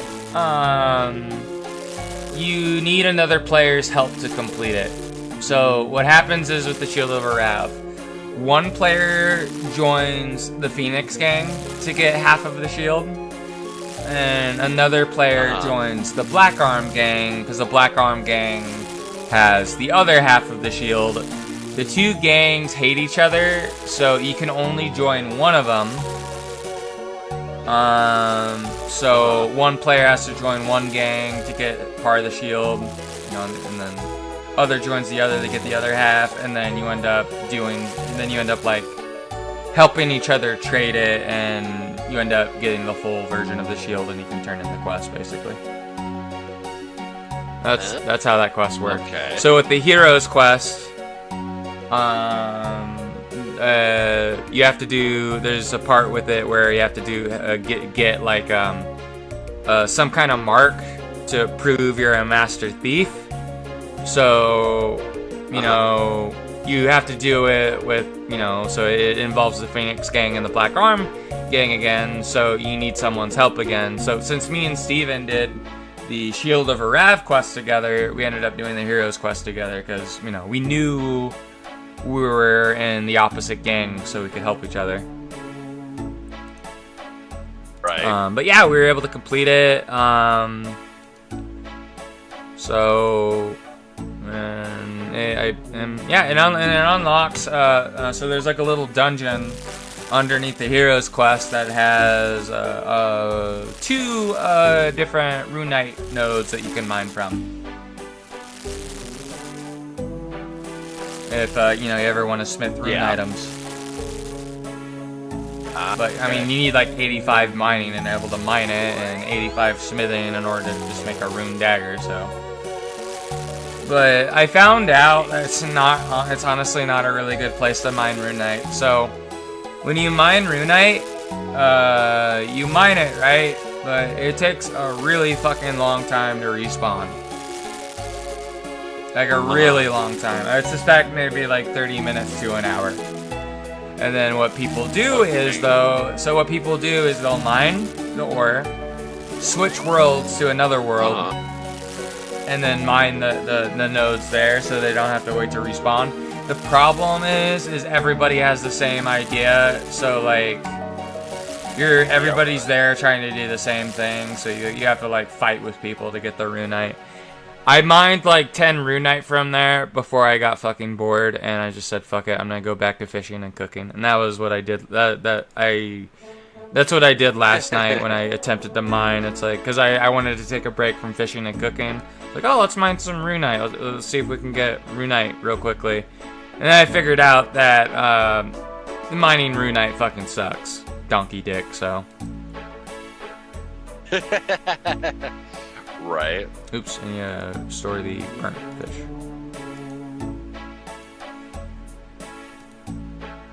There we go. But yeah, like me and Deeth, I haven't seen Deeth in a while. I don't know when his next day off is, but me and Deeth have been playing Diablo 3 as well together when we stream that. Oh, there you go. And Deeth hasn't played. He's never beaten Diablo 3, so it's blind for him. Yeah, definitely understand that. Yeah, I'm hoping maybe too we can play the other Diablo games together eventually. That'd be fun. I might play Diablo 1 and 2 by myself, I'm not sure. Well, I know probably I'll play Diablo 1 by myself. I don't even know how you play that game multiplayer, or if you still can. Was Diablo 1 multiplayer, or was it single player? I'll be honest, Me neither, because back when Diablo 1 was a thing, my mom would not let me play that game, because, you know, my mom made sure I had to follow the ESRB rating. It's a devil. I remember like I was like maybe 11 or 12 when I played RuneScape for the first time back when I was in middle school. And I remember I was 11 or 12, so technically I did not meet the requirements to play rated T games. But I was like asking my mom, and I think at the time it was vanilla WoW. I was like, Mom, I really want to play World of Warcraft. And we go on the website, and then she sees like a half-naked night elf, and it's like, no, I don't think I want you to play this. Right. She let me play it though after I became 13 though, so it's okay. I missed out on fucking vanilla WoW though. I started during TBC. I remember having what was it? One of the codes, one of the keys. The demo? Like the trial. The trial. Yeah. And did that a number of times. Put in the same. Well, yeah, like code back then it took a long time to get to level 10. Back when you had arrows. Yeah, man, those are the good old days. Those were the days. My first main was a Draenei Hunter, so yeah, I know what you had to go through, buddy. Remember when you had to feed Yep, your Human fucking Hunter. pet, and if it died enough times and it became really unhappy, it would just run away? I don't recall. And that was a thing that aspect could of it, happen, but- and so... Yeah, I didn't So, have like, any if for someone subscriptions, really wanted to so- grief you, they would just fucking kill your pet over and over again, and your pet would just fucking abandon you. Yeah, I don't remember that being. No, it definitely was a thing. And You I didn't take if you only didn't feed your played- pet, it would fucking run away. It would run away from you. I'm pretty sure that was a Yeah, thing. the trial was so short. It wasn't. Yeah, the trial was so short. It never. had So to- you never got your hunter to level 10 where you could have a pet? I remember getting a pet, but I don't. But that. Well, it was really hard for it Like, to I never- happen, and honestly, unless you were in a PvP world, people really couldn't kill your pet. The only way your pet was gonna die is if, you know, an NPC killed it. It wasn't really that hard to keep Yep. your pet happy anyways, so. Yep, and I typically avoided PvP stuff anyway, so I was like, Oh, I love yeah. fucking PvP in video games. It's like my favorite part about ESO is the PvP. I had a lot of fun recently when I was playing ESO. I'm taking a break from ESO right now, but I was in a PvP guild for a little bit. The guild leader ended up school starting back for them, so they couldn't do it anymore. But we were doing like Cyrodiil PvP. Man, it was so much fucking fun. They had me as a healer, and I was actually doing a pretty good job healing everybody. I know the guy, the guild master, Roland, he said I did a pretty good job as a healer, so. Oh, there you go. And I know we did this one weird thing for a few runs where we had this ability where you would create like a shadow image of yourself, and what we would do is we would place it, but with the morph you could warp back to it. So like we would do some like real Looney Tunes shit with it. So like we'd have our shadow image on the top of like the fort or something, right? And we'd jump down, like bomb everybody, and then we'd teleport back up to the top of the fort basically. It was fucking crazy. It was a lot of fun. Hell yeah. Yeah, I love ESO PvP. Like, out of all the MMOs I've played, I mean, the WoW PvP, I think the WoW PvP, the arena, I never did, like, rated battlegrounds in an actual group, so I can't say how fun that is with a group of friends, but I know I had a lot of fun doing the 2v2 arenas in WoW. That was a lot of fun. I used to do that a lot with my friend Nubs. One of my best friends. But man, I've known Nubs. I'm trying to think how long I've known him. I've either known him since 2013 or maybe 2014. I met him during Mists of Pandaria, during the Siege of Orgrimmar patch. But man, he's a really good friend. Known him for a really long time. Known him for over 10 years. I've known my buddy Rap for almost over 10 years too.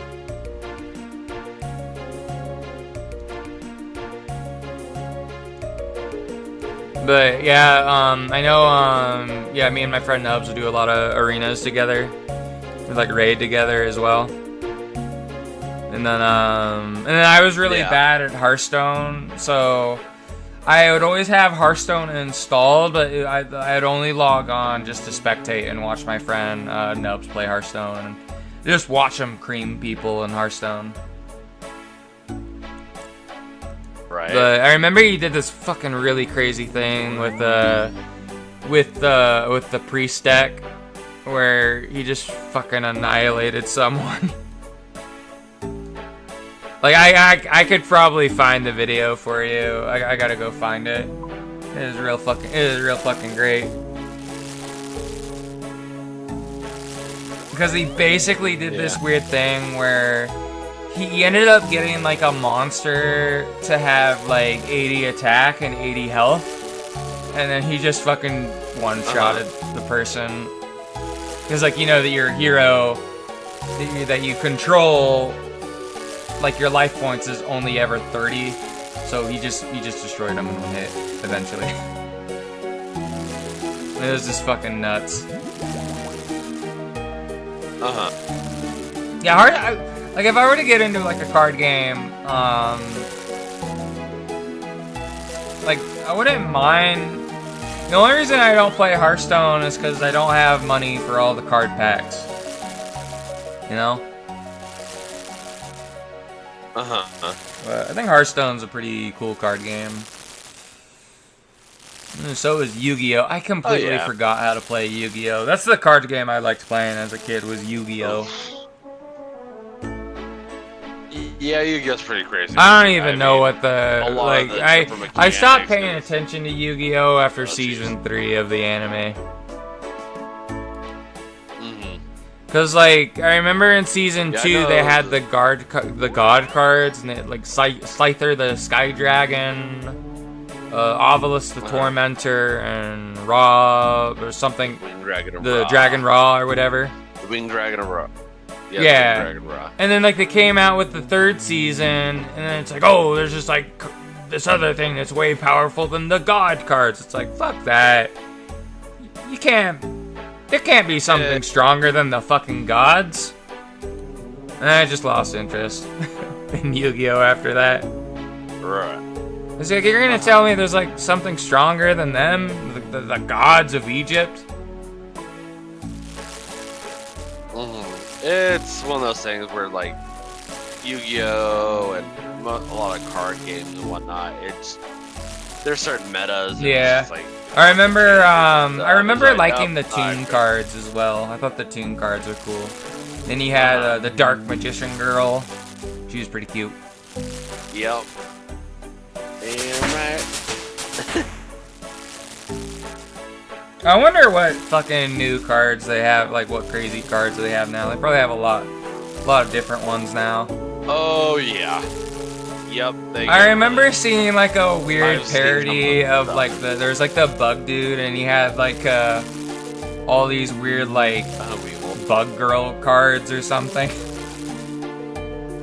Oh dear lord. It was basically a bunch of lolly bug girl cards. It was pretty goofy. It was a pretty goofy parody video. Right. It's like I wonder how like because I know in the American dub of Yu-Gi-Oh! Like Joey was like from like he had like a Brooklyn accent or something. Brooklyn accent. Yep. Why does he have a Brooklyn accent in the like? So how does he sound in the Japanese version? Is it like Japanese Brooklyn accent? Like what does that sound like? It's like, yeah, you. Right? What's going on?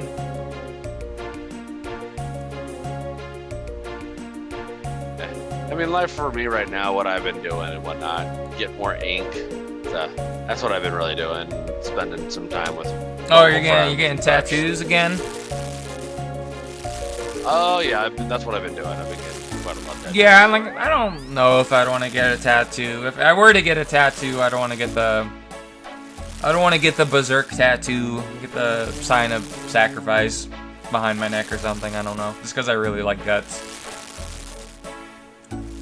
Yeah, it's not for everyone. For me, it's one of the things that I do. Yeah, I know. How it is. No, I mean tattoos are pretty cool. I don't know, when it comes to tattoos though, when it comes to like women with tattoos, I don't really like it when they have tattoos. There's only really ever 2 types of tattoos that I think are okay on women. Ooh, cool, I got 78 cooking. But you know, like those like tribal looking tattoos or weird intricate patterns, like that could be good on a female's like arm or shoulder or something. But it depends. Yeah, like that. I think that's okay. And then the other only tattoo I like is the tramp stamp. Those are the only 2, and it has to be a tramp stamp that says "property of Cow Cow." Or Cow was here Yeah. or something. I don't know.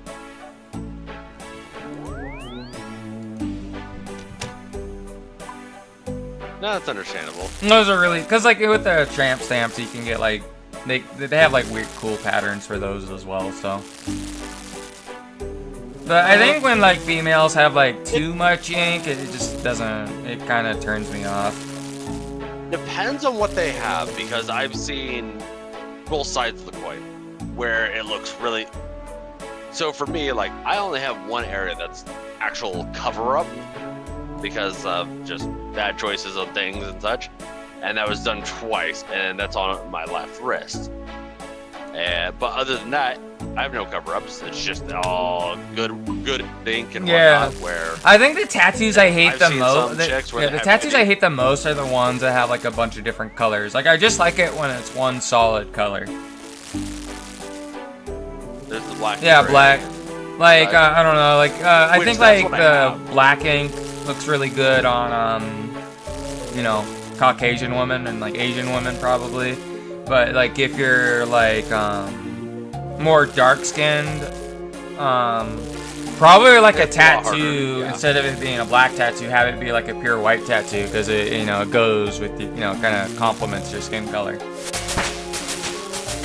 The Yeah. contrast.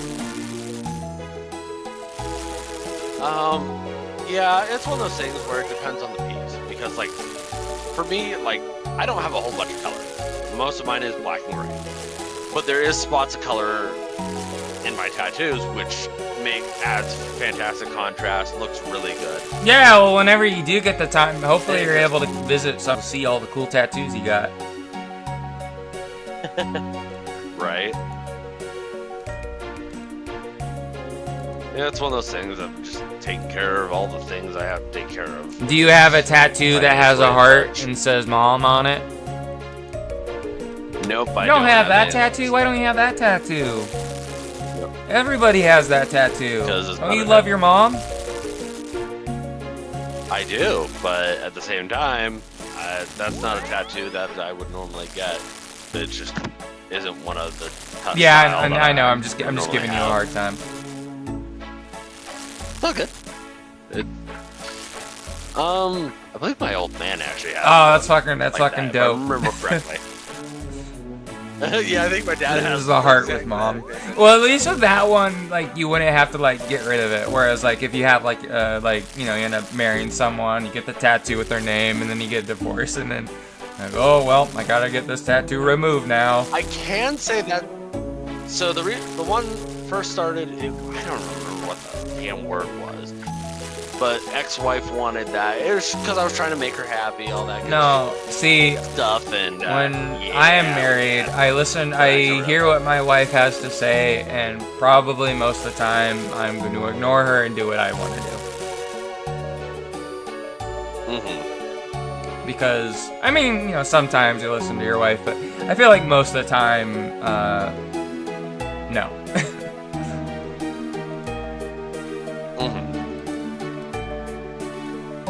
Yeah, it was one of those things. I was trying to make her happy. Yeah, don't be a simp, be the Sigma heretic. Well, this was before any of that. This This was was years before you ago at this became the point. I've been Sigma? divorced for a while.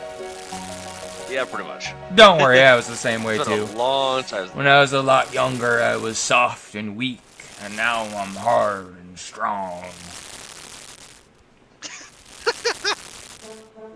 We have arrived at my destination. Nice. Look at all these people. You're at the truck stop? I am at the The yard, here. Oh, like where you have to like Uh-huh. actually deliver the items? This is actually where I actually came for orientation. Oh, cool. And such.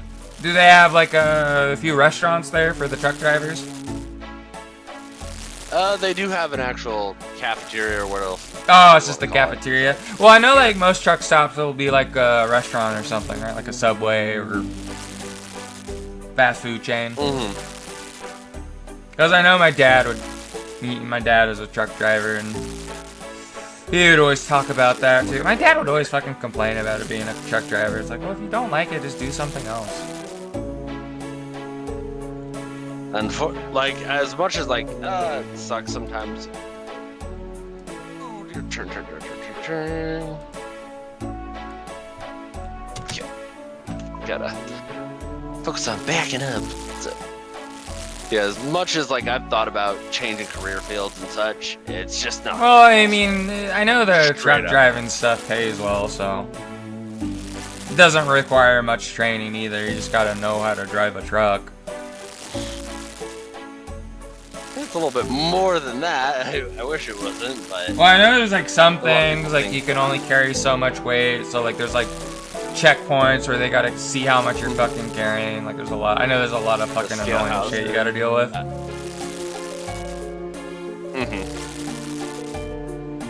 It's honestly one of the things I really like with some. I like games where I know Black Desert Online. They have like a trading skill. You basically become a medieval trucker because you have a wagon, and you put goods in the wagon, and then the longer the distance you go that's connected to your trade route that you make, the more money you make, the further you travel to like trade the goods to someone else. So it's pretty fun. It's basically being a medieval trucker. Oh yeah. I like Black Desert's the only game I'm aware of that does that. There's in Mount Blade actually. They have if you send wagons and such for commodities the further the distance and all that. Yep. get You more know, yeah, money. you can be a trader in Mountain Blade too. Yeah, that's right. Yep. The reason why I like Basically the Black Desert version of it though is because you know you're driving the wagon, it's open world and stuff, so you gotta like drive it around. Mm-hmm. And then not only that, like if you know some asshole wanted to PK you, they can just fucking destroy your wagon and kill you and take all the stuff. Right. A little bit of danger to it as well. I was wondering, do you play like Truck Driver Simulator? I actually do. Okay, so I had a dude, and that's what he played. It's like, what the hell? And it's basically like I have it. I actually have the truck driving simulator, and it's actually fun. Don't get me wrong, but it's doing what I do for work. And Yeah, I want to know how that feels Sit on the for you truck. playing it. It's like, so in the one that they have and whatnot is it's basically the same thing. It's doing this, but the map is like part of the size, so it's much smaller. So you get across a lot more distance. So it feels like, you know, you're on like you're just doing a truck driving in a small town from one part of the small town to the other part of the small town for you. Well, it's like, okay, from point A to point B in the game, it's condensed. It still feels like, okay, it's still like you're driving from point A to point B. It still feels like a good long while. But like, because like some of the roads, I've actually driven them. So it's like, I know exactly how long those roads are, and they're hella long. It's like, I wish it was this fast when I was actually driving it. Yeah. Just because it's so much faster. Alright, I'm gonna mute myself real quick because I gotta disconnect from this Yeah, no worries. Just pop back when you're ready. Yep. I'll just be real quick, so it's not gonna take me that long. Gotta sign the phone, mute myself. Yep, There no we worries. go. Let's see how close we are to. We're 78 cooking. We're only 12%. How much XP do we need? We need 147,000.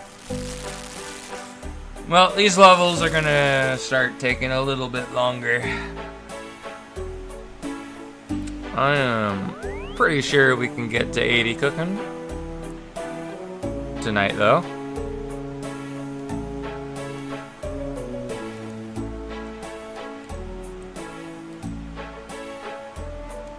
No, I wonder, maybe I can buy another raw fish that probably gives me a little bit more XP. Maybe we can level up a little bit faster. I'll see how much they will cost, though. if there's something of like higher. I think the lava eels are a higher level cooking skill than swordfish. So we'll see. Maybe we can buy some raw lava eels and cook those. Get some nice tasty lava unagi.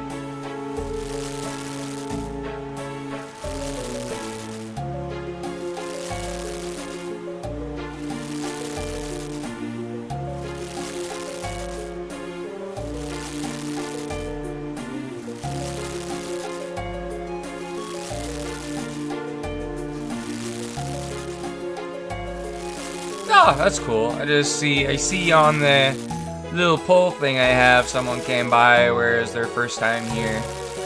And they like the stream. Cool.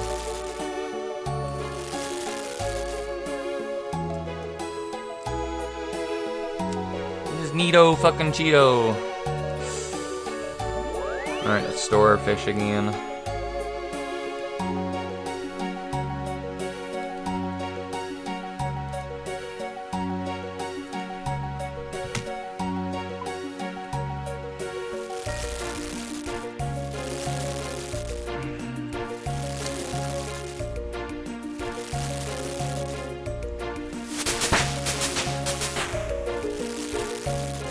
Oh man.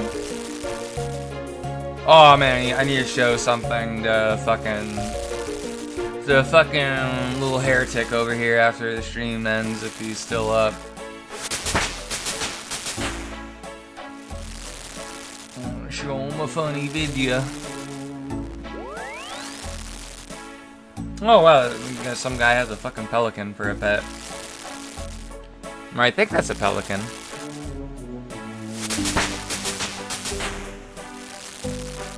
Pelicans are the fucking seagulls with the really long beaks, I think. If I remember correctly. It's like a blue pelican, though.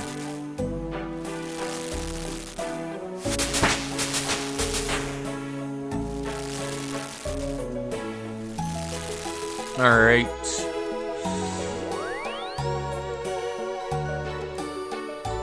Ah, my fucking thing's beeping. Let's go see what's going on with it.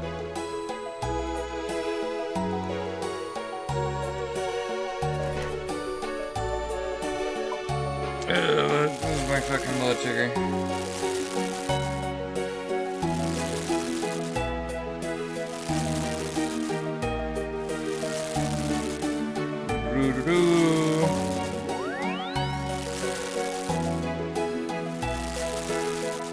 Oh, my fucking sensor ended.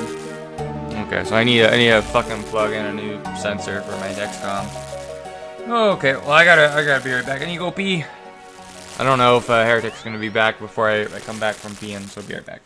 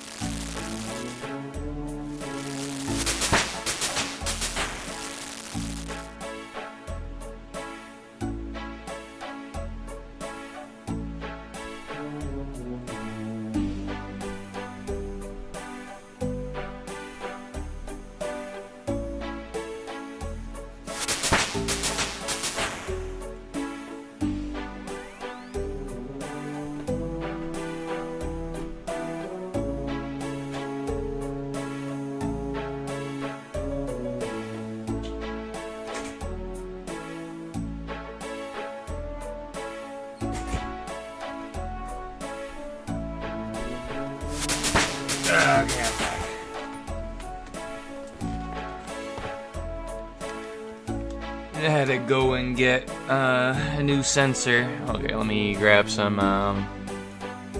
more raw swordfish from the bank.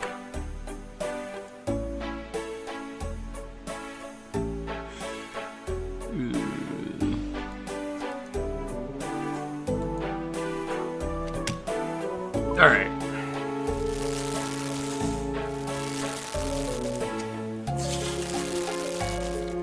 Gotta open this thing up.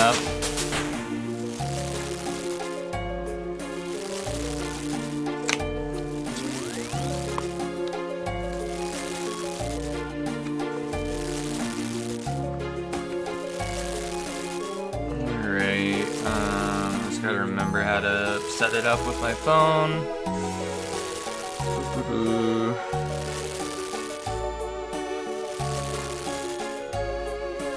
I gotta fucking get this part off of it. There we go. Start new sensor.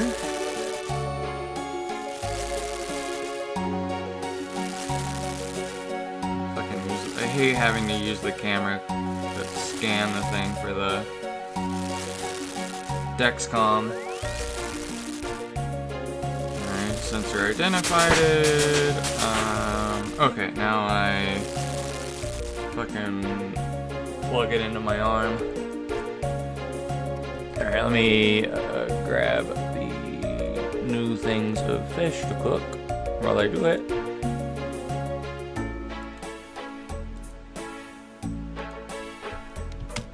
Alright. Come on.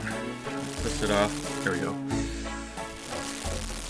And we'll put the Dexcom on our right one this time. There we go. Don't know if you could hear that spring if anyone's walking. Hopefully not. Ah, fuck. Have to fucking scan the thing again. Oh well.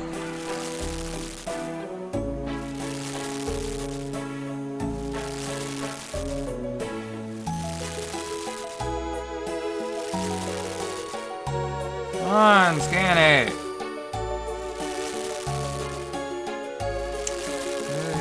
Get it like closer. Okay. Hey, dude. Trying to fucking hook up my Dexcom. I freaking hate it when I have to like, you know, like scan something on your phone and it doesn't fucking scan the thing or the code thing, the weird square. It's not doing it.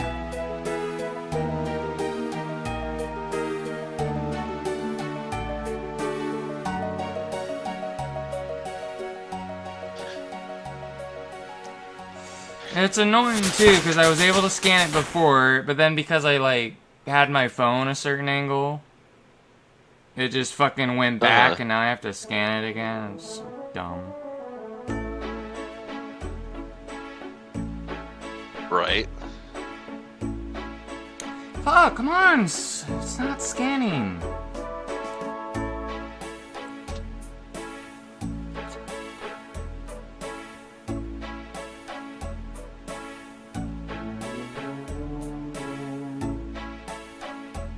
It's not fucking doing it because my hand keeps on shaking.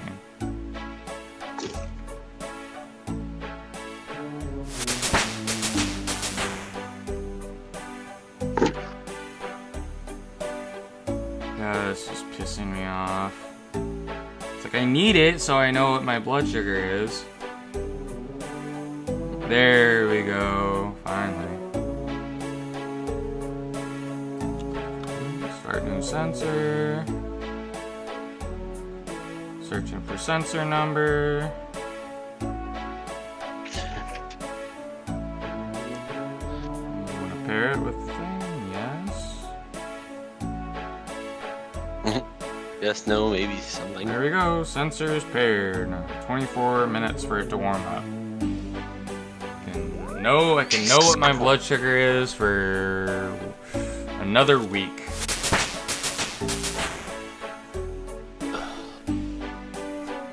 Alright, there we go. Let's continue cooking.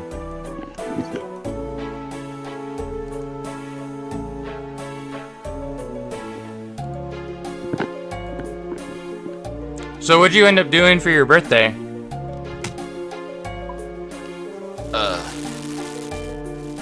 I don't even remember. Alright on, you must have had a lot of fun then. Yeah, I did something. I don't remember exactly what. I think I was working, being completely honest. Oh, I just thought you were doing a bunch of fucking drugs and that's why I didn't remember. No, I'm just messing with you. If only. Ain't that crazy. My job would wring my neck. Well, most jobs probably would, unless like you're a fucking rock star. Right. And even then, they get their next ring too for that. Or you're a fucking gamer girl on Twitch.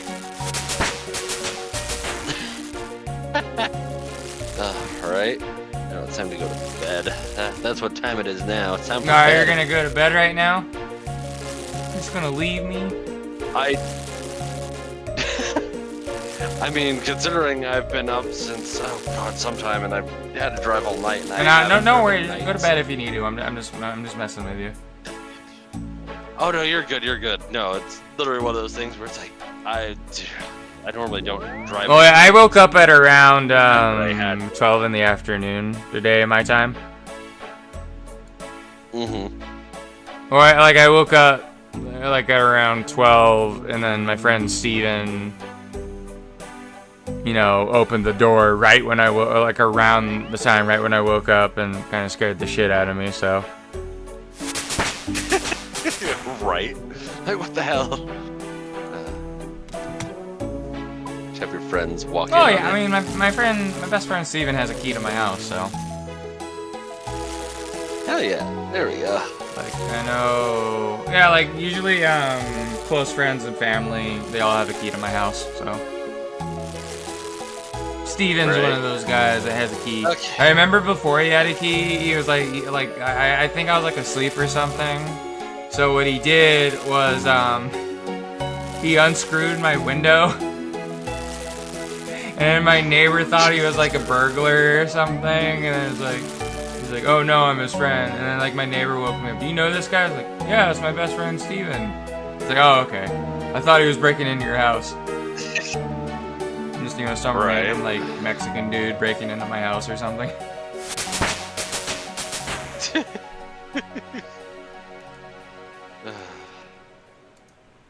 Well, there we go. I cooked another thing of 2,000 swordfish. Now I gotta fucking get them in a banknote and sell them again. Right. All right. Well, you have a good night, Heretic. It was good to see you again. Glad you're doing okay. Oh yeah. Yeah, I'm doing all right. You take care. All right. I'm gonna probably keep on streaming for a little bit more. You're good. All right. Later, Heretic. Bye. And there we go. It's just me again. Heretic's going to sleep. Alright, let's buy another thing of... Oh yeah, we were gonna see how much the raw lava eels cost. No, wait, let me see what level they are for cooking, though. Are they like... Is it a higher level skill required to cook lava eels? Swordfish is 45 cooking. I think it's 50 fishing to cook them, though. Oh, lava eels are 53.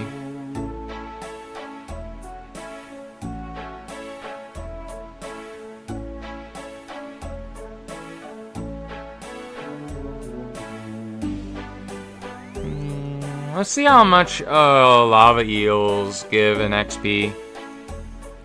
I wonder how much they cost.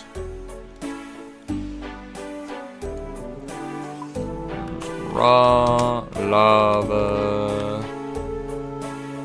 Did I spell it wrong?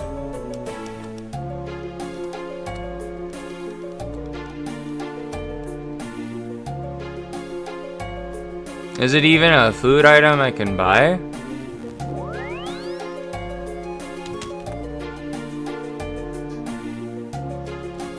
What if I just type lava eel?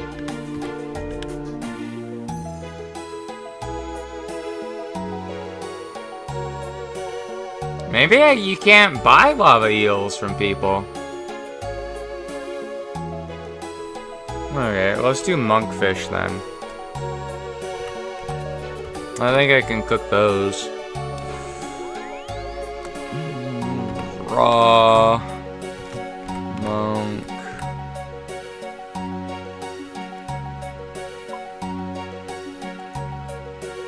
Oh no, I can't afford 1,000 of those. Maybe I can afford 500 of them?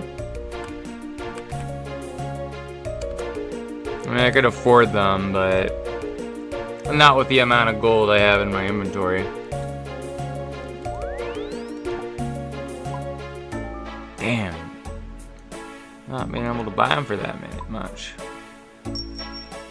Let's up the price a little bit. There we go. Alright. Let's cook these. See if that levels up our... Oops. See if that if we can level up our cooking a little bit faster if we cook these instead of swordfish.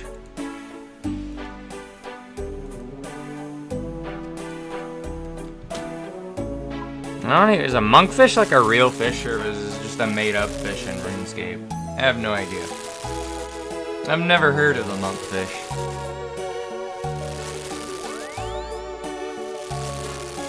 So how much XP are these giving me? There's 150. That's only 10 more XP than fucking swordfish. I feel like I just got gypped. Oh well, I'll just cook these and I'll just do swordfish from now on. Monkfish only gives 10 extra XP. It's not worth it. Just wanted to see if I could level it up a little bit faster, but apparently not.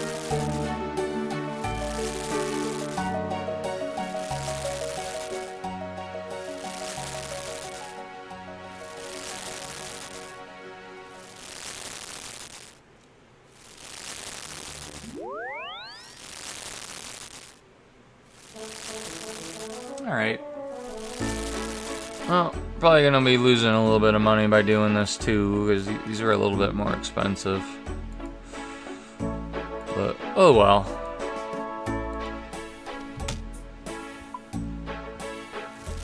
We'll just withdraw a little bit of money and just buy the swordfish again, the amount that we would need. But let's see how close we are to getting to level 79 cooking. We are a little over 1/4 of the way.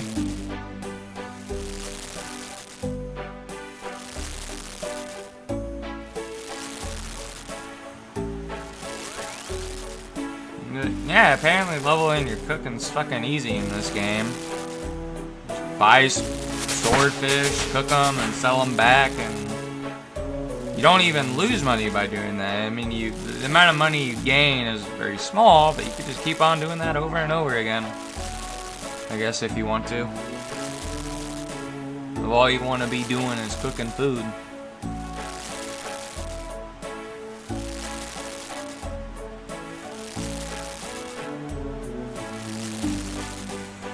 But yeah. I might, in a little bit, I might, heat up some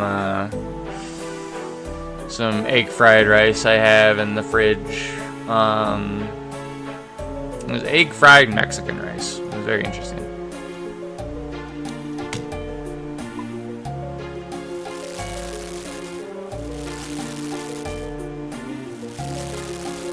I think I prefer the normal egg fried rice. I think with the Mexican rice, it tastes interesting, but it's not as good as normal egg fried rice.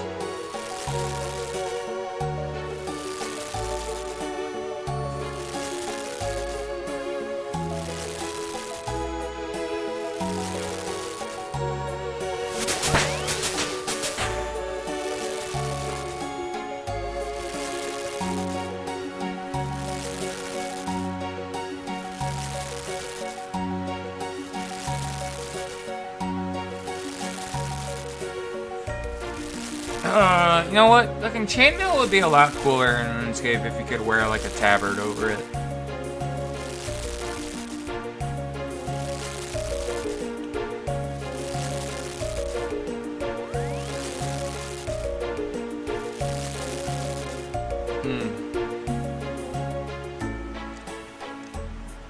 Oh, I think I know where I want to go if I'm gonna train my combat skills for a little bit.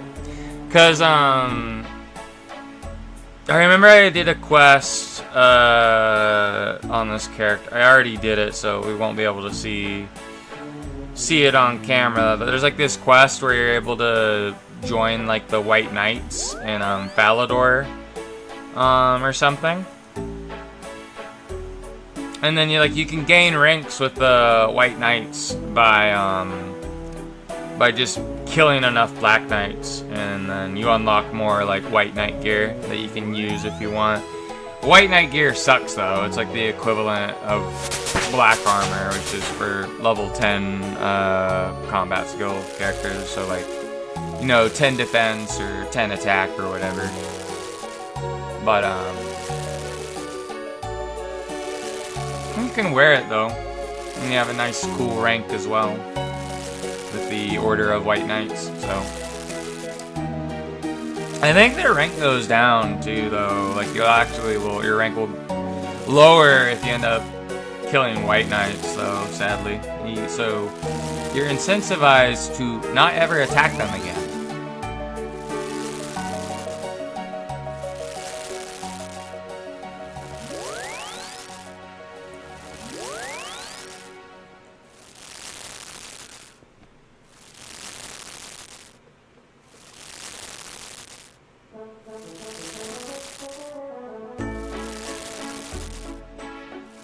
Oh, look at that guy that just fucking appeared. What the hell is that thing? No. Let's just pretend that's not there.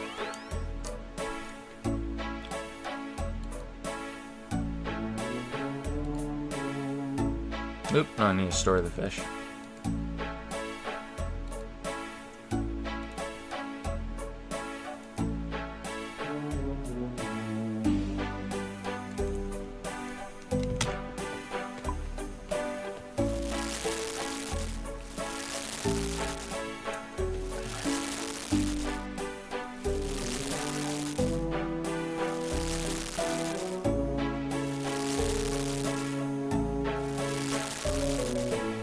How close are we now? 35. We're staying on the way there.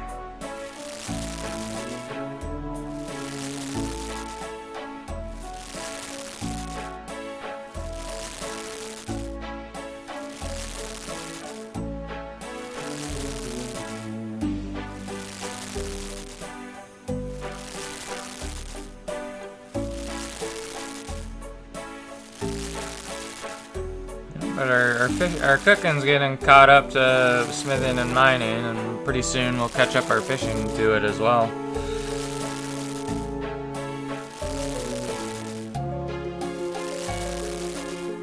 And then my total level now is here.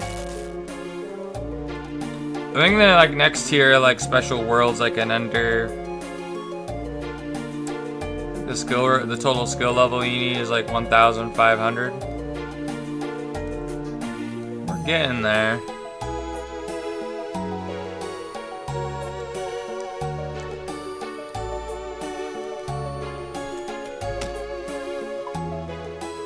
Man, it would be really interesting to like explore like the world of RuneScape in like VR. That would be really trippy.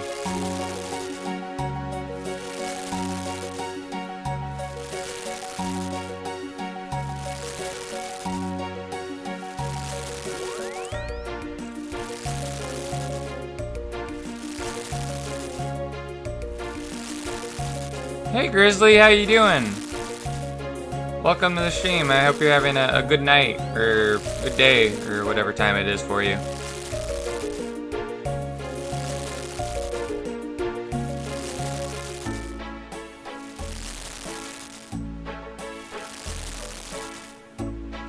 We're just leveling up our cooking skill. I think we started about almost 5 hours ago. Our cooking was at 73, now it's at 78. We're almost able to get to our goal to where we can be able to cook sharks.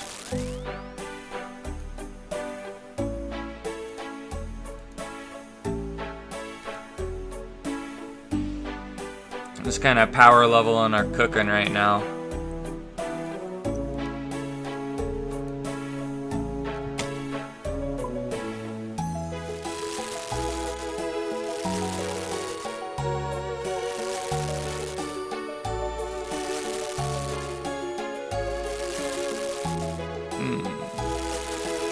They be early as hell, I'm out.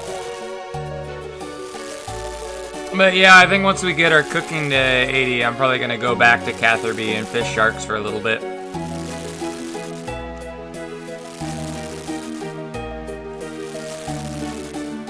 But so far, like, we've been able to kind of get a level an hour. I know the first level I got during this stream, I was already really close to leveling up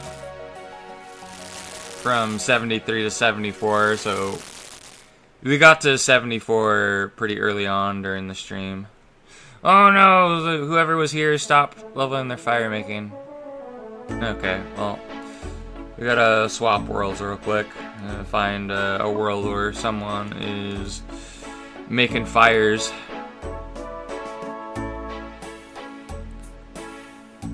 Here we go, baby.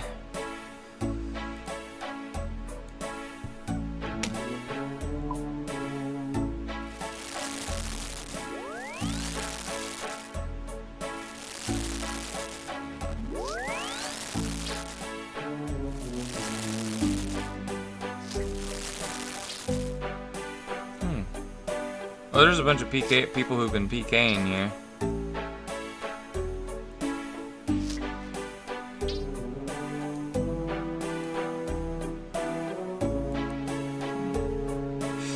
Let's cook another inventory full of monkfish.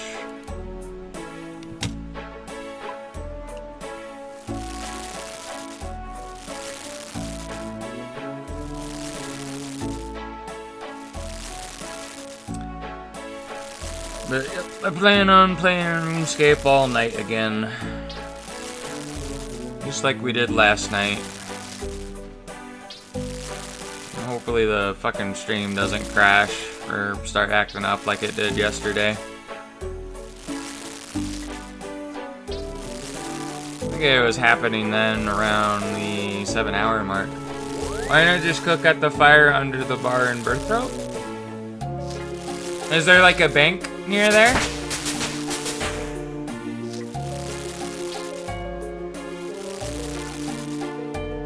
I mean, if there's a bank under the bar and near the thing, that'd probably actually be a pretty good idea. Oh, right on. Well, thank you for telling me that, Grizzly. I'm probably gonna stick here for now, but if I do that in the future, I'll probably do that. Thank you for letting me know. Oh, nice. That's fucking great. Thank you so much for knowing that. Like, I've played this game. Like, this was the first MMO I ever played back when I was in middle school, and I'm still like a huge noob.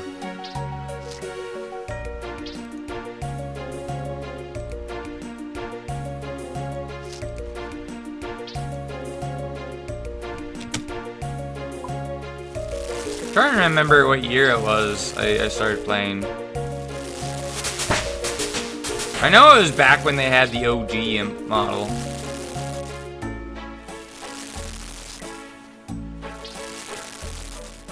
But I think it was... I didn't play back when RuneScape first started, when the graphics were more archaic than it even is in old school RuneScape.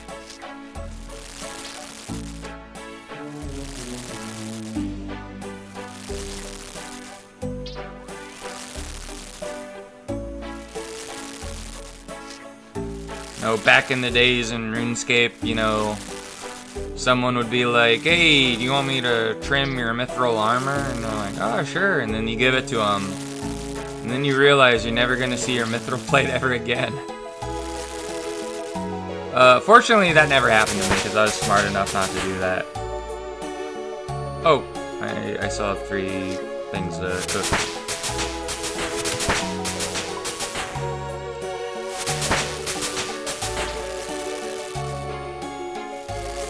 I think when I started playing RuneScape, I don't think hunting was a skill yet.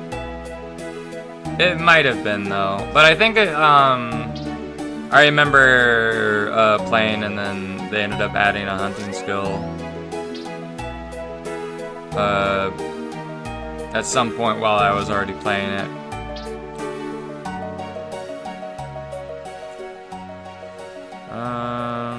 Oh, those are the raw ones. Okay, I thought for a moment we ran out of raw monkfish to cook.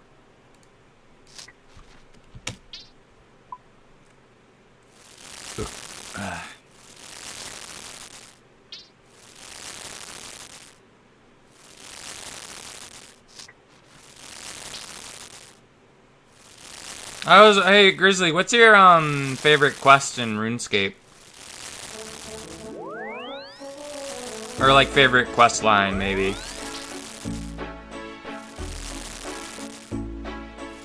Because I know my favorite quest line. I think there's really only 3 quests that I think involve it, from at least as far as I'm aware. But it's like the Demon Slayer quest, and then there's a quest you can do outside in the desert called the Golem. And then there's kind of like, and then after that one, there's like a part 2 to Demon Slayer, or whatever. Oh, you don't really like quests? No worries.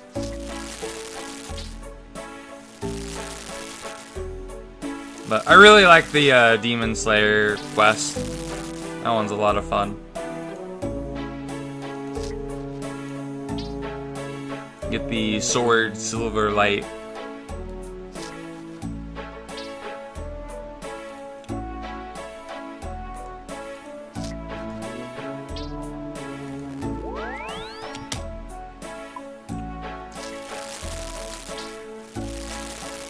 What's your favorite skill to level up in RuneScape?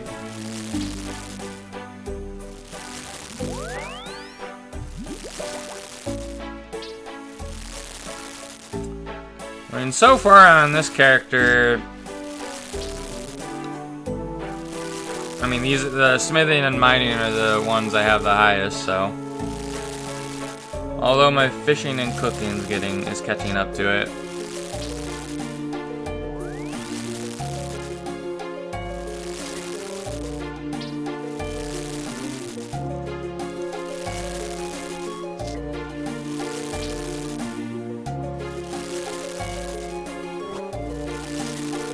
Wood cutting? Oh yeah, that's a fucking classic. That was probably the skill I leveled the most back in the day. I've just cut trees. I only ever got to the part back when I was a kid. I only ever got to the part where I could cut the highest tree I could cut were the yew ones. I never got to the point where I could cut the magic trees, sadly. I mean, like, back then, I could never afford the dragon hatchet either. But I know where I usually go to woodcut on my character right now is on the Fossil Island.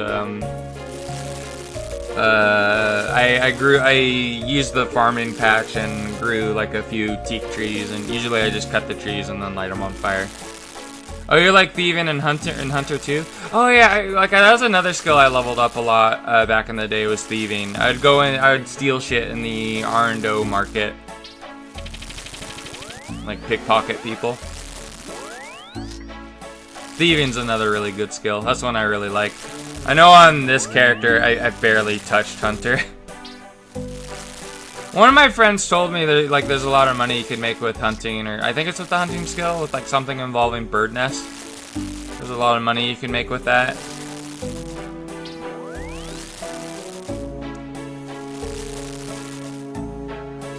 Nice. Yeah, RuneScape's a really good game. It's definitely standed the test of time. Oh yeah, the Arndo Knights. Yeah, I remember pickpocketing them as well. Like I remember there's like this NPC in Varrock, he's like the guard captain. And then like you could be like, oh, I want to join the Varrock guard, and he's like, oh, you do? Well, I see you have like level 50 thieving. I don't think you deserve to be a guard. Yeah. Man, I miss those days. I mean, one of the things I like about RuneScape is how fucking ruthless people are in the game as well. It's like, don't trust anybody in RuneScape. They're probably gonna try and, like, scam you somehow. That's part of the charm to RuneScape, is how, like, how ruthless people will be and, like, try and take advantage of you. It's like, hey, wanna follow me here in the wilderness? And then it's like, oh, sure. And then, like, you get jumped by, like, 5 people.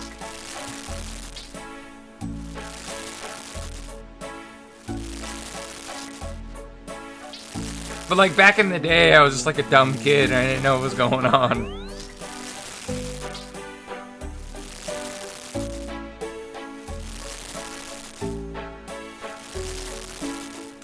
I'm 30, I'm 31, I'm gonna be 32 in November. I forget when, I think I was like either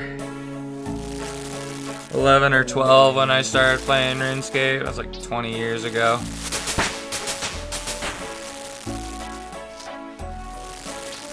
Yeah, I remember joining a clan back in the day. I usually just play this game by myself nowadays, though.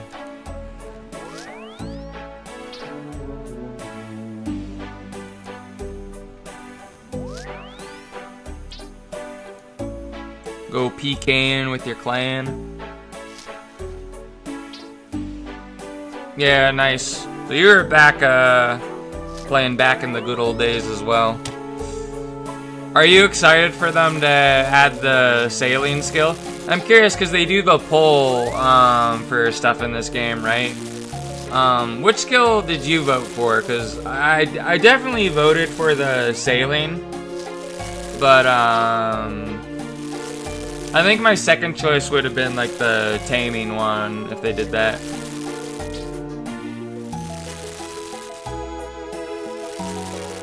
Yeah, right on. Yeah, I wish more games had like naval stuff. I'm glad they're adding the sailing skill. Hopefully they add it sometime soon. Like, it feels like it's been in development for a long time.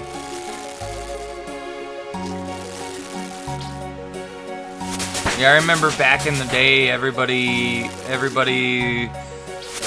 you know, would, like, you know, you'd see Zezima log in, it's like, oh my god, it's Zezima. And I remember, like, I remember liking these, like, watching these videos, it was, like, called, like, Tanoob Show. Those are pretty funny videos. I don't know if you remember those, or if you saw them. Zezima, you know who I am. Zezima, or whatever the song was. Like, the whole fucking Tanoob Show thing was pretty funny. He, like, looks like the default RuneScape character, you know, like, the shirt, the green pants, bald with the beard. I know my cousin looks like the default RuneScape character in real life. He's, like, bald and has a beard. Oh no, I accidentally moved. Go back here. I wanna cook the monkfish.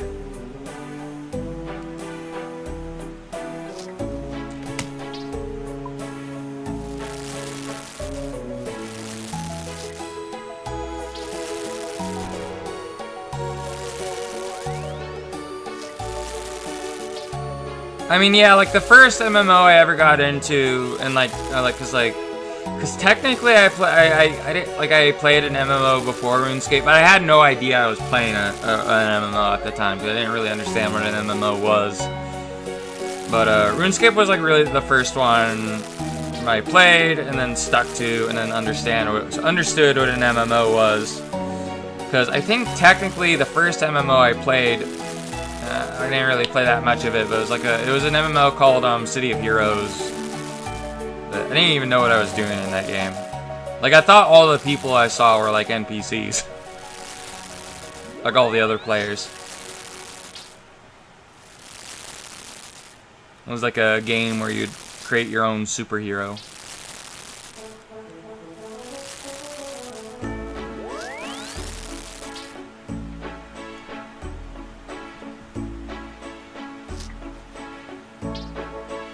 Alright, oh yeah, see, that was the music back then. I'm trying to remember all the bands people listened to back then. Like you had like a System of a Down. People would really like listening to them. What was the other one people might like to listen to a lot? Like 3 Days Grace, Linkin Park.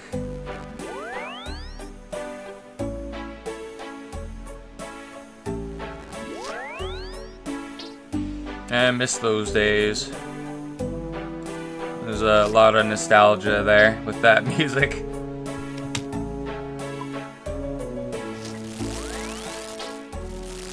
Oh, American Rejects.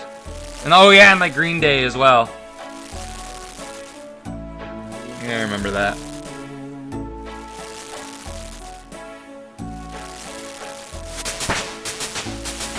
I know, like, me and my best friend Steven, like, most of the time when we listen to music, like, nowadays, we listen to a lot of, like, Foo Fighters. We still like System of a Down and then also, like, Surge.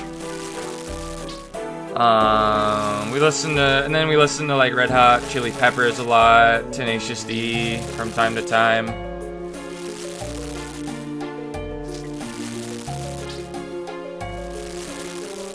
Pretty good stuff.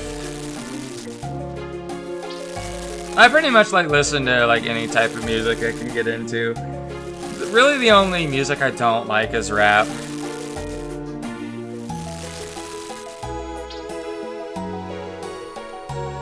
Just rap isn't my thing.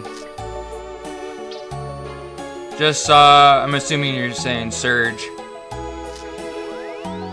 on GMM. Cool. Yeah, I like Surge's music.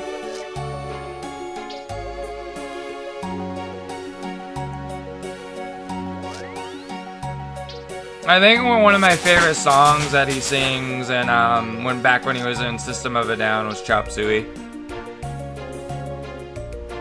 And then I recently found like a music video a rendition of the song of Chop Suey, but it was like sung by Miku, which is kind of funny.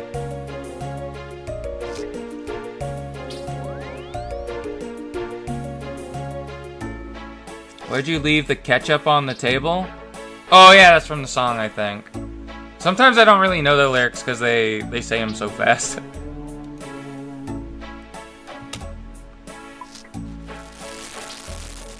Because he wanted to. Or whatever, I don't know.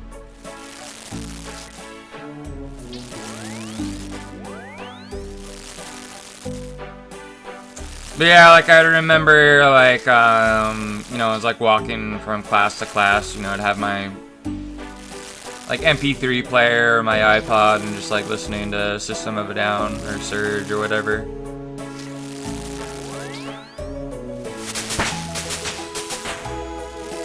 It was good music. That was back in the day when music was way better. Like, so when I was, like, I really liked, so, like, when I was in elementary, like, I really liked the music from the Sonic Adventure games, like Sonic Adventure 1 and 2. I remember when my friend Reggie makes fun of me and calls it, like, butt rock or whatever. The Sonic rock music, he calls it just butt rock.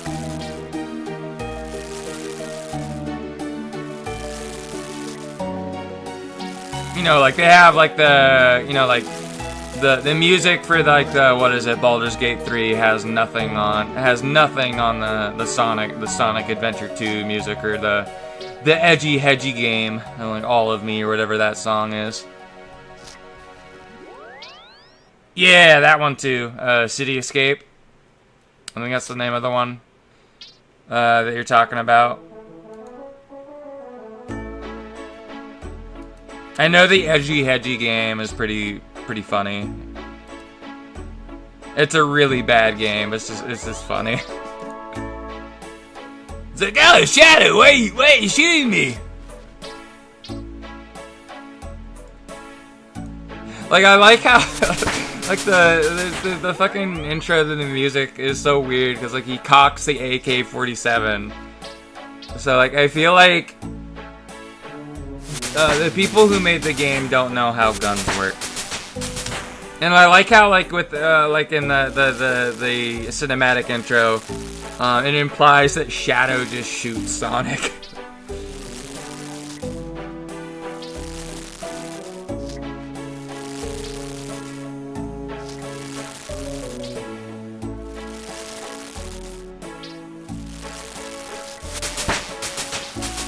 Oh, are we almost done cooking the monkfish? I don't have a full inventory of them, so this might be the last of them.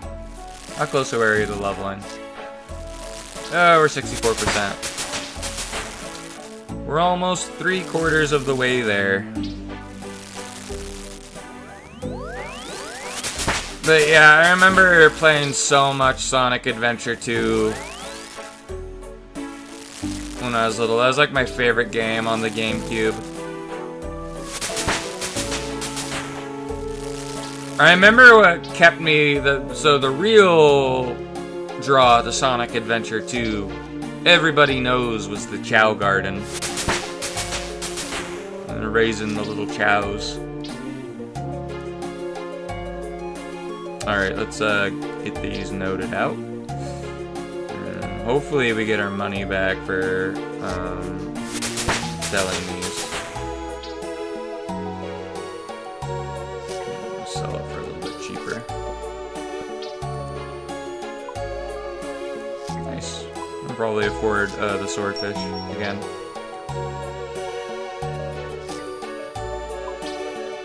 But, oh man, the one thing I really liked about Sonic Adventure 2 is, man, Eggman is so fucking cool in Sonic Adventure 2.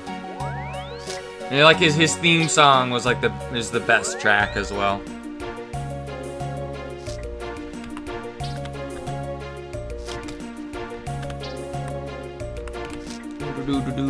Time to buy the swordfish.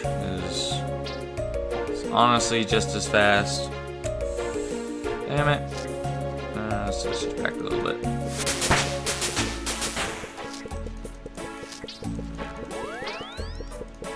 Hold on a minute, I can do this.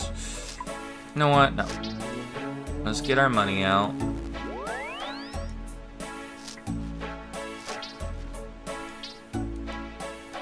Buy 2,000 swordfish because I done goofed and wasted my time buying monkfish, thinking that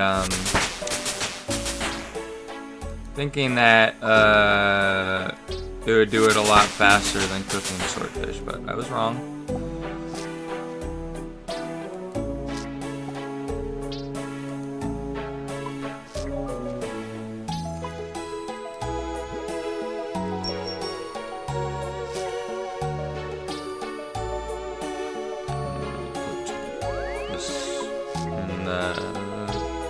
Cooking tab. I can start cooking again.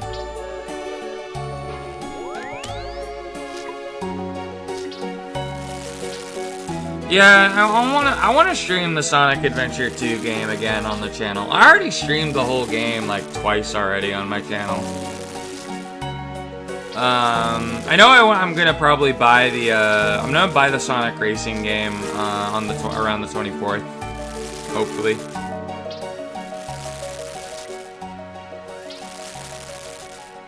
The Sonic Racing game, Sonic Racing Crossworlds looks pretty fun.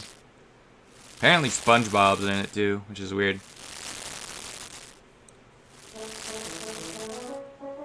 It's gonna be pretty surreal, like, you know, playing as Sonic characters in Bikini Bottom. And I thought, like, how can Sonic even be there? I know Sonic is known for not knowing how to swim. Is he gonna like have like a? How's he gonna survive in Bikini Bottom? He's gonna be like deep underwater. He's gonna drown.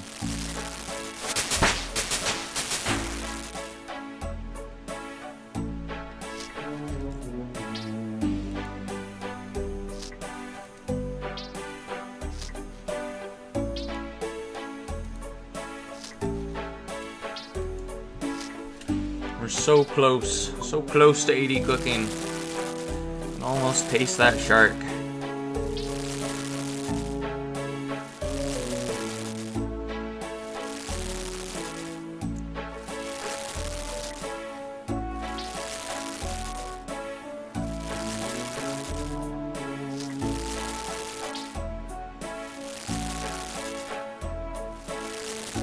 But I am looking forward to tomorrow. I'm gonna probably go back to playing Legend of Zelda: Ocarina of Time. Try and get through the water temple this time, or see if we can complete it. Hopefully I'm able to start the stream at the normal time tomorrow, which is around 3 p.m. my time, or 3 or 4.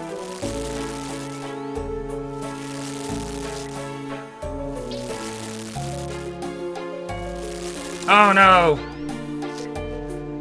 Oh, damn it, I gotta switch worlds again.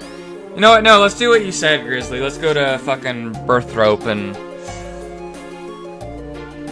cook there so we don't have to switch worlds all the time. Alright.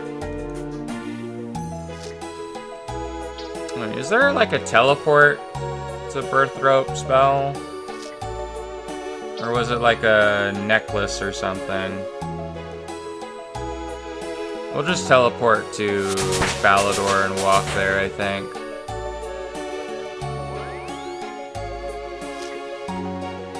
I forget what the item was that...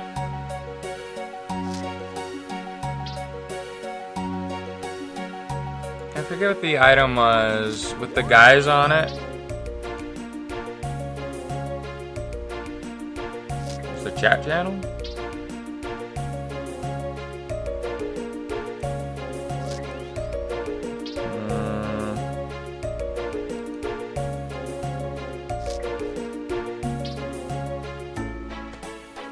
The bottom of your inventory. There's grouping. There's teleport.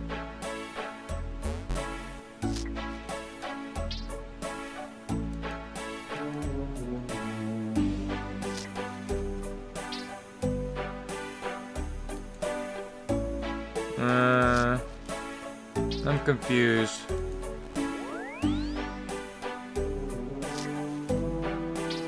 There's an arrow down.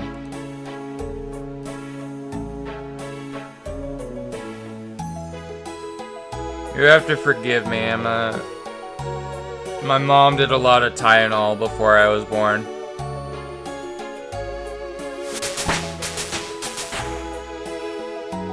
Oh, go back to grouping.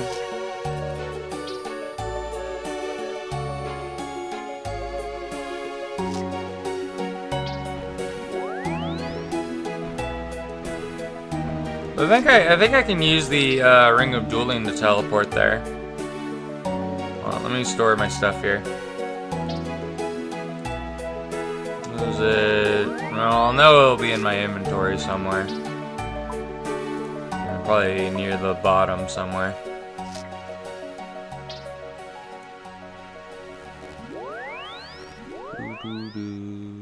Is it this one? No, it's just a sapphire ring. It might have been the games necklace. The games necklace? We'll just grab both. No, it was the games necklace. There we go, I remember. There's a teleport to Birthrope and the grouping thing.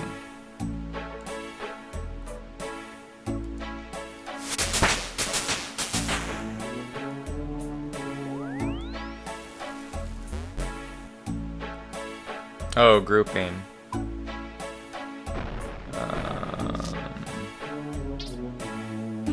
Oh no, it's just PvP arena. Oh, select activity. Birthrope Games Room.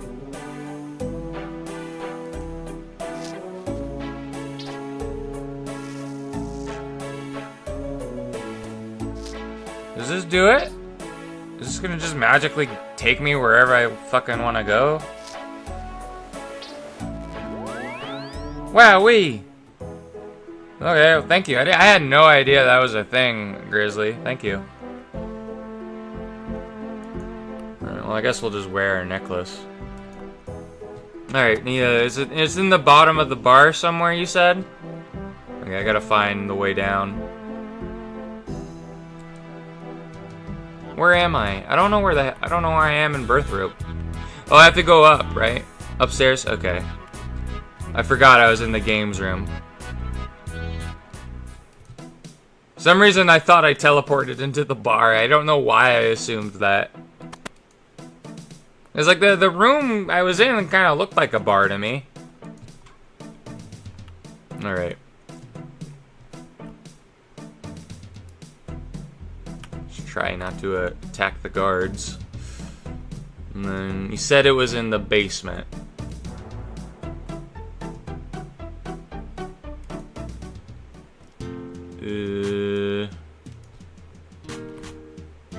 So, there's bank here. And, oh, there's the fire. Okay. Oh, right on. Oh, this is perfect. This is a lot easier to do. Okay, well, the only downside is that the Grand Exchange isn't like right next to it to where I can sell the raw fish. But oh well.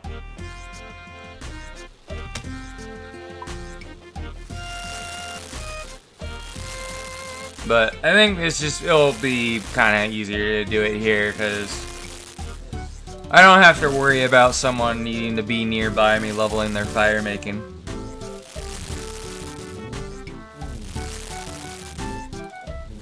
Oh yeah, this is like the thieving area. I see the guy with the thieving skill cape there. The thieves then.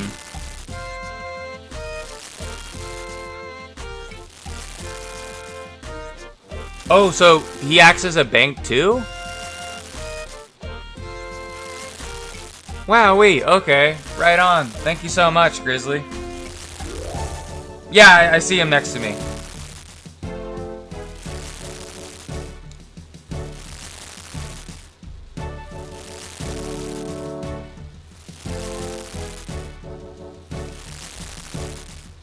Right on, we're moving on up in the world like the fucking Jeffersons, baby.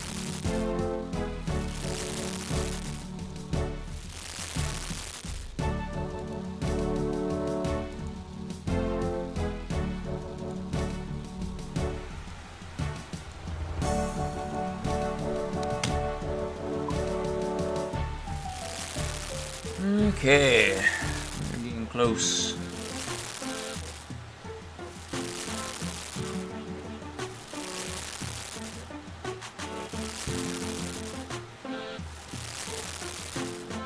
Look at all these swordfishes.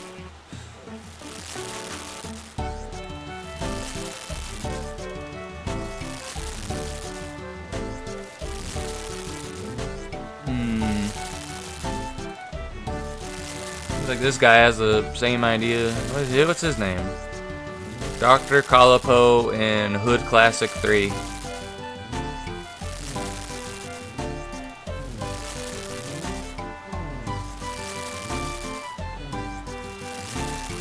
I'm gonna drink some more of my drink.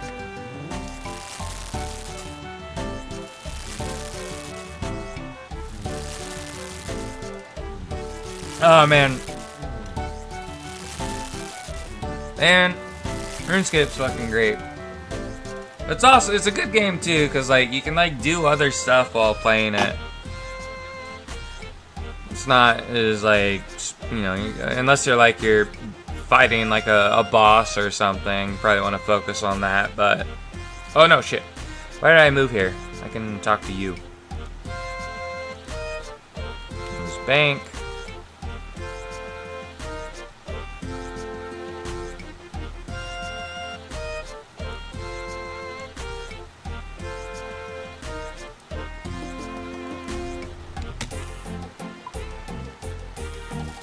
But like just recently I've been doing a lot of stuff, like while I've been working on stuff.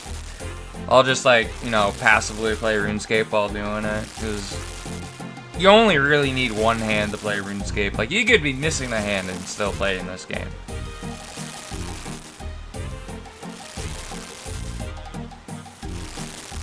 Yeah. Yeah, RuneScape's just a good chill game. Chill and relax game.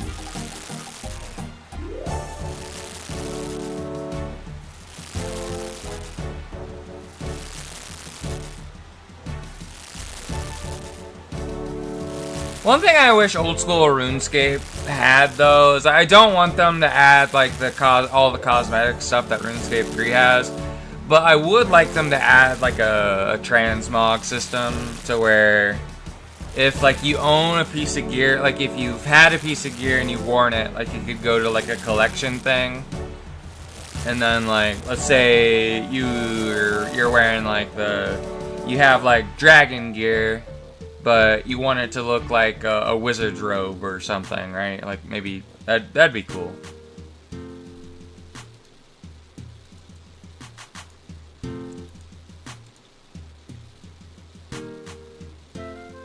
Or like have the ability to like hide your helmet or something like that.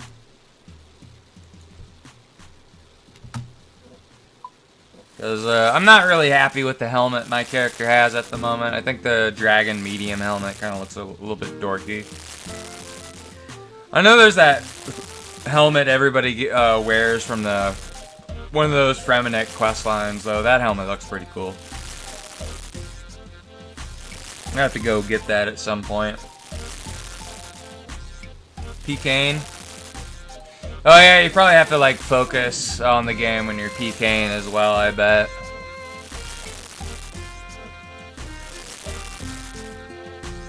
The Netzanaut helm? Is that what it's called? Because I'm thinking of the white helmet that has like the wings on it. I always thought that was from the Fremennik quest line or something. Or one of the Fremennik quests.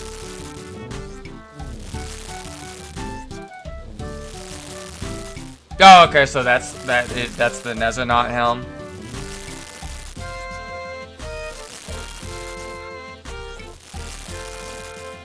I know one of the armor sets I'm trying to save up my money for, just because I think it looks really cool, is the Bandos armor.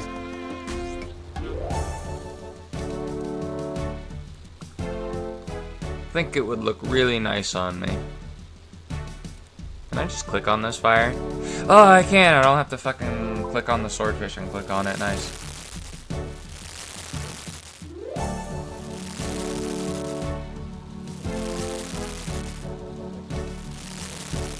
But I know the way I got my smithing so high, Grizzly, is I just smith cannonballs over and over again.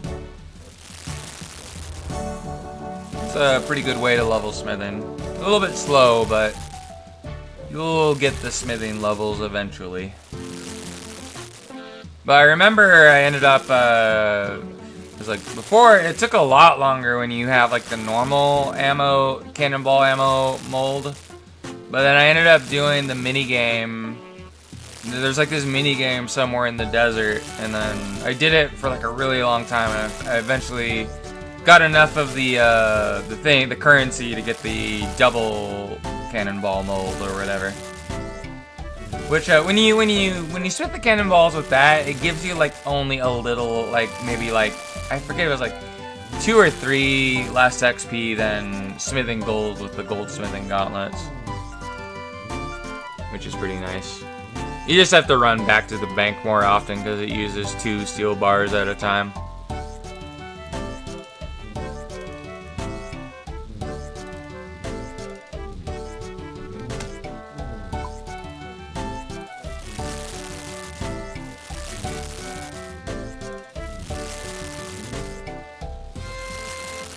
But that was what I ended up doing when I was trying to get to those final levels to get my smithing to 85. Because first I got my mining to 85 because I wanted to be able to mine rune.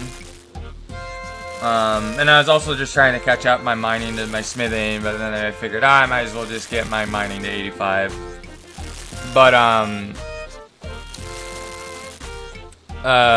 what was it? I ended up getting like so much fucking gold ore and like coal and stuff and adamant and mithril by leveling mining though, because I was leveling in the mother lode mine. Because I didn't even know about the mother lode mine until recently, like a few weeks ago, because my friend Steven was just showed it to me.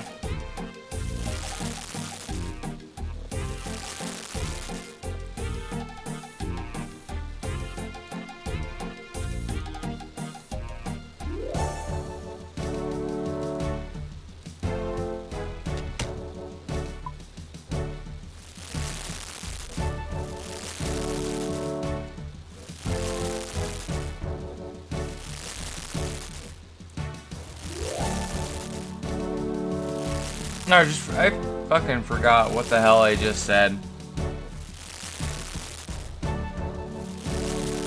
It's bothering me. It was only like 15 seconds ago and I forgot what I was fucking talking about.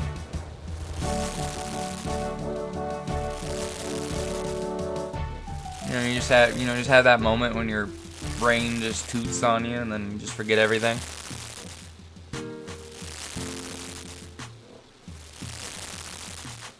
Oh, mining, right. But yeah, when I got done mining, I forget how much fucking gold ore I had. I think I had around, I mean, I could always check by looking in my bank. We can do that real quick. We'll do that once we turn in these swordfish. So, when I got done, yeah, I had at least this much fucking gold ore by the time I got my mining from...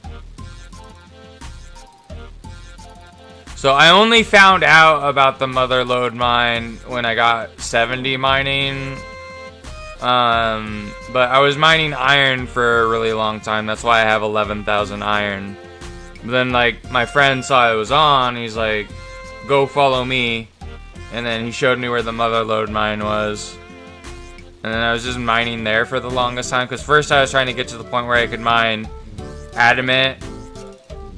And then my autism was like, no, let's go for when we can mine runite. So by the time from 70 mining and then starting to mine in the mother lode mine from 70 to 85 mining, I ended up getting a little over 7k gold ore just to smith. And then that gold ore only like got me like up 1 or 2 smithing levels. Alright, let's store our swordfish. Where's the... there it is. But I know at some point I'm probably going to go back to the mother lode mine. Because I didn't realize how long it took for fucking runite to respawn. Because I checked out the mine underneath the Heroes Guild last night when I streamed this last time. I didn't realize it took like a fucking hour for runite to respawn, and not only that, like you're just competing with like everybody else to mine the runite at that specific spot. I guess like everybody goes underneath the Heroes Guild to mine runite. So if I want to like mine specifically runite, I should probably go somewhere else where less people go to, I guess. I don't know, it's probably all of them are like heavily populated. I think it'd just be better to try and get runite just from mining in the mother lode and then just getting that 1 or 2 runite. You know, after filling the bag fully. After putting it all in the filter and getting it, or whatever. But yeah, the mother lode's a pretty good place to mine, apparently.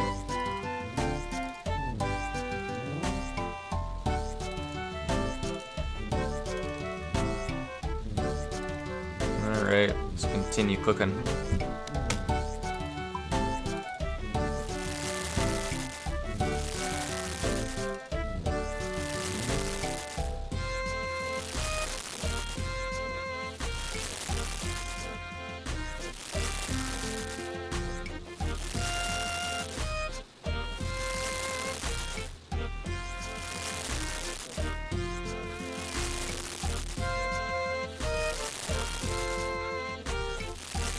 Alright, we're very close to 79 cooking.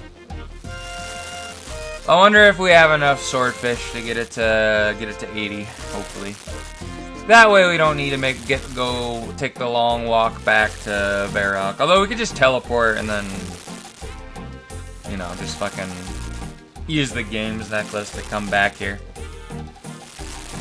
Or something. Or we can just use the thing with the group finder thing.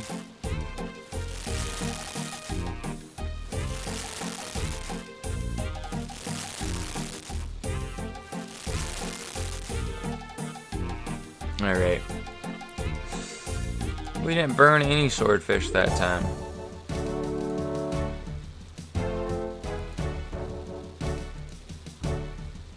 I need to like get used to just clicking on the campfire because I don't need to click on the swordfish and then the fire.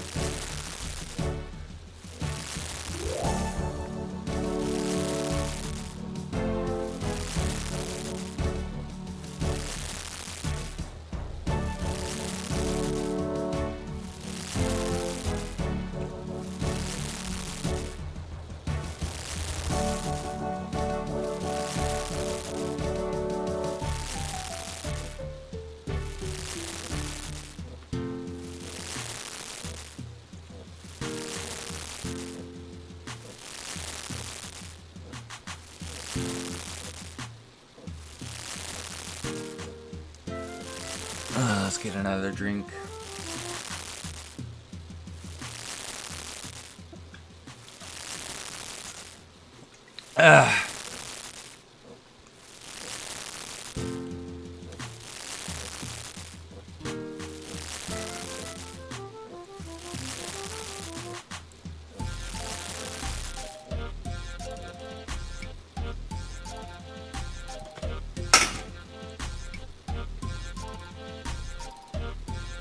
Alright. Go and stick my swordfish up this dude's ass and then take all the raw swordfish out of his butt and start cooking again.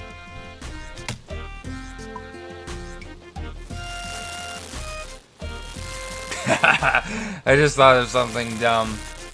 I don't know if a GM would ever let me do it. It would be funny, like imagine like, you know, a GM for a TTRPG was like, oh, I'm gonna basically give you the effect of any uncommon magic item. And it's like, oh, I want to have the ability of a broom and have the ability to fly. And it's like, what do you want, Cow Cow? I want my butthole to work like a bag of holding. It's like, wait, what? I mean, okay. And then basically just the party, whenever they need to store all their equipment, they just like put it up your ass, you know? Be able to smuggle anything anywhere.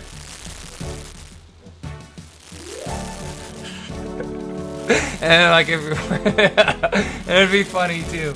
It's like, imagine like, because the one thing you don't want to do is put a bag of holding inside a bag of holding because bad things happen. So like, imagine someone does that, like they just stick a bag of holding up your ass because your ass is already a bag of holding, and then like you just your fucking. It just tears open your ass, it like rips and tears your asshole to another dimension. That's so dumb. That's so great. I gotta fucking try it.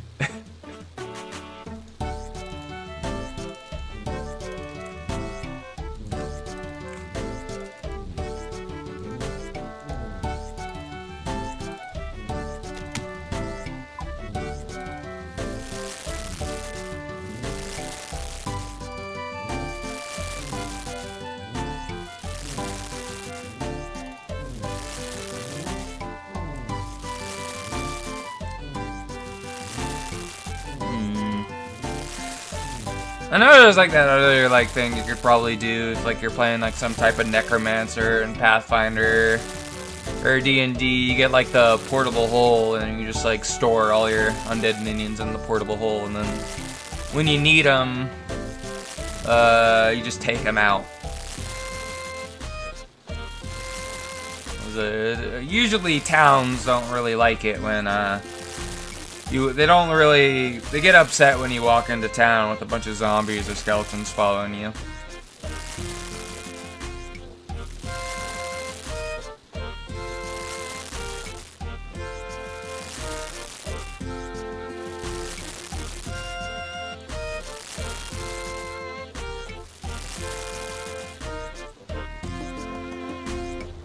Alright.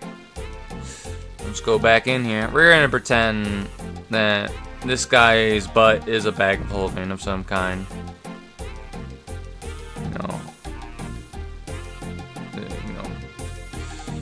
His ass is, like a bank. You just always gotta make a deposit.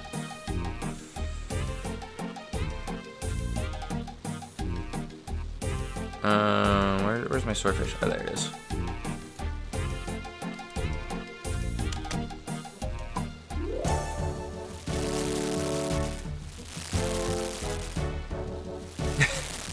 That'd be funny to get like some artwork done of that as well.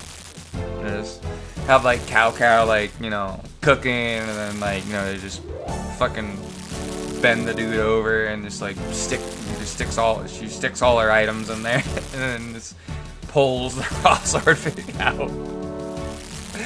If I were to like make a little short comic, if I could hire an artist, like a short comic of doing that, I'd probably hire my friend Bino to do that.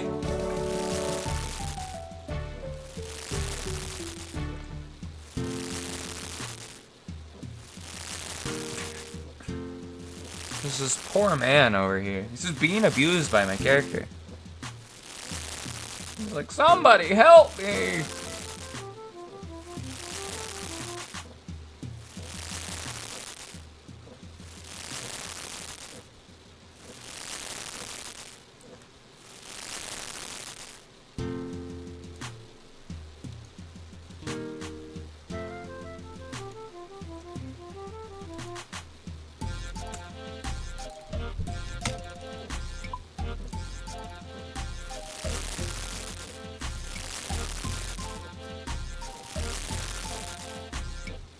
Man, close! So close!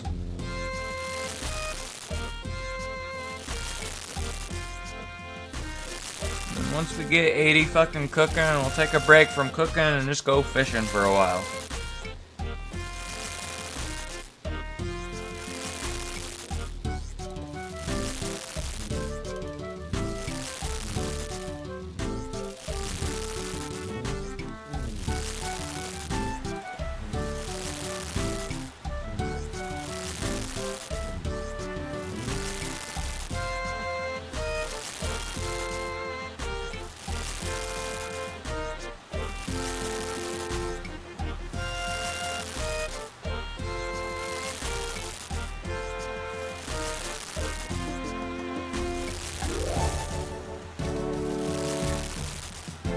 Damn! Okay, I'm gonna shove this swordfish up his ass and get some more. We'll level up this time.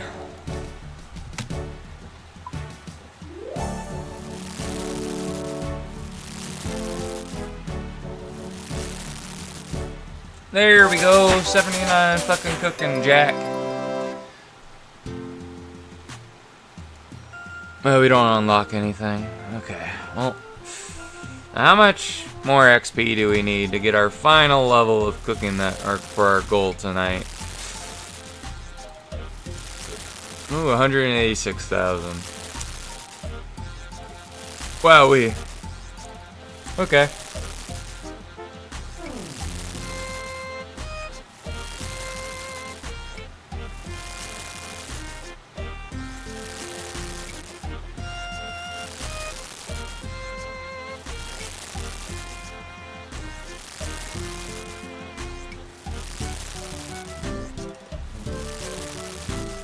Man, that's the sad thing about, you know, them figuring out Tylenol was the cause of autism.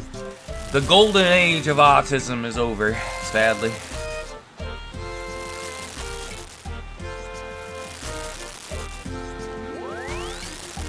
Soon people like me are just gonna be a lot more rare. We're gonna be a dying breed. There'll be no more autists, sadly, eventually. And then people like me will disappear. You know, like, you know, there'll be like, you know, like 500 years in the future, there'll be like, you know, like an autist would be like a mythical creature. You know, it'd be like elves or like gnomes or dwarves. It's like there's an ancient race, an ancient weird creature called an autist. They're a race of idiot savants, and they could be hyper-focused on things.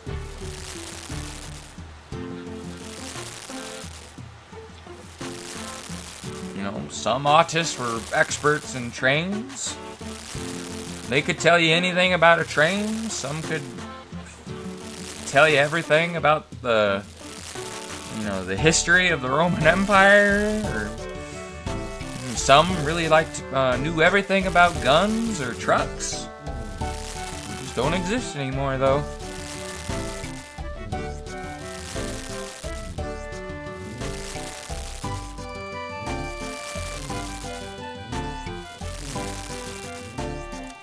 Some artists just were obsessed with going to Mars.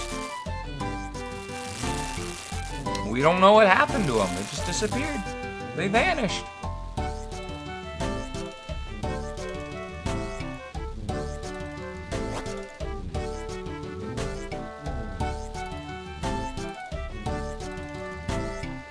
Oh, who's this fucker? There's some random fucking pirate. Leave me alone.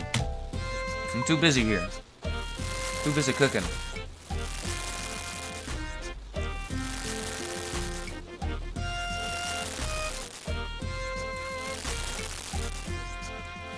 You're ignoring me, cow. How dare you? Yeah, fuck you, pirate.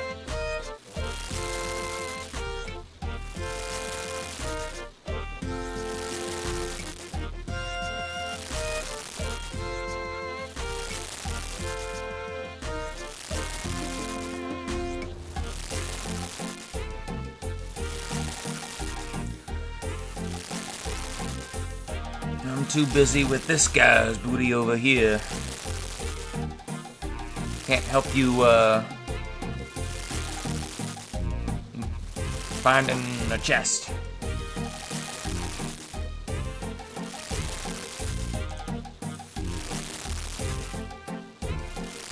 Hi-yar!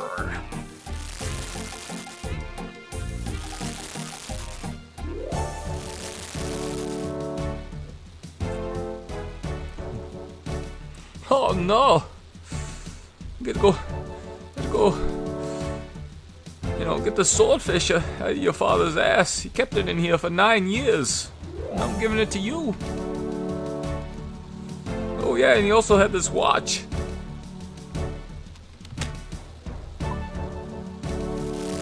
No, sorry, I was too busy watching the Spice Girls.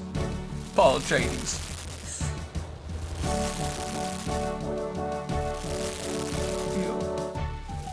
You know, me, Christopher Walken, I'm the one who actually did 9/11. The Twin Towers looked at me funny. I just decided they had to die. They had to fall over. Because I'm Christopher Walken, I do whatever the fuck I want.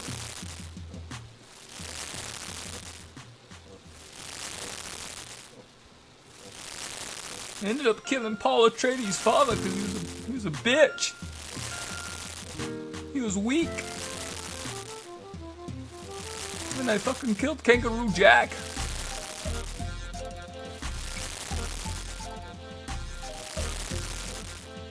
No one can stop me.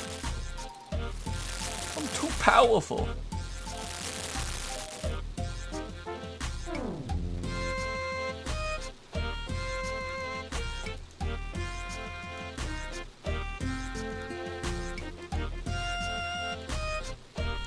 Alright, let's continue cooking swordfish and stop pretending to be Christopher Walken for a bit.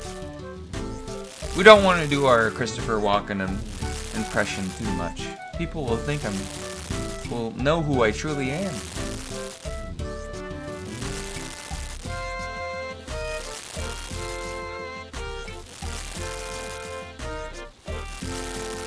You know, Christopher Walken, I just love his voice. I remember I looked up how to do the way I figured out how to do a Christopher Walken impression. I actually looked it up how to do it. It's weird because you have to kind of do something similar to trying to sound like Kermit the Frog in order to sound like Christopher Walken. It's like a slightly altered Kermit the Frog. And then once you do that, you can sound like Christopher Walken pretty easily. That's the trick.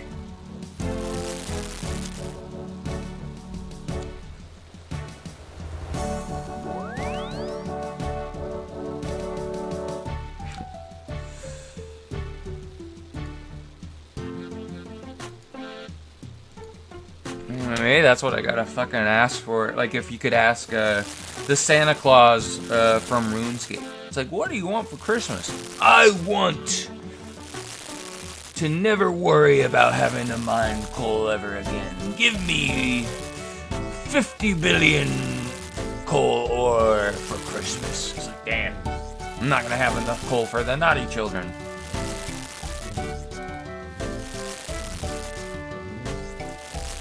And then he just runs out of coal.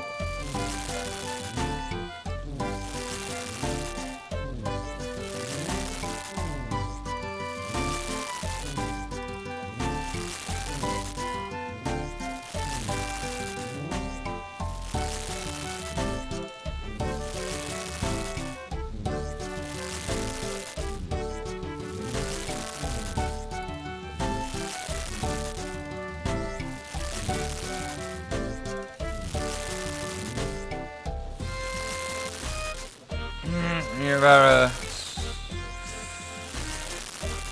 Oh yeah, we've barely gotten to this level. I was like, how much XP did we get? And I'm like, oh, we were like, the amount of XP we required was like around 170,000. It's like thinking, how much did I have? I think I started somewhere in the 1,800,000 part of the level, so, or with that amount of total XP.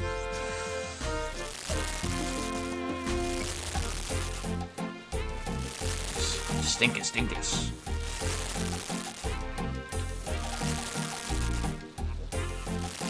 I wanna smell Miku's stinku.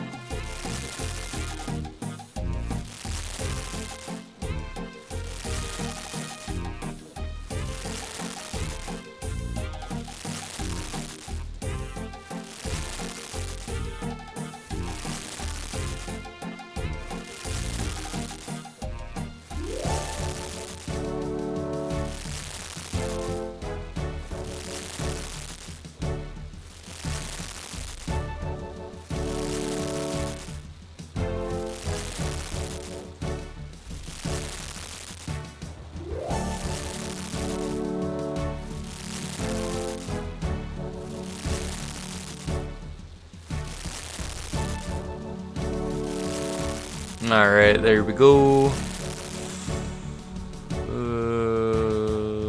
We might be able to get another full level, but we might be missing it by a little bit, I think.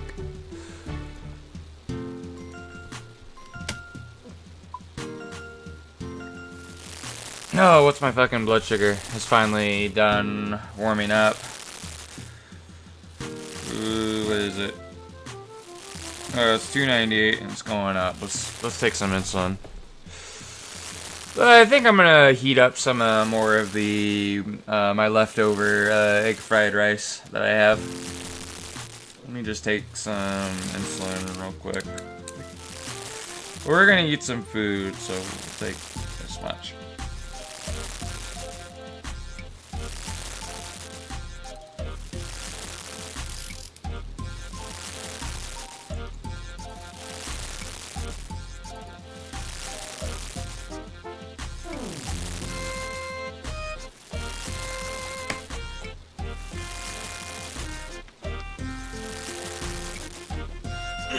Alright, be right back.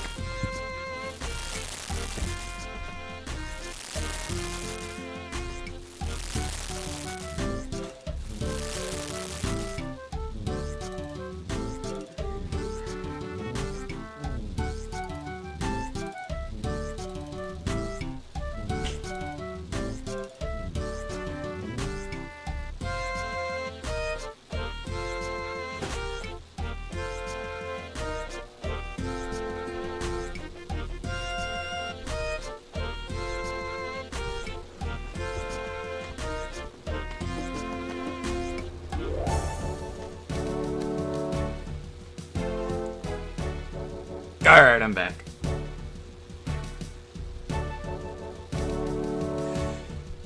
Cooking my egg fried rice, and it'll be done in 2 minutes, and then I will go and retrieve it. And then I'll wait a little while for it to cool while we're cooking the swordfish here in the game.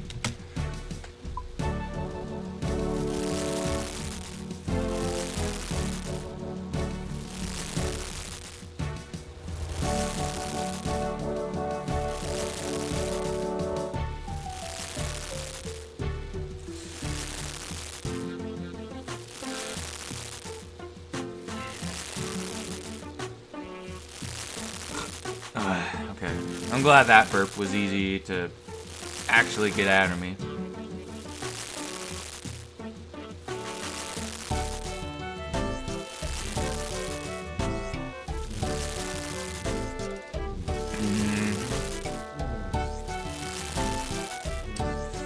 I think while my medicine is... Oh, not... No, sorry.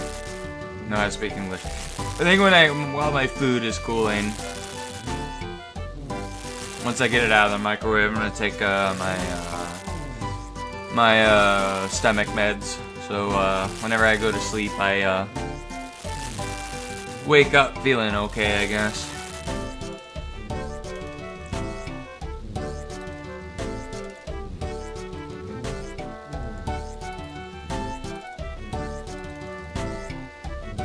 But what day is it now?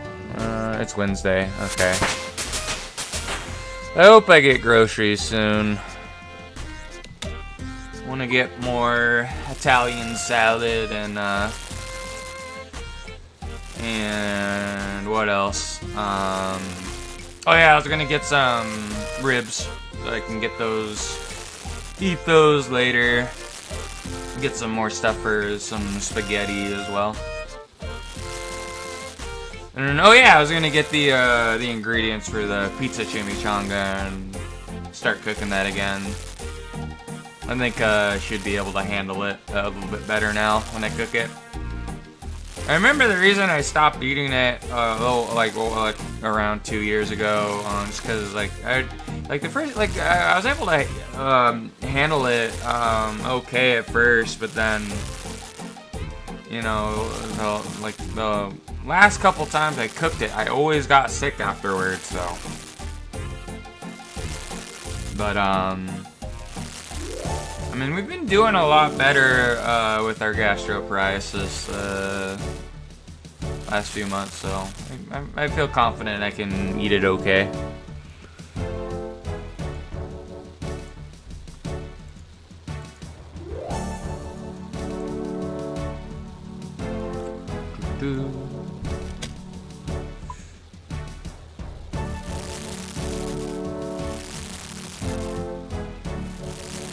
Very curious to see how much cooking XP cooking a shark gets you.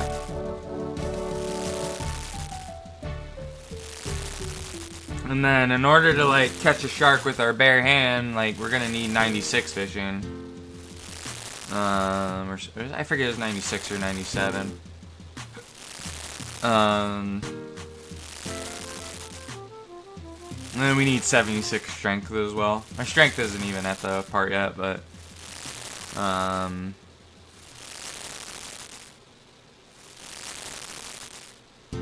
I mean, if we ever get like kind of bored of fishing for too long, we can always level up our combat skills for a little bit. We'll level up our strength to 76. That way, once we get, we'll be able to pull those sharks out of the water with our bare hands, right when we get the fishing level for it to be. Or we'll just do the strength afterwards. Who knows?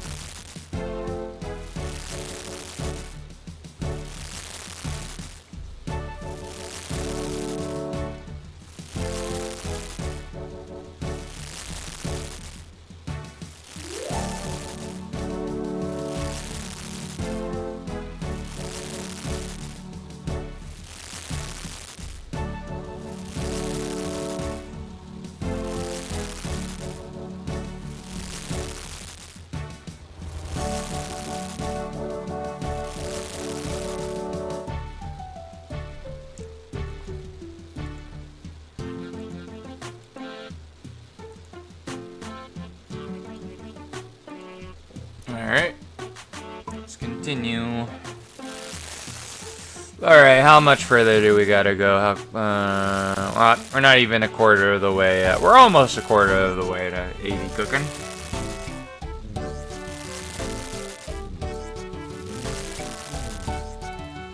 Alright, we've gone 6 hours of playing RuneScape tonight. Let's see how much longer we can go.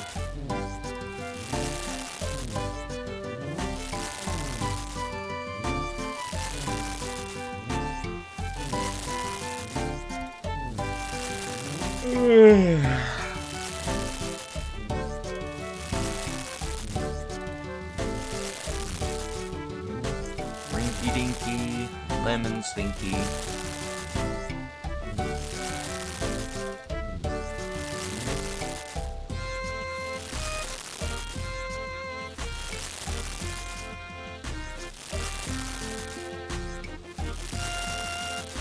Alright, I'm gonna store this fish real quick. I need to do something on the with Streamlabs real quick. I wanna listen to some music other than the fucking RuneScape stuff. Let me mute the desktop audio. Then application capture device. Where's RuneScape?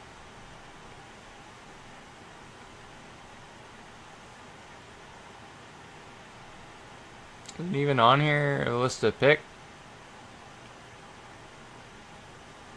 It might not be. Nah, I'd have to fucking reopen, I think, Streamlabs. It's annoying.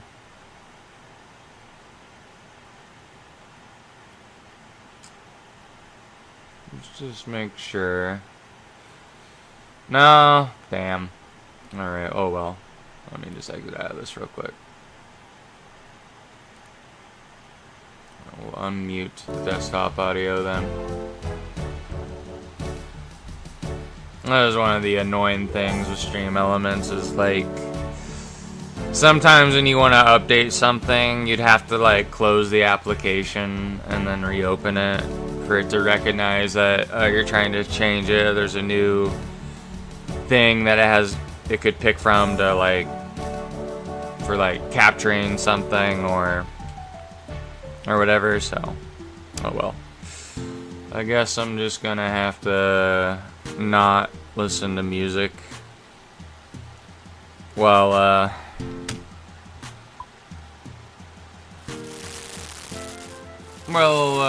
getting this final cooking level. Oh well.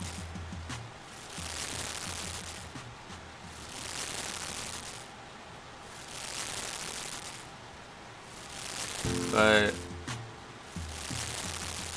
I probably got anywhere between like maybe 2 hours at most left in me to play this tonight. But I need to try and get to bed. It's like 2 in the morning here.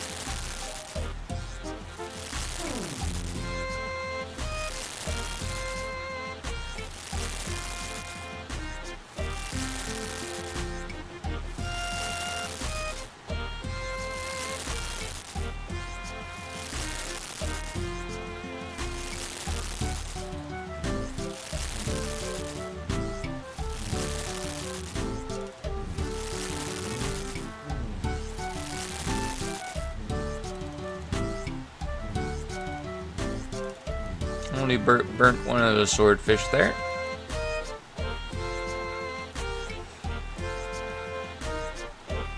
Oh, that other person just left. I'm not here anymore cooking with me. It's me here all by myself.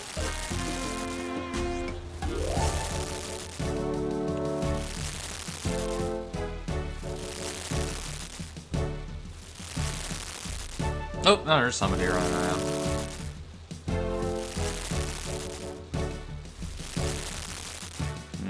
It'd be a little bit annoying if we run out of swordfish before getting to 80 cooking, but oh well.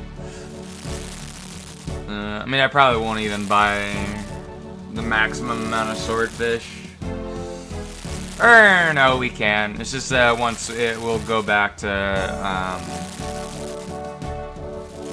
the Grand Exchange and just sell back the raw swordfish that we don't need. And go fishing for shark.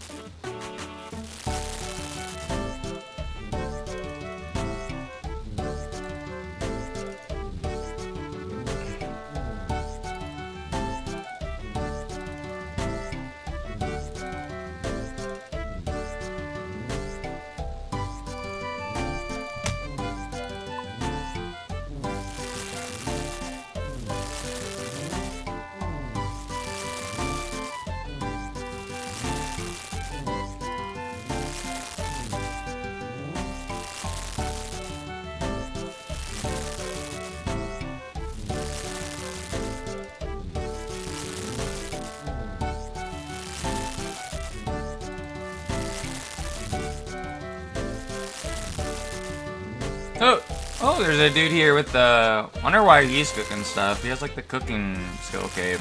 It's weird. Maybe he's wanting to be the guy in first place in the cooking high score or something. He just loves cooking that much. I bet you he's like a fucking bot. Let's see his name. Maybe not. 5 Rush looks like a normal name. He's level 3 though. He must be just a dude that wants to level skills. A pure skiller.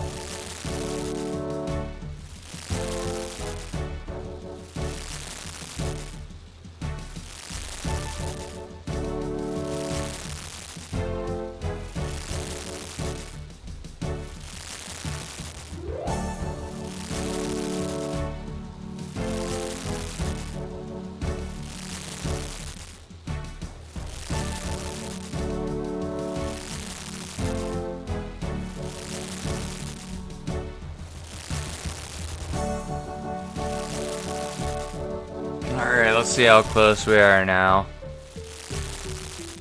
32%. Alright, we're 1/4 of the way there.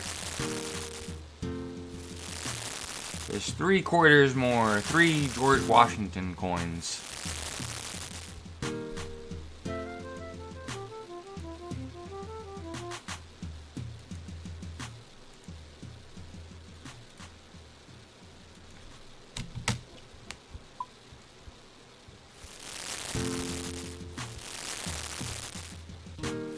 Oh wow, what's that shield that guy has? I can't even see.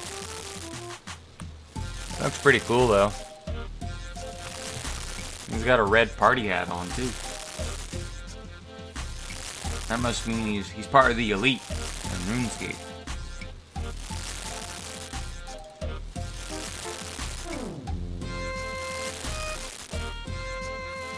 The RuneScape 10%.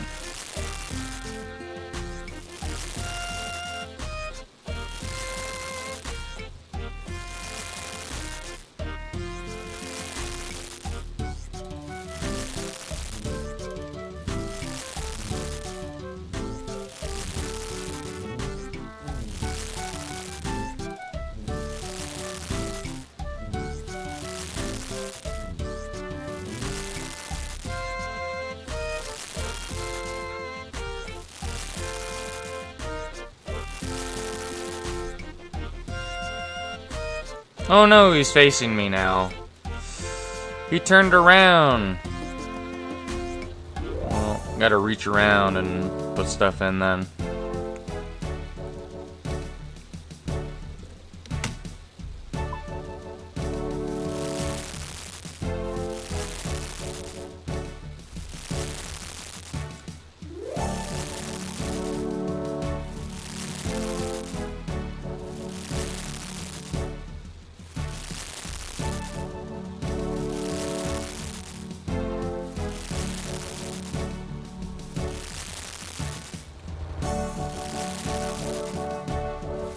You know, I think that's a game I want to go play on when I just play games by myself. I think I want to reinstall The Sims 3. That sounds like a good idea.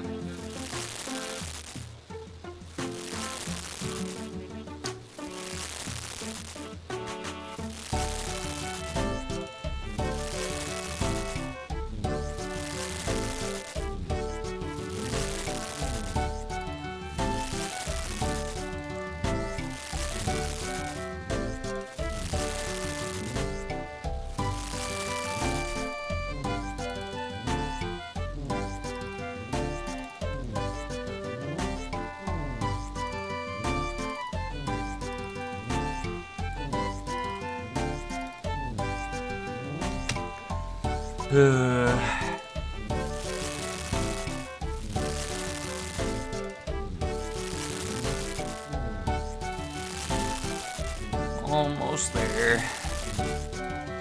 But once we get this final level, it'll be a nice change of pace to just go fishing for a little bit instead.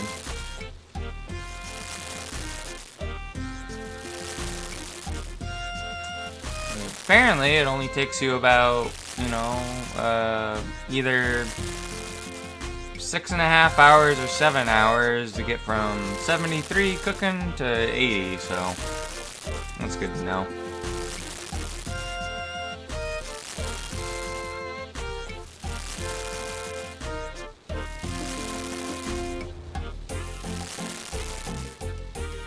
But maybe the next stream we do, whenever we stream RuneScape again, maybe we'll dedicate the whole stream to just catching sharks.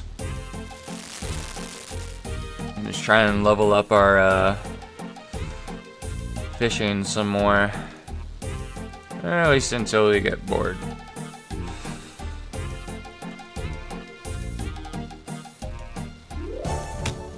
Maybe we'll be able to get our, I wonder which skill will get to the halfway point first to 99, either cooking or fishing. Level 92 is the halfway point.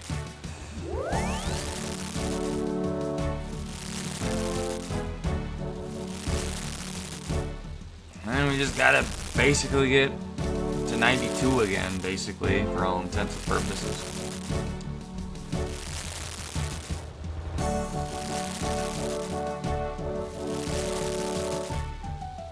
I mean, with my mining and smithing, like, it's like, it's at the, you know, at that point you have about 3 million XP. And then, but like, you know, we're at 79 cooking, so just like getting 5 levels, like, because at level 80, you're, you know, you're almost at 2 million. But then just to get like 5 levels more, that's like another 2 million XP. It's crazy. Ooh, that person's there again. Who the hell is this beekeeper? Get away from me. No, I'm trying to dismiss him. Or no, he's talking to somebody else. Okay. Somebody else's random event.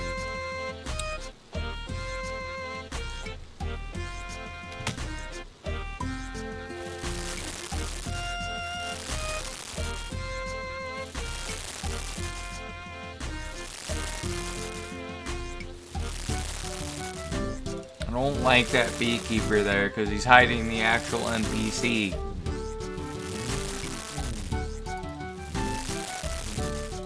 Yeah, maybe later. There he is.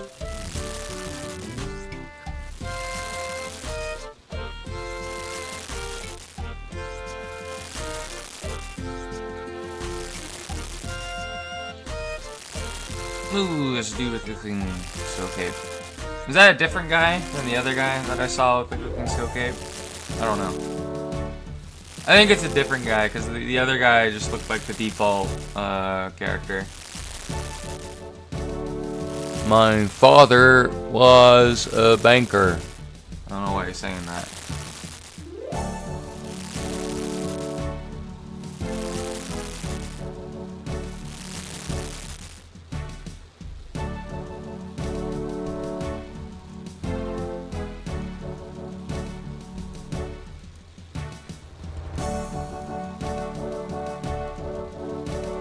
Come on, let's go.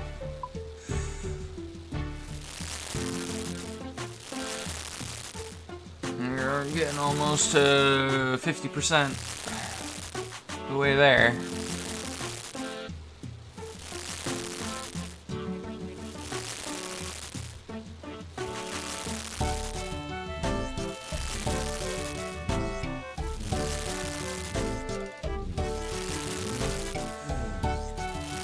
And I'm so glad fucking Grizzly told me about this place. This place is fucking great.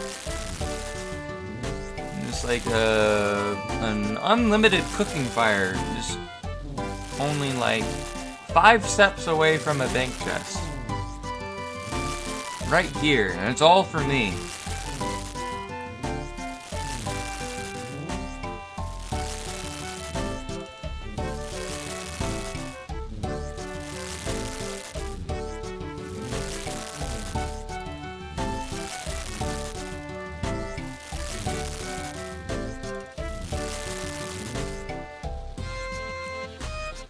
Do do do do do do do do. All right.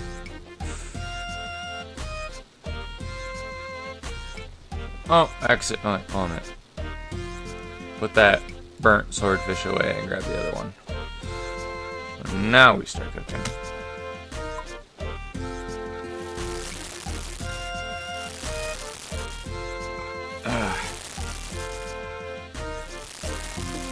Oh yeah, my rice is probably done cooking in the microwave now. Let me go grab that real quick.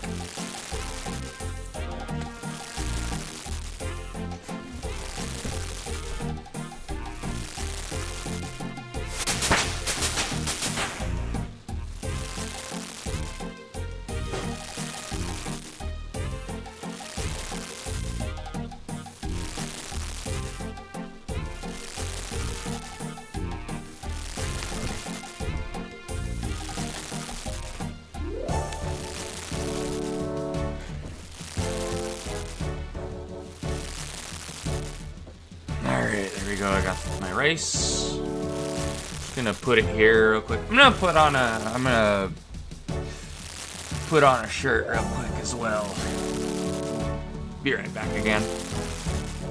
Or let me first get another inventory of swordfish to cook. I'm gonna go grab a shirt from my bedroom real quick.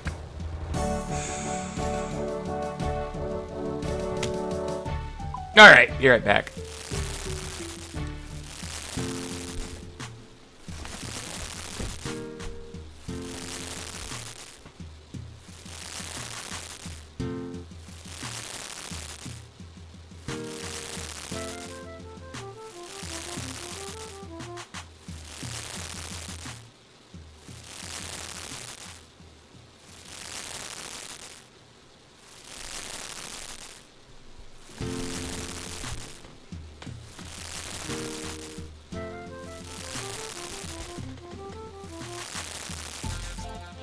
Alright, I'm back.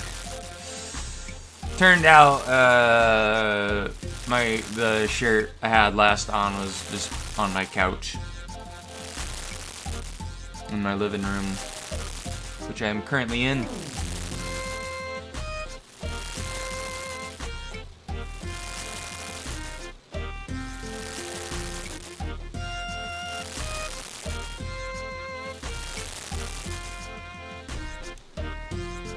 Alright, let's grab more swordfish. Have the tips of our swordfishes touch.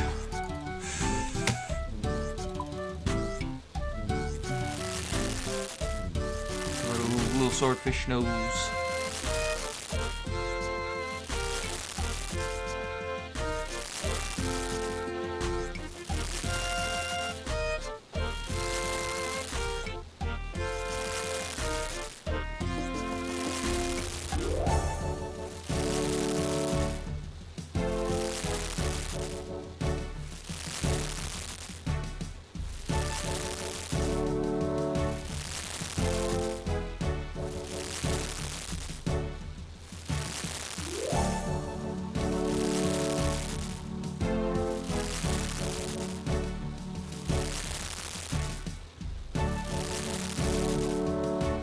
Alright, baby, I think we're halfway to this final level up. Let me just double check. We might not actually be there yet. Yep, we're 50%. 50.5%, baby.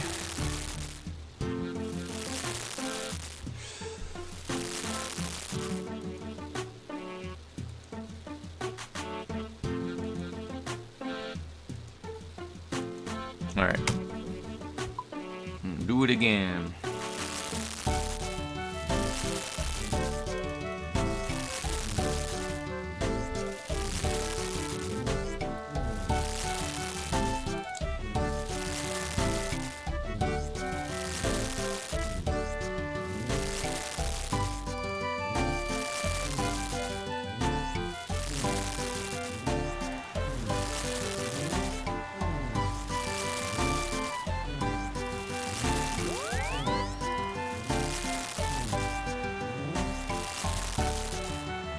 Oh, it's that guy again. It's the default RuneScape character, Master Chef. Cooking here, next to me.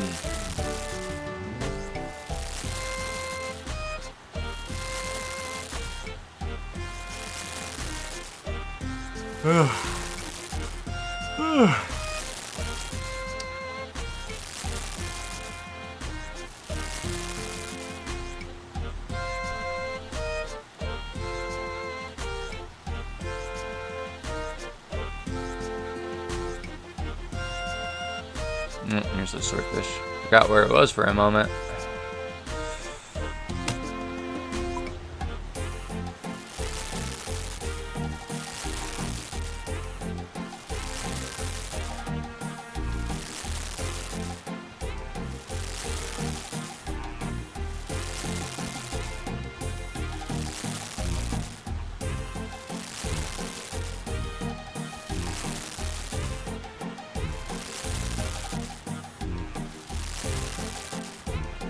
Alright, baby.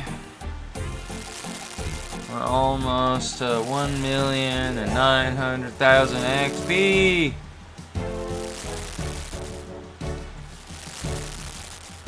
There we go. And what was the amount of XP we needed for the actual level? Okay, so I need 86,000 more XP. Got it, baby.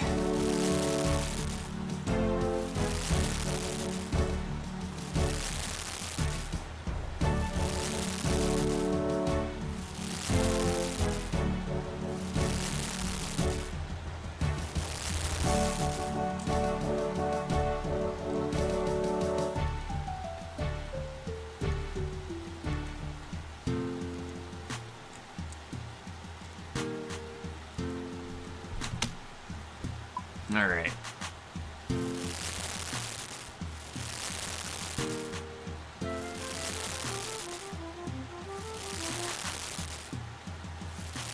All right, I'm gonna go munch on some of my rice while we're cooking this stuff. Need to actually eat it because I took insulin already for it, so gotta commit now.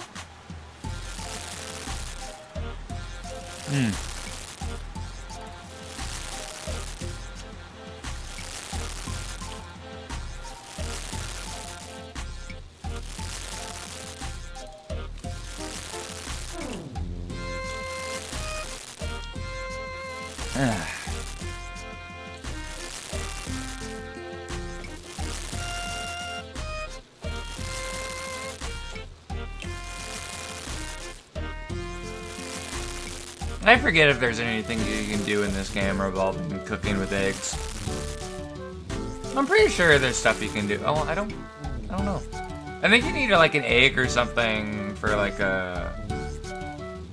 maybe cooking cakes in RuneScape. I know it was like you need an egg for the chef's assistant quest or whatever in Lumbridge. You need like a big giant chicken egg or something for that quest. I forget. It's been so long ago since I did it on this character.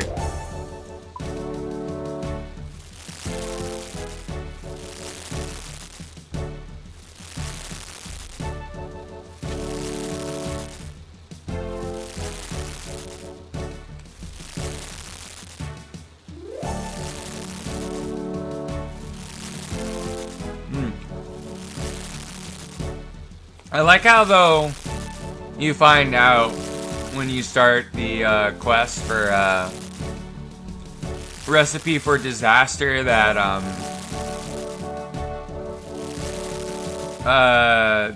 what was it, the chef in Lumbridge, like it wasn't even really the Duke's like birthday or whatever. It was just like testing you or whatever or something. I don't know, I forget. It was just a ruse. But then, like, I think you can, like, start Recipe for Disaster, like, even at an early level, but, like, it's weird when you do it because,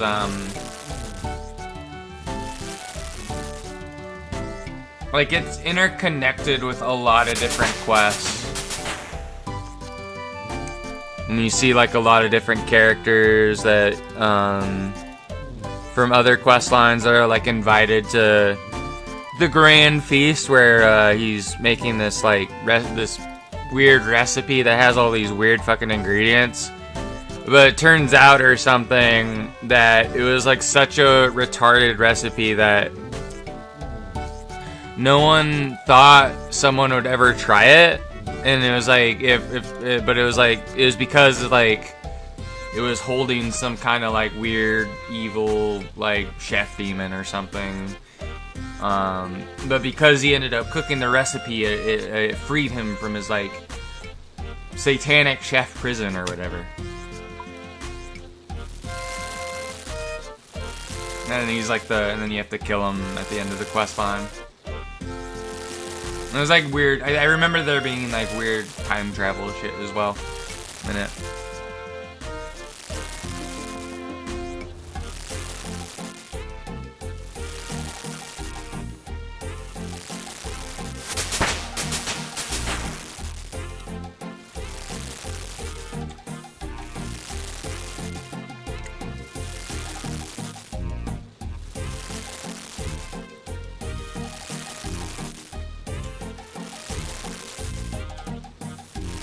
But yeah, like whenever I do quests in this game, I always want to make sure like I either record it and upload it later or I stream it, because if I don't do that, I'm just gonna skip through all the dialogue. And at least like doing it this way, I can actually like read everything and actually know what the fuck is going on in the story of RuneScape.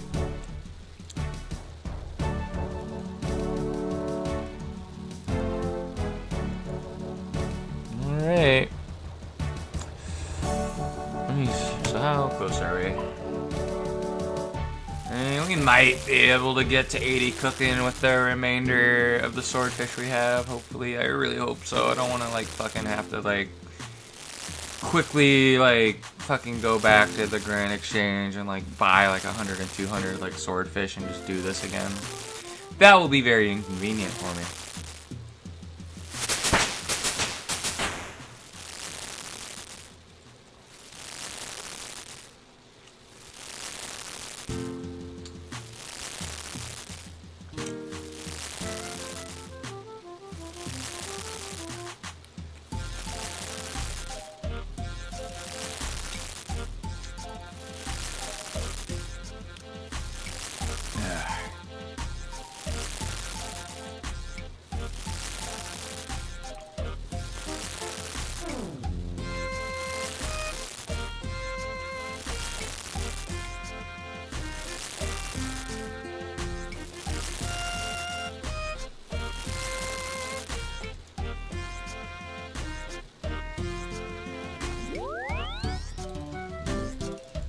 Alright.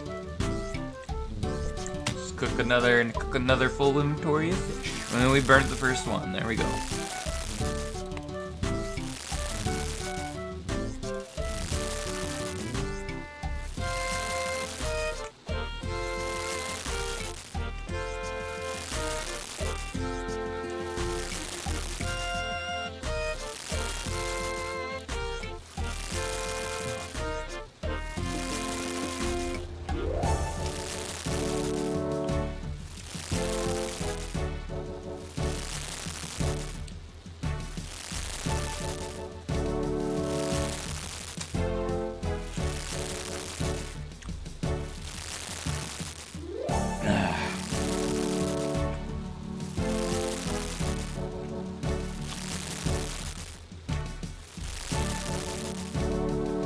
Christ, it's fucking good.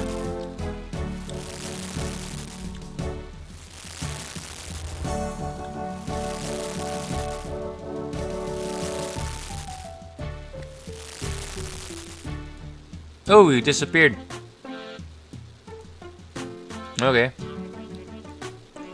Well, we're here all by ourselves again in this weird basement underneath a bar in Berthrope.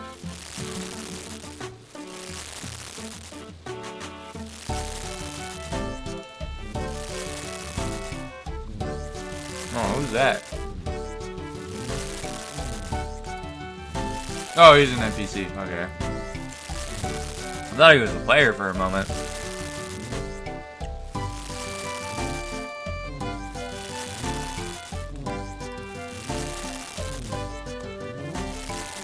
Come on. Need a little bit over 60,000 more XP, baby.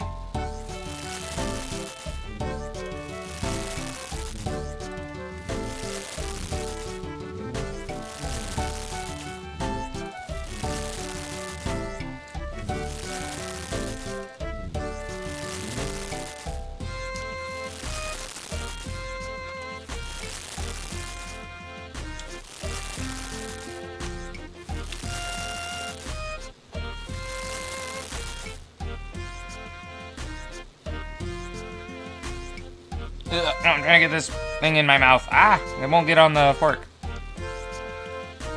Okay, there we go.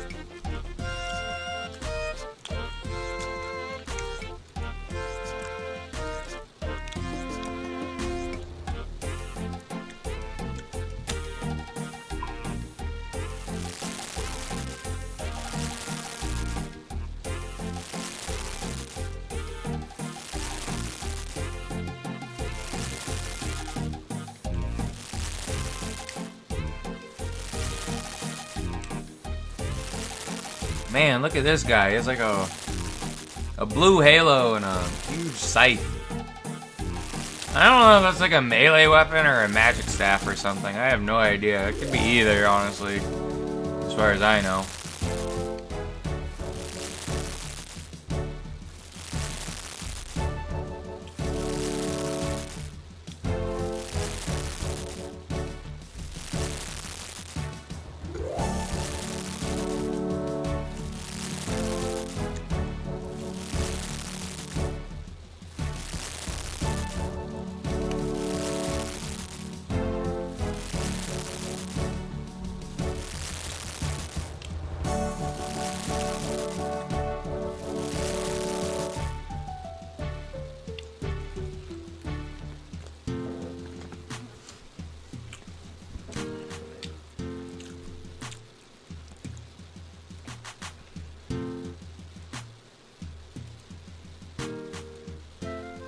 Alright.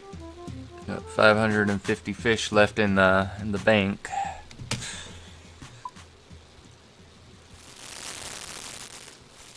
Hopefully it's enough.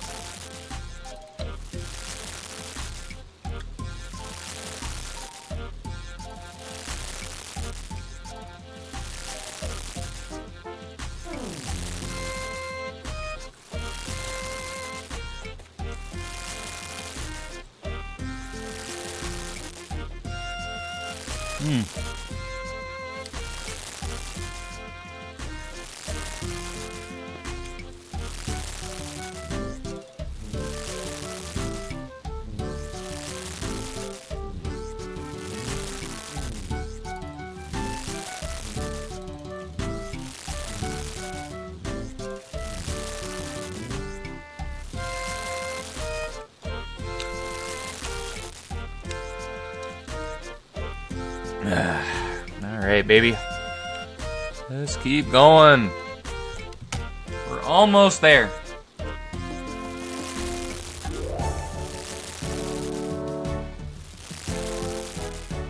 We're doing it, baby.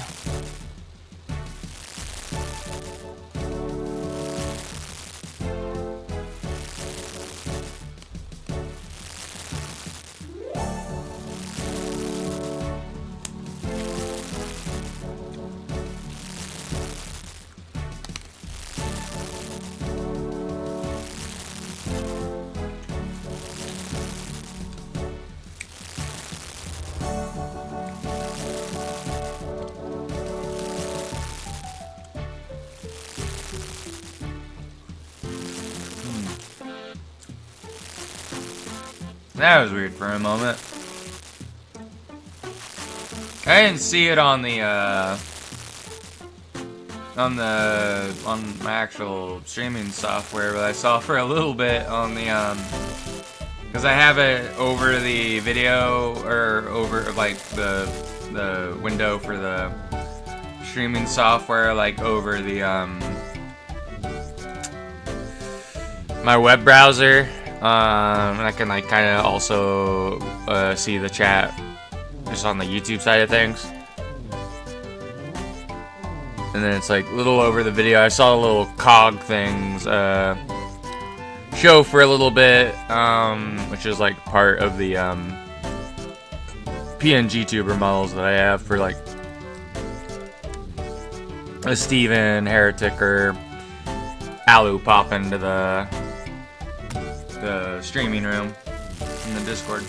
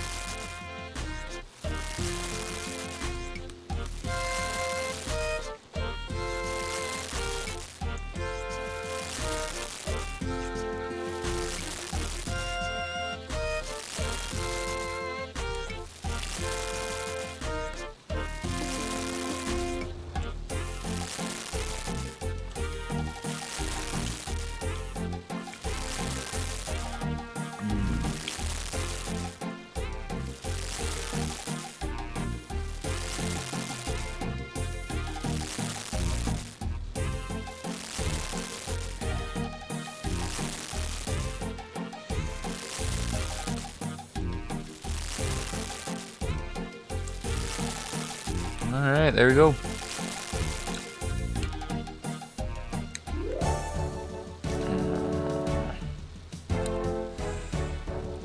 Alright, let's go again.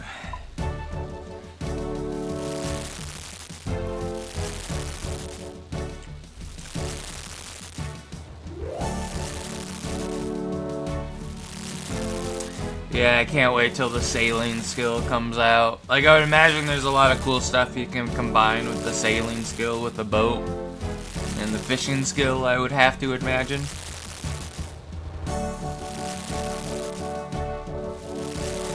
I should actually probably, I should probably actually, like, level up my construction a little bit more just to prepare for when the sailing skill comes out.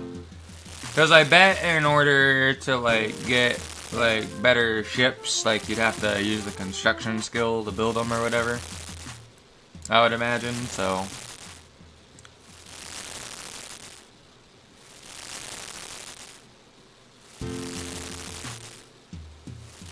But yeah, I want to get a really cool boat, a cool vessel to sail the seas with. Become the greatest gnomish pirate who ever lived.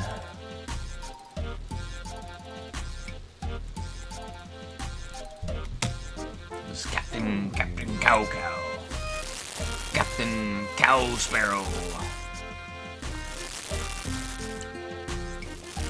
Oh no, the fucking game's about to go on like maintenance or something. Damn. I guess we'll have to end the stream early then. Damn. Fucking Jagex is trying to force me to get off. How could they do this? Why? I wanna play more. I won't be able to go fishing for too long after this. Only a little bit. I guess that's fine though. I guess that's just like, you know, God's way of saying time for you to get off. You dingus. Go to bed.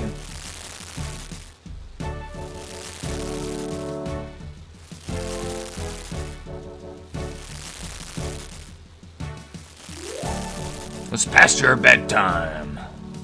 And like God sings the Virgil theme song or something, saying he is the storm that is approaching.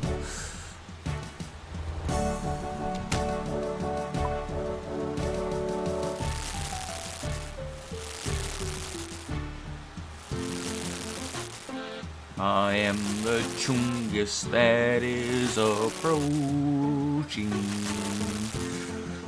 Doo doo doo doo doo doo doo.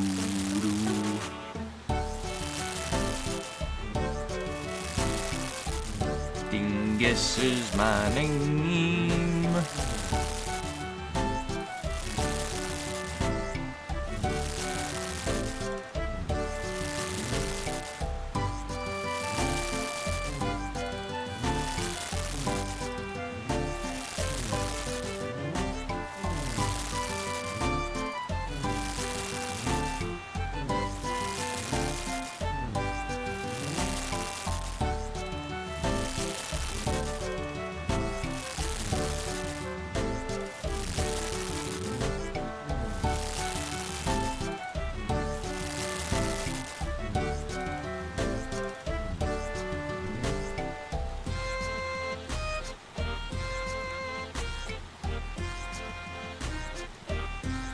Alright, baby. Oh, let's keep going. We're so close. How much more XP do we need? Need 38,000. Come on, baby, let's go. We gotta do it before the server shut off. No! Don't turn off the game, Jagex. I wanna play more.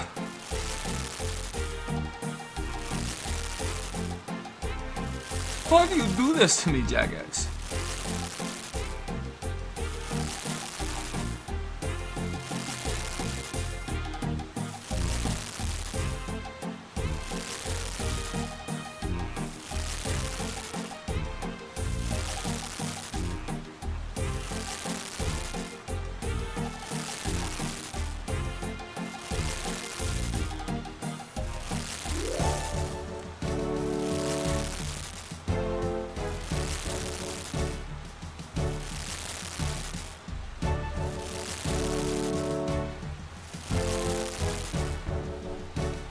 Okay. Only burnt one swordfish there.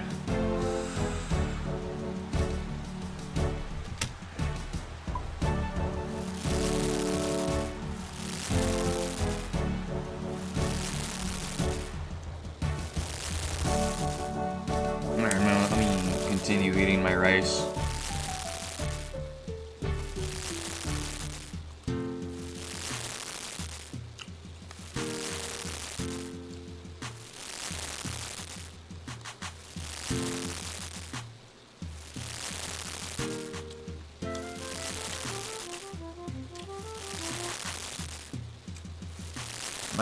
My egg fried taco rice.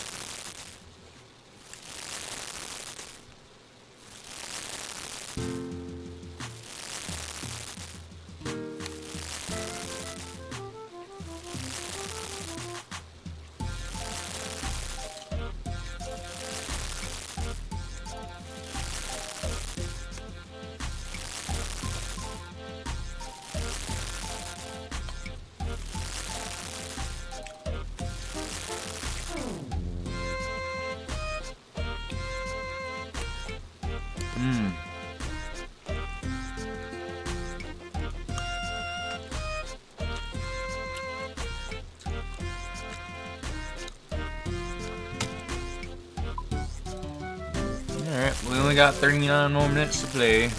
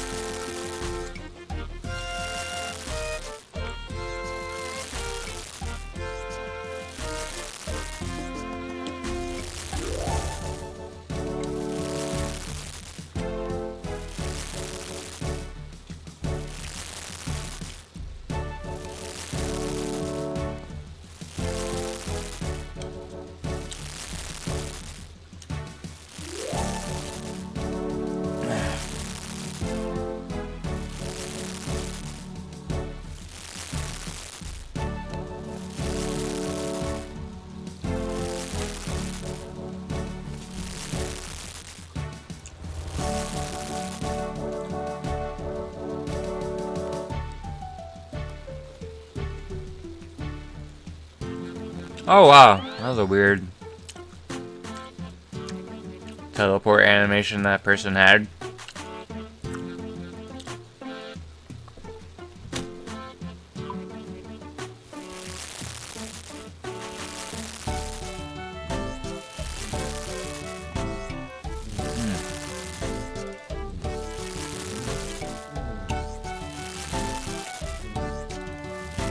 Yeah, I think we'll have enough swordfish to get the skill to 80. Thank God.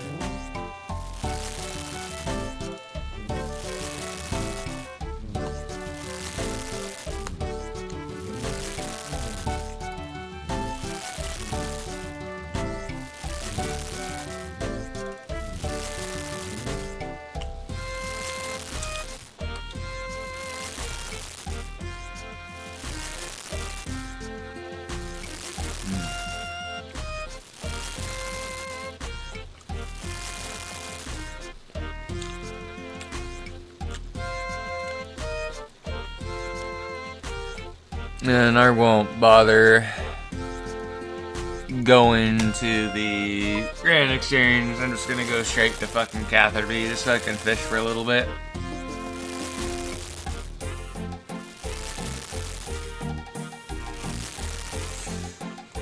And then the next time we stream this, probably later tonight, because it's technically a new day for me. We started the stream yesterday, and now it is the 1st of October. But I think later tonight, we'll just, if we do a RuneScape stream,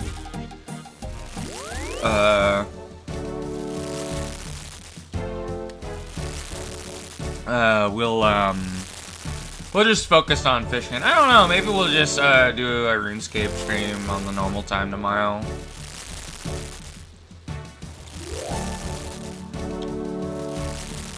I feel like these RuneScape streams have been doing pretty well, honestly, so I'll probably just keep doing them since people seem to come by to watch them.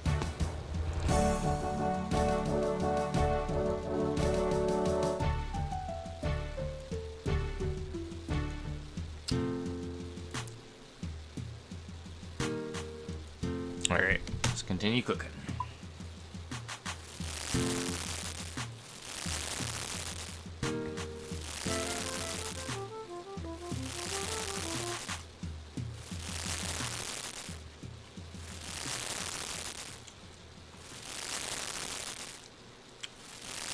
But yeah, I think I'm gonna what do you call it? I'll install one of my games on Steam and I think that's a good idea. I think I'll record that. Yeah, I'm not gonna say what it is right now, but I know like the perfect thing I can record and just upload when I'm not able to stream. I'll just like record a few episodes and then just keep them in my hard drive, and then when I need to schedule them, I can. I figured out what I'm gonna do for that.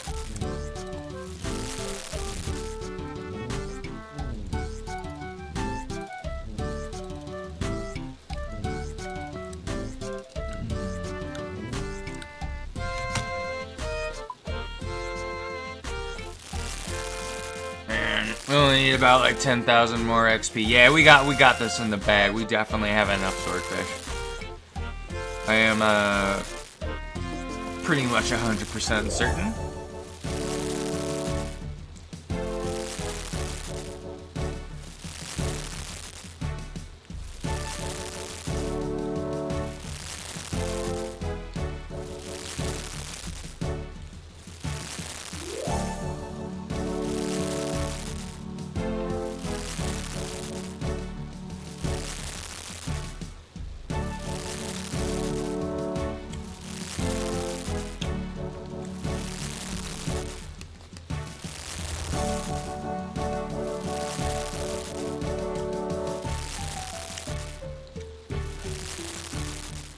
Well,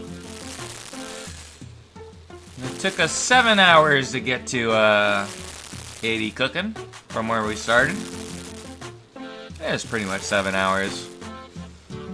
Well, luckily we didn't get any stream hiccups, because I think like last night when we were streaming for about 6 hours and 40 minutes, that was when the stream was starting to fuck up and crash constantly. I mean, it would reconnect, but then it would just like kind of crash again. But I'm glad tonight it didn't do that though. Got a perfect stream with no hiccups. And we even had Heretic join us for a little bit while he was driving his delivery truck around Nebraska.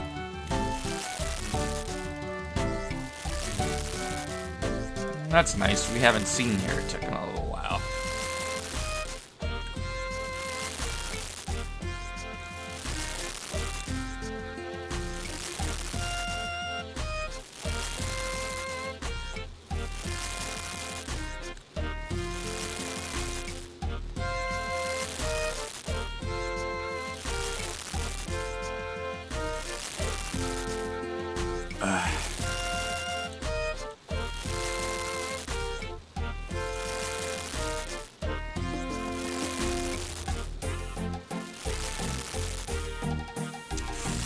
I am the chef that is approaching, just cooking.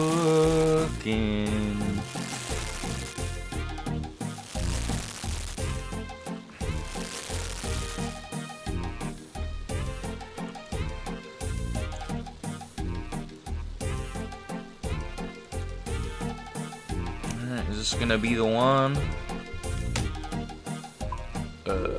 Probably not. I forget how much XP it was exactly. I think it was like I needed 1,986. I think it was like 86,000 XP. Let's see. Yep, I was correct. 86. I'm surprised I remembered that.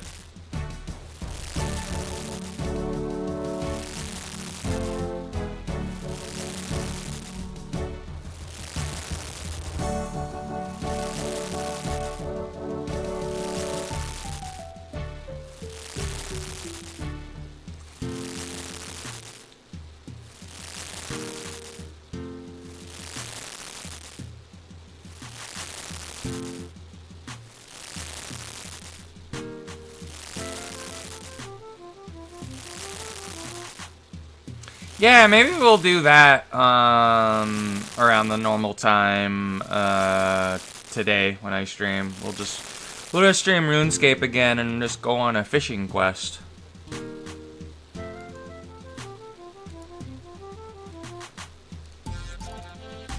No, we did a cooking quest tonight, and then tomorrow night we'll do a fishy quest.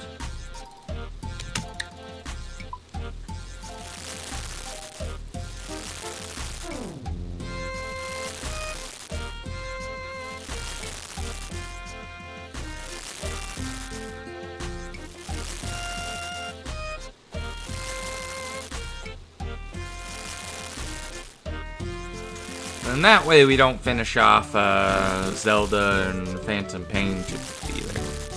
Still, we'll be able to milk those games a little bit longer.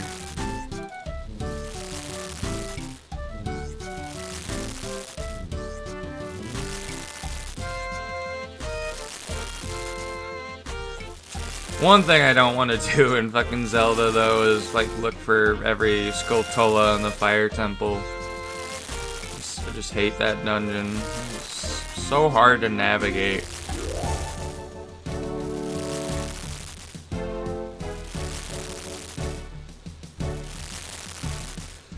But whenever we decide to play Zelda again, it's all about the fucking the nefarious, notorious water temple.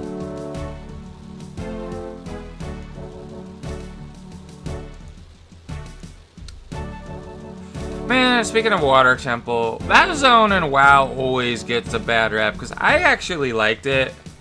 It was the one zone in Cataclysm. It was one of the areas where you could start out leveling because you could either start out leveling in the Cata zones, which was either Mount Hyjal, and then there's like the underwater zone. I actually really liked the underwater zone.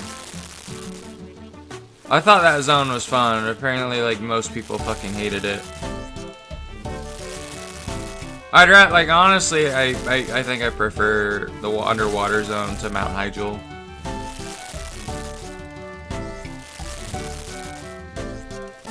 Here we go, baby. We got 80 cooking. Members can now cook shark. There we go. Let's just store everything here now. And then we will retrieve the dragon harpoon and equip it.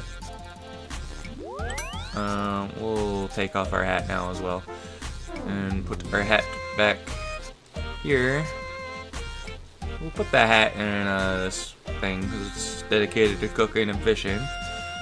And then let me get some law runes and air runes so you can quickly teleport to Catherby. Or technically teleport to Camelot. Oh, there they are. Law runes. Air runes. I forgot that I made the third tab that I was going to dedicate to runes. Alright, let's go to Camelot.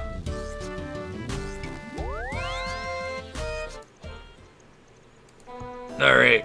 Let's go fishing for about 25 minutes, I guess, until the server is shut off, and then I guess we'll end the stream there. But, man, hell yeah, we were able to get to 80 fishing within 7 hours. I'm just non-stop cooking. Wait, let me put the fucking runes back in the bank real quick. I doubt I'm gonna be able to get a full inventory of shark. Or maybe I can. But now we're cooking and fishing with the big leagues now. We're able to cook a food item that basically heals about 20 HP. Don't have to fucking worry about eating swordfishes or tuna or lobsters ever again. We're on a diet of fucking shark. In order to be a champion, you gotta eat like a champion.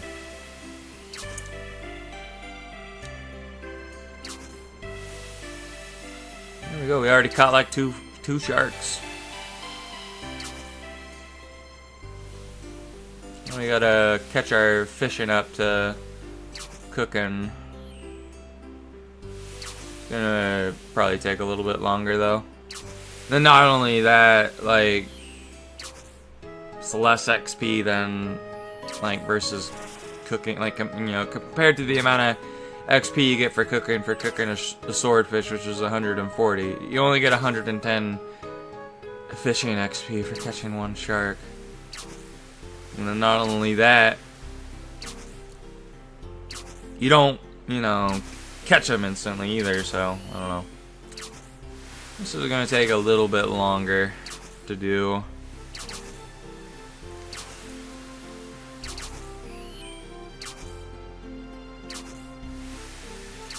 But I do want to check.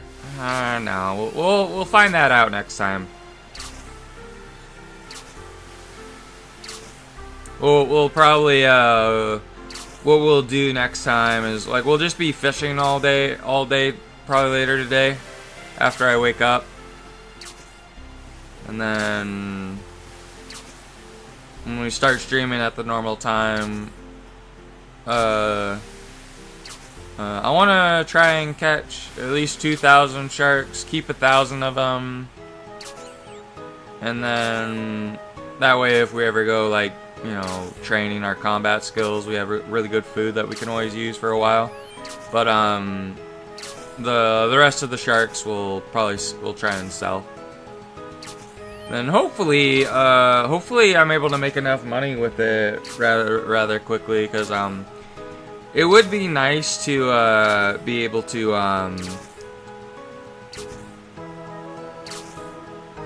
afford the Bandos armor and stuff. It's quite expensive. I mean, the only part of the Bandos armor that I have are the boots, because they're a little bit cheaper compared to the pants and the chest piece.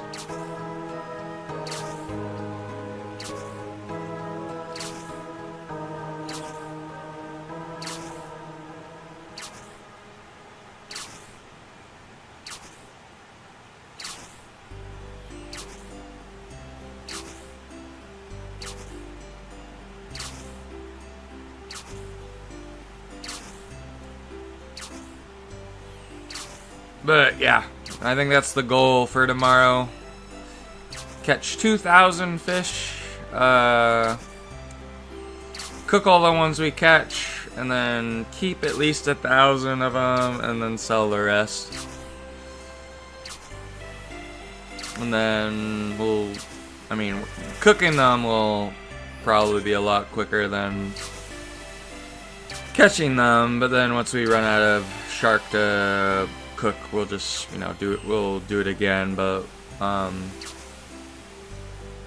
we'll just catch 1,000 that time and then do it on that increment instead.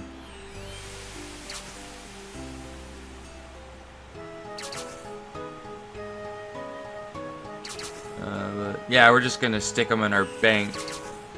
No, I think I'll cook these first set of raw shark. I don't know what I want to do. I'll just cook one of them. I just want to see how much XP it does. I don't even know if we're gonna be able to get a full inventory before the server shut off. Hopefully we do. I'm gonna be right back though. I gotta go pee real quick.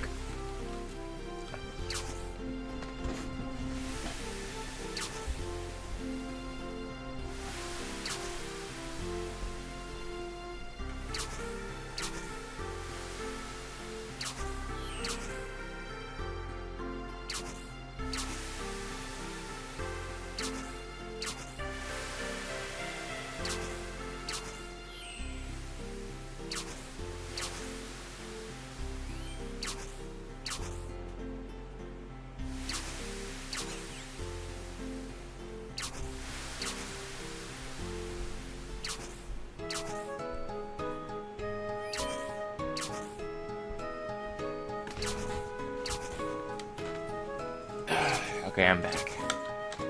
Oh wow, that guy's like dressed up as a pirate. Come on, I gotta catch at least one full inventory of shark for the server shut off. Come on, cow.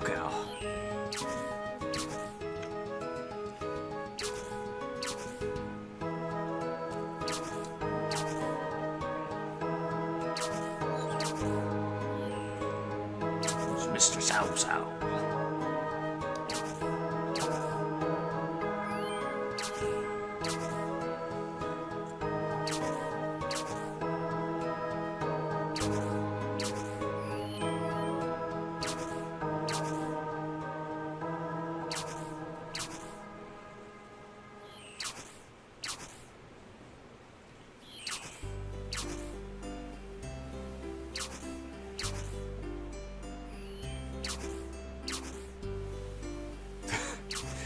I'm so dumb.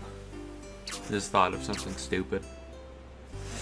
Alright, let's move on to the next fishing spot real quick. Come on, we only got 18 minutes.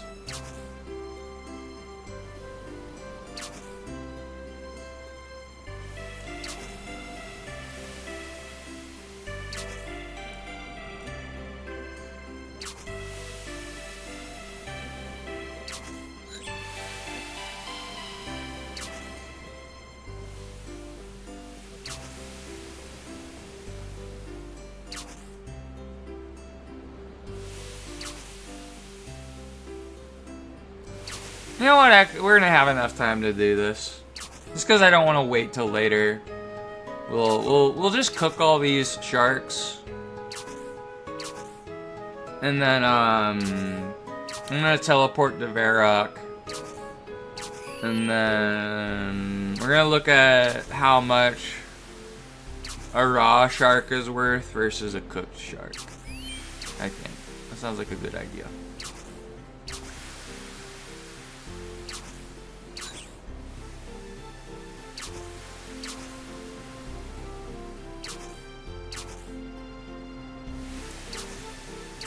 And we can become filthy rich selling sharks to fund the McChow war machine.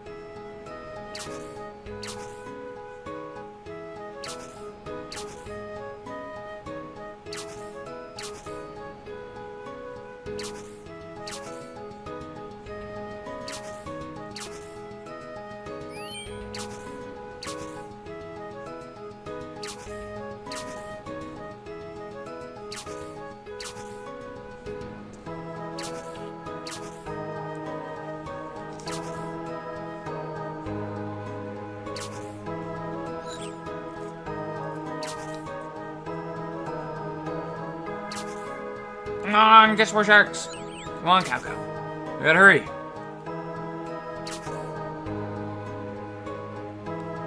You gotta catch them faster.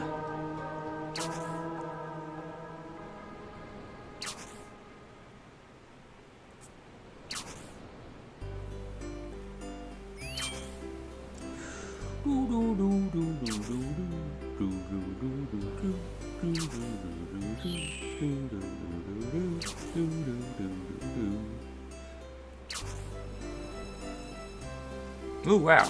Random dude popped out of the ladder there. Probably making some battle staves of some kind, I would have to imagine. Yep, it seems like that's what he's doing.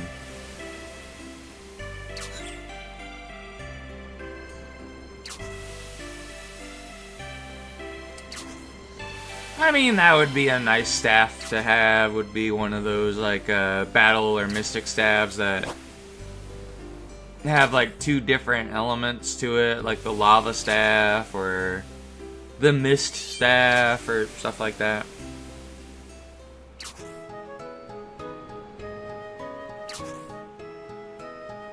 I really wish there was, like, a staff that had unlimited law runes. You can just, like, teleport to your heart's content. Albeit if you have the elemental runes required as well, though, because you'd have to have those. You just wouldn't have to buy law runes, I guess. Alright, let's cook these sharks. Let's see how much XP it gives us when we cook a shark. 210, damn. That's a huge improvement. Hell yeah. Hell yeah, baby. And we'll cook these and we'll see how much they sell for. And what the prices go for the sharks. And then we'll probably end the stream because the server is going to shut off in about 14 minutes. A little less than 14 minutes.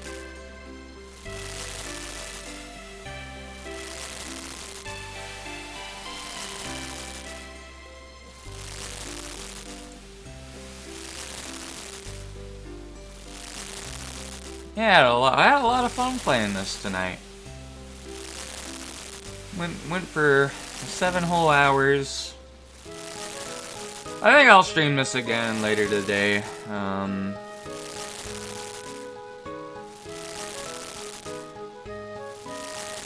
Right around either like 3 p.m. or 4 p.m. PST. I'll do that. I'll probably schedule it right after I'm done here. But yeah, thank you for everyone that came by today. To watch me play this, I guess. Let's just store them for now. Put them in here, and then we'll grab our runes again. We'll teleport to Varrock.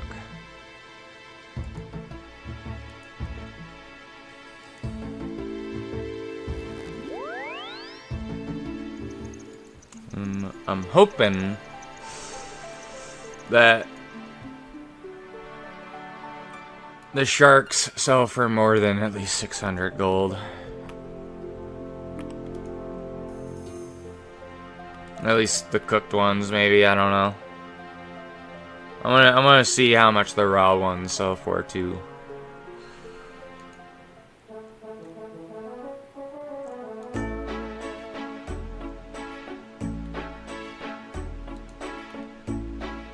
Alright, so let me first go to the bank. Go to this tab.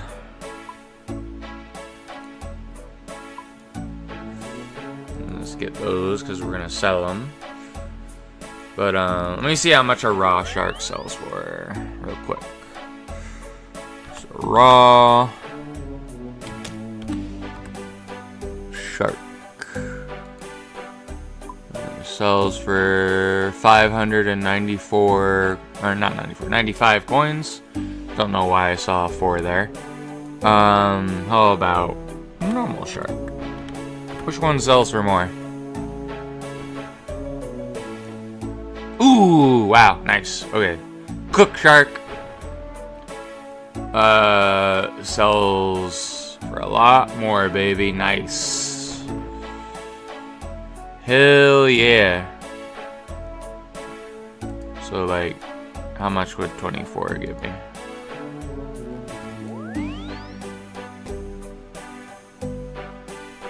Can I like sell it for the base price? Do people buy them often? Oh, okay. Let's try that again. Do it lower by 1. There we go. Nice.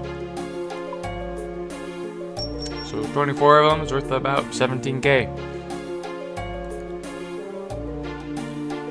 Let's just put it in here for now. And then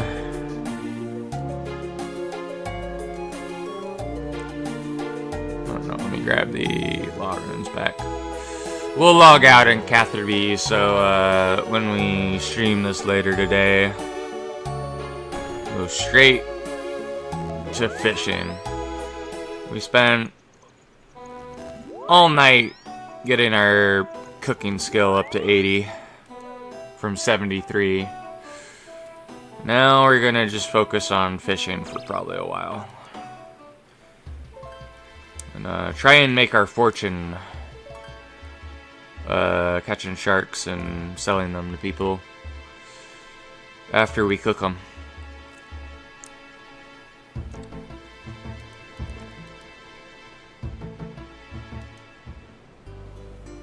I mean, we got 9 more minutes until the server shut off. Let's just continue catching more sharks until it boots us off. Oh, I forgot to store my runes. Oh well. We're just gonna store the raw shark in the what do you call it, in the bank though. And then when we're ready to cook them, we'll add the birth rope to that spot that Grizzly told us about, and we'll cook them there. That way we don't have to rely on, like, you know, someone making a fire near the Grand Exchange.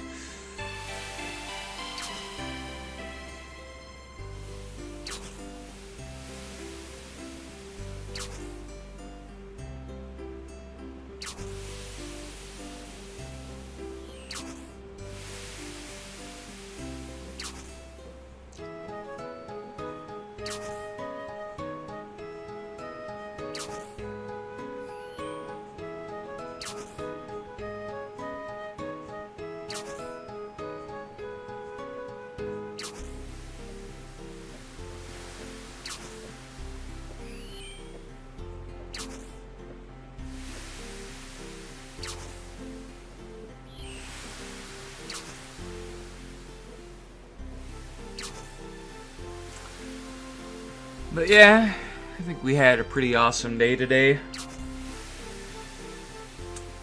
Got pleasantly surprised with Steven coming by to visit.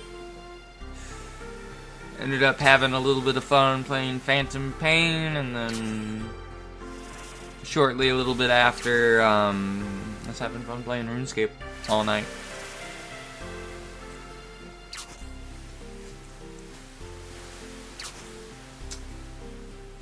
And now it's the spooky month. The month where, you know, a lot of people spook their pants.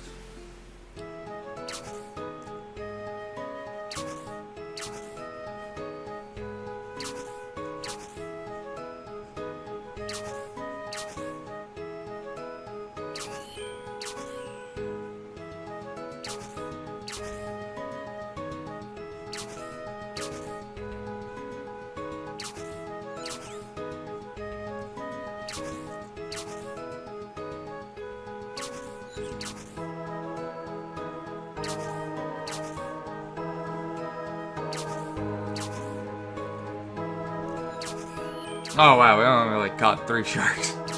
Okay, well, we're not really catching too many right now. There we go. We got one. We got another one. We got 4 sharks. We got 5 sharks. We got 5 sharks now.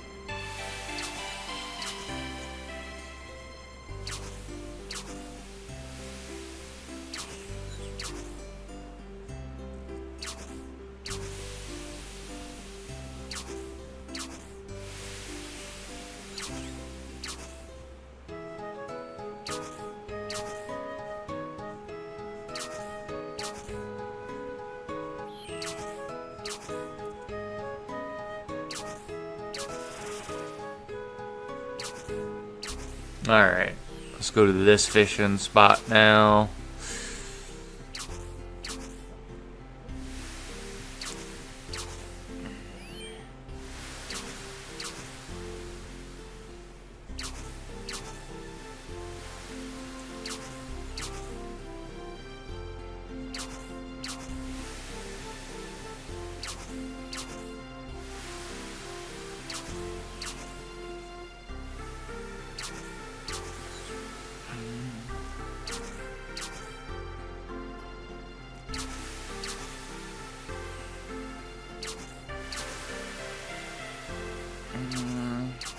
Alright, there we go. We got another one.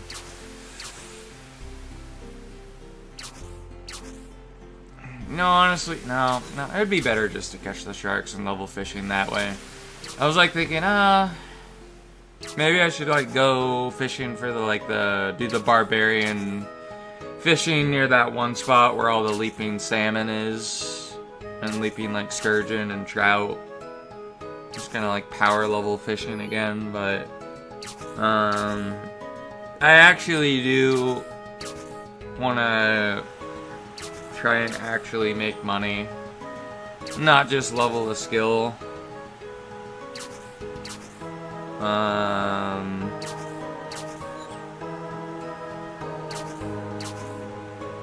But I don't know, cause like I know the raw sharks were like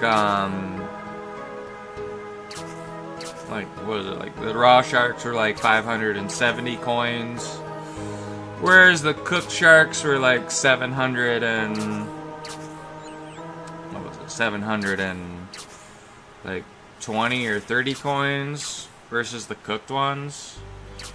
However, I have to take into account that I'm probably gonna burn a few, so Nah, I think we'll just level fishing via catching sharks, I guess. I mean, I would get the skill up faster the other way, but I do want to try and get money so I can buy the Bandos armor and some better like gear for range. And I know for the gear that I would want for magic, I still need to get my magic to like level 75 in order to fucking wear it though. So the servers are gonna shut off in like 2 minutes.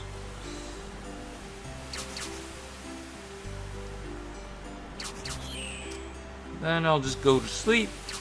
And whenever I wake up, or whenever I'm ready, after I eat lunch, we'll do a RuneScape stream dedicated to leveling our fishing skill.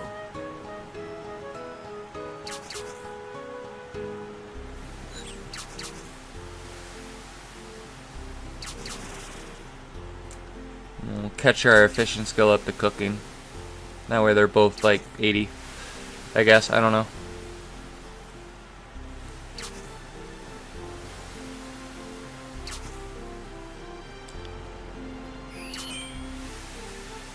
And I can save up money for that cool Bandos armor. There's gonna be a lot of money though, because I think like the pants are around 18 or 20 mil, and so is the chest piece. I need a lot of money to get it. I'll have to like check. Maybe it isn't that expensive. I don't know. Maybe it's a little bit less. Maybe it's a little bit more. I don't know.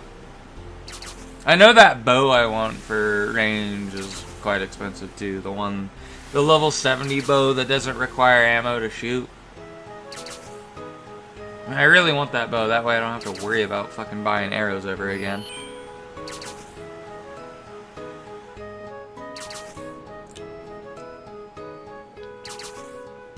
Kinda reminds me, I forget if it was the training bow. I forget if it was the training bow that had like unlimited ammo, ranged ammo, or if it was like a bow in RuneScape 3 from that one quest that like there's like that crypt dungeon in RuneScape 3. There was like the weird cultist that you had to fight. I think that bow had unlimited ammo, maybe, I don't know. I don't think you needed arrows for it, but it didn't really do much damage. Like you weren't really meant to use it all the time. Oh, there we go. Server's down. Oh well. Damn. Alright. Well, yeah, thank you everybody that came by today. It really means a lot. We had fun getting our cooking skill to 80. So yeah, I hope everyone if you end up watching this in the future as well, thank you. And I will see you later today after I wake up and after I eat lunch. Have a good one.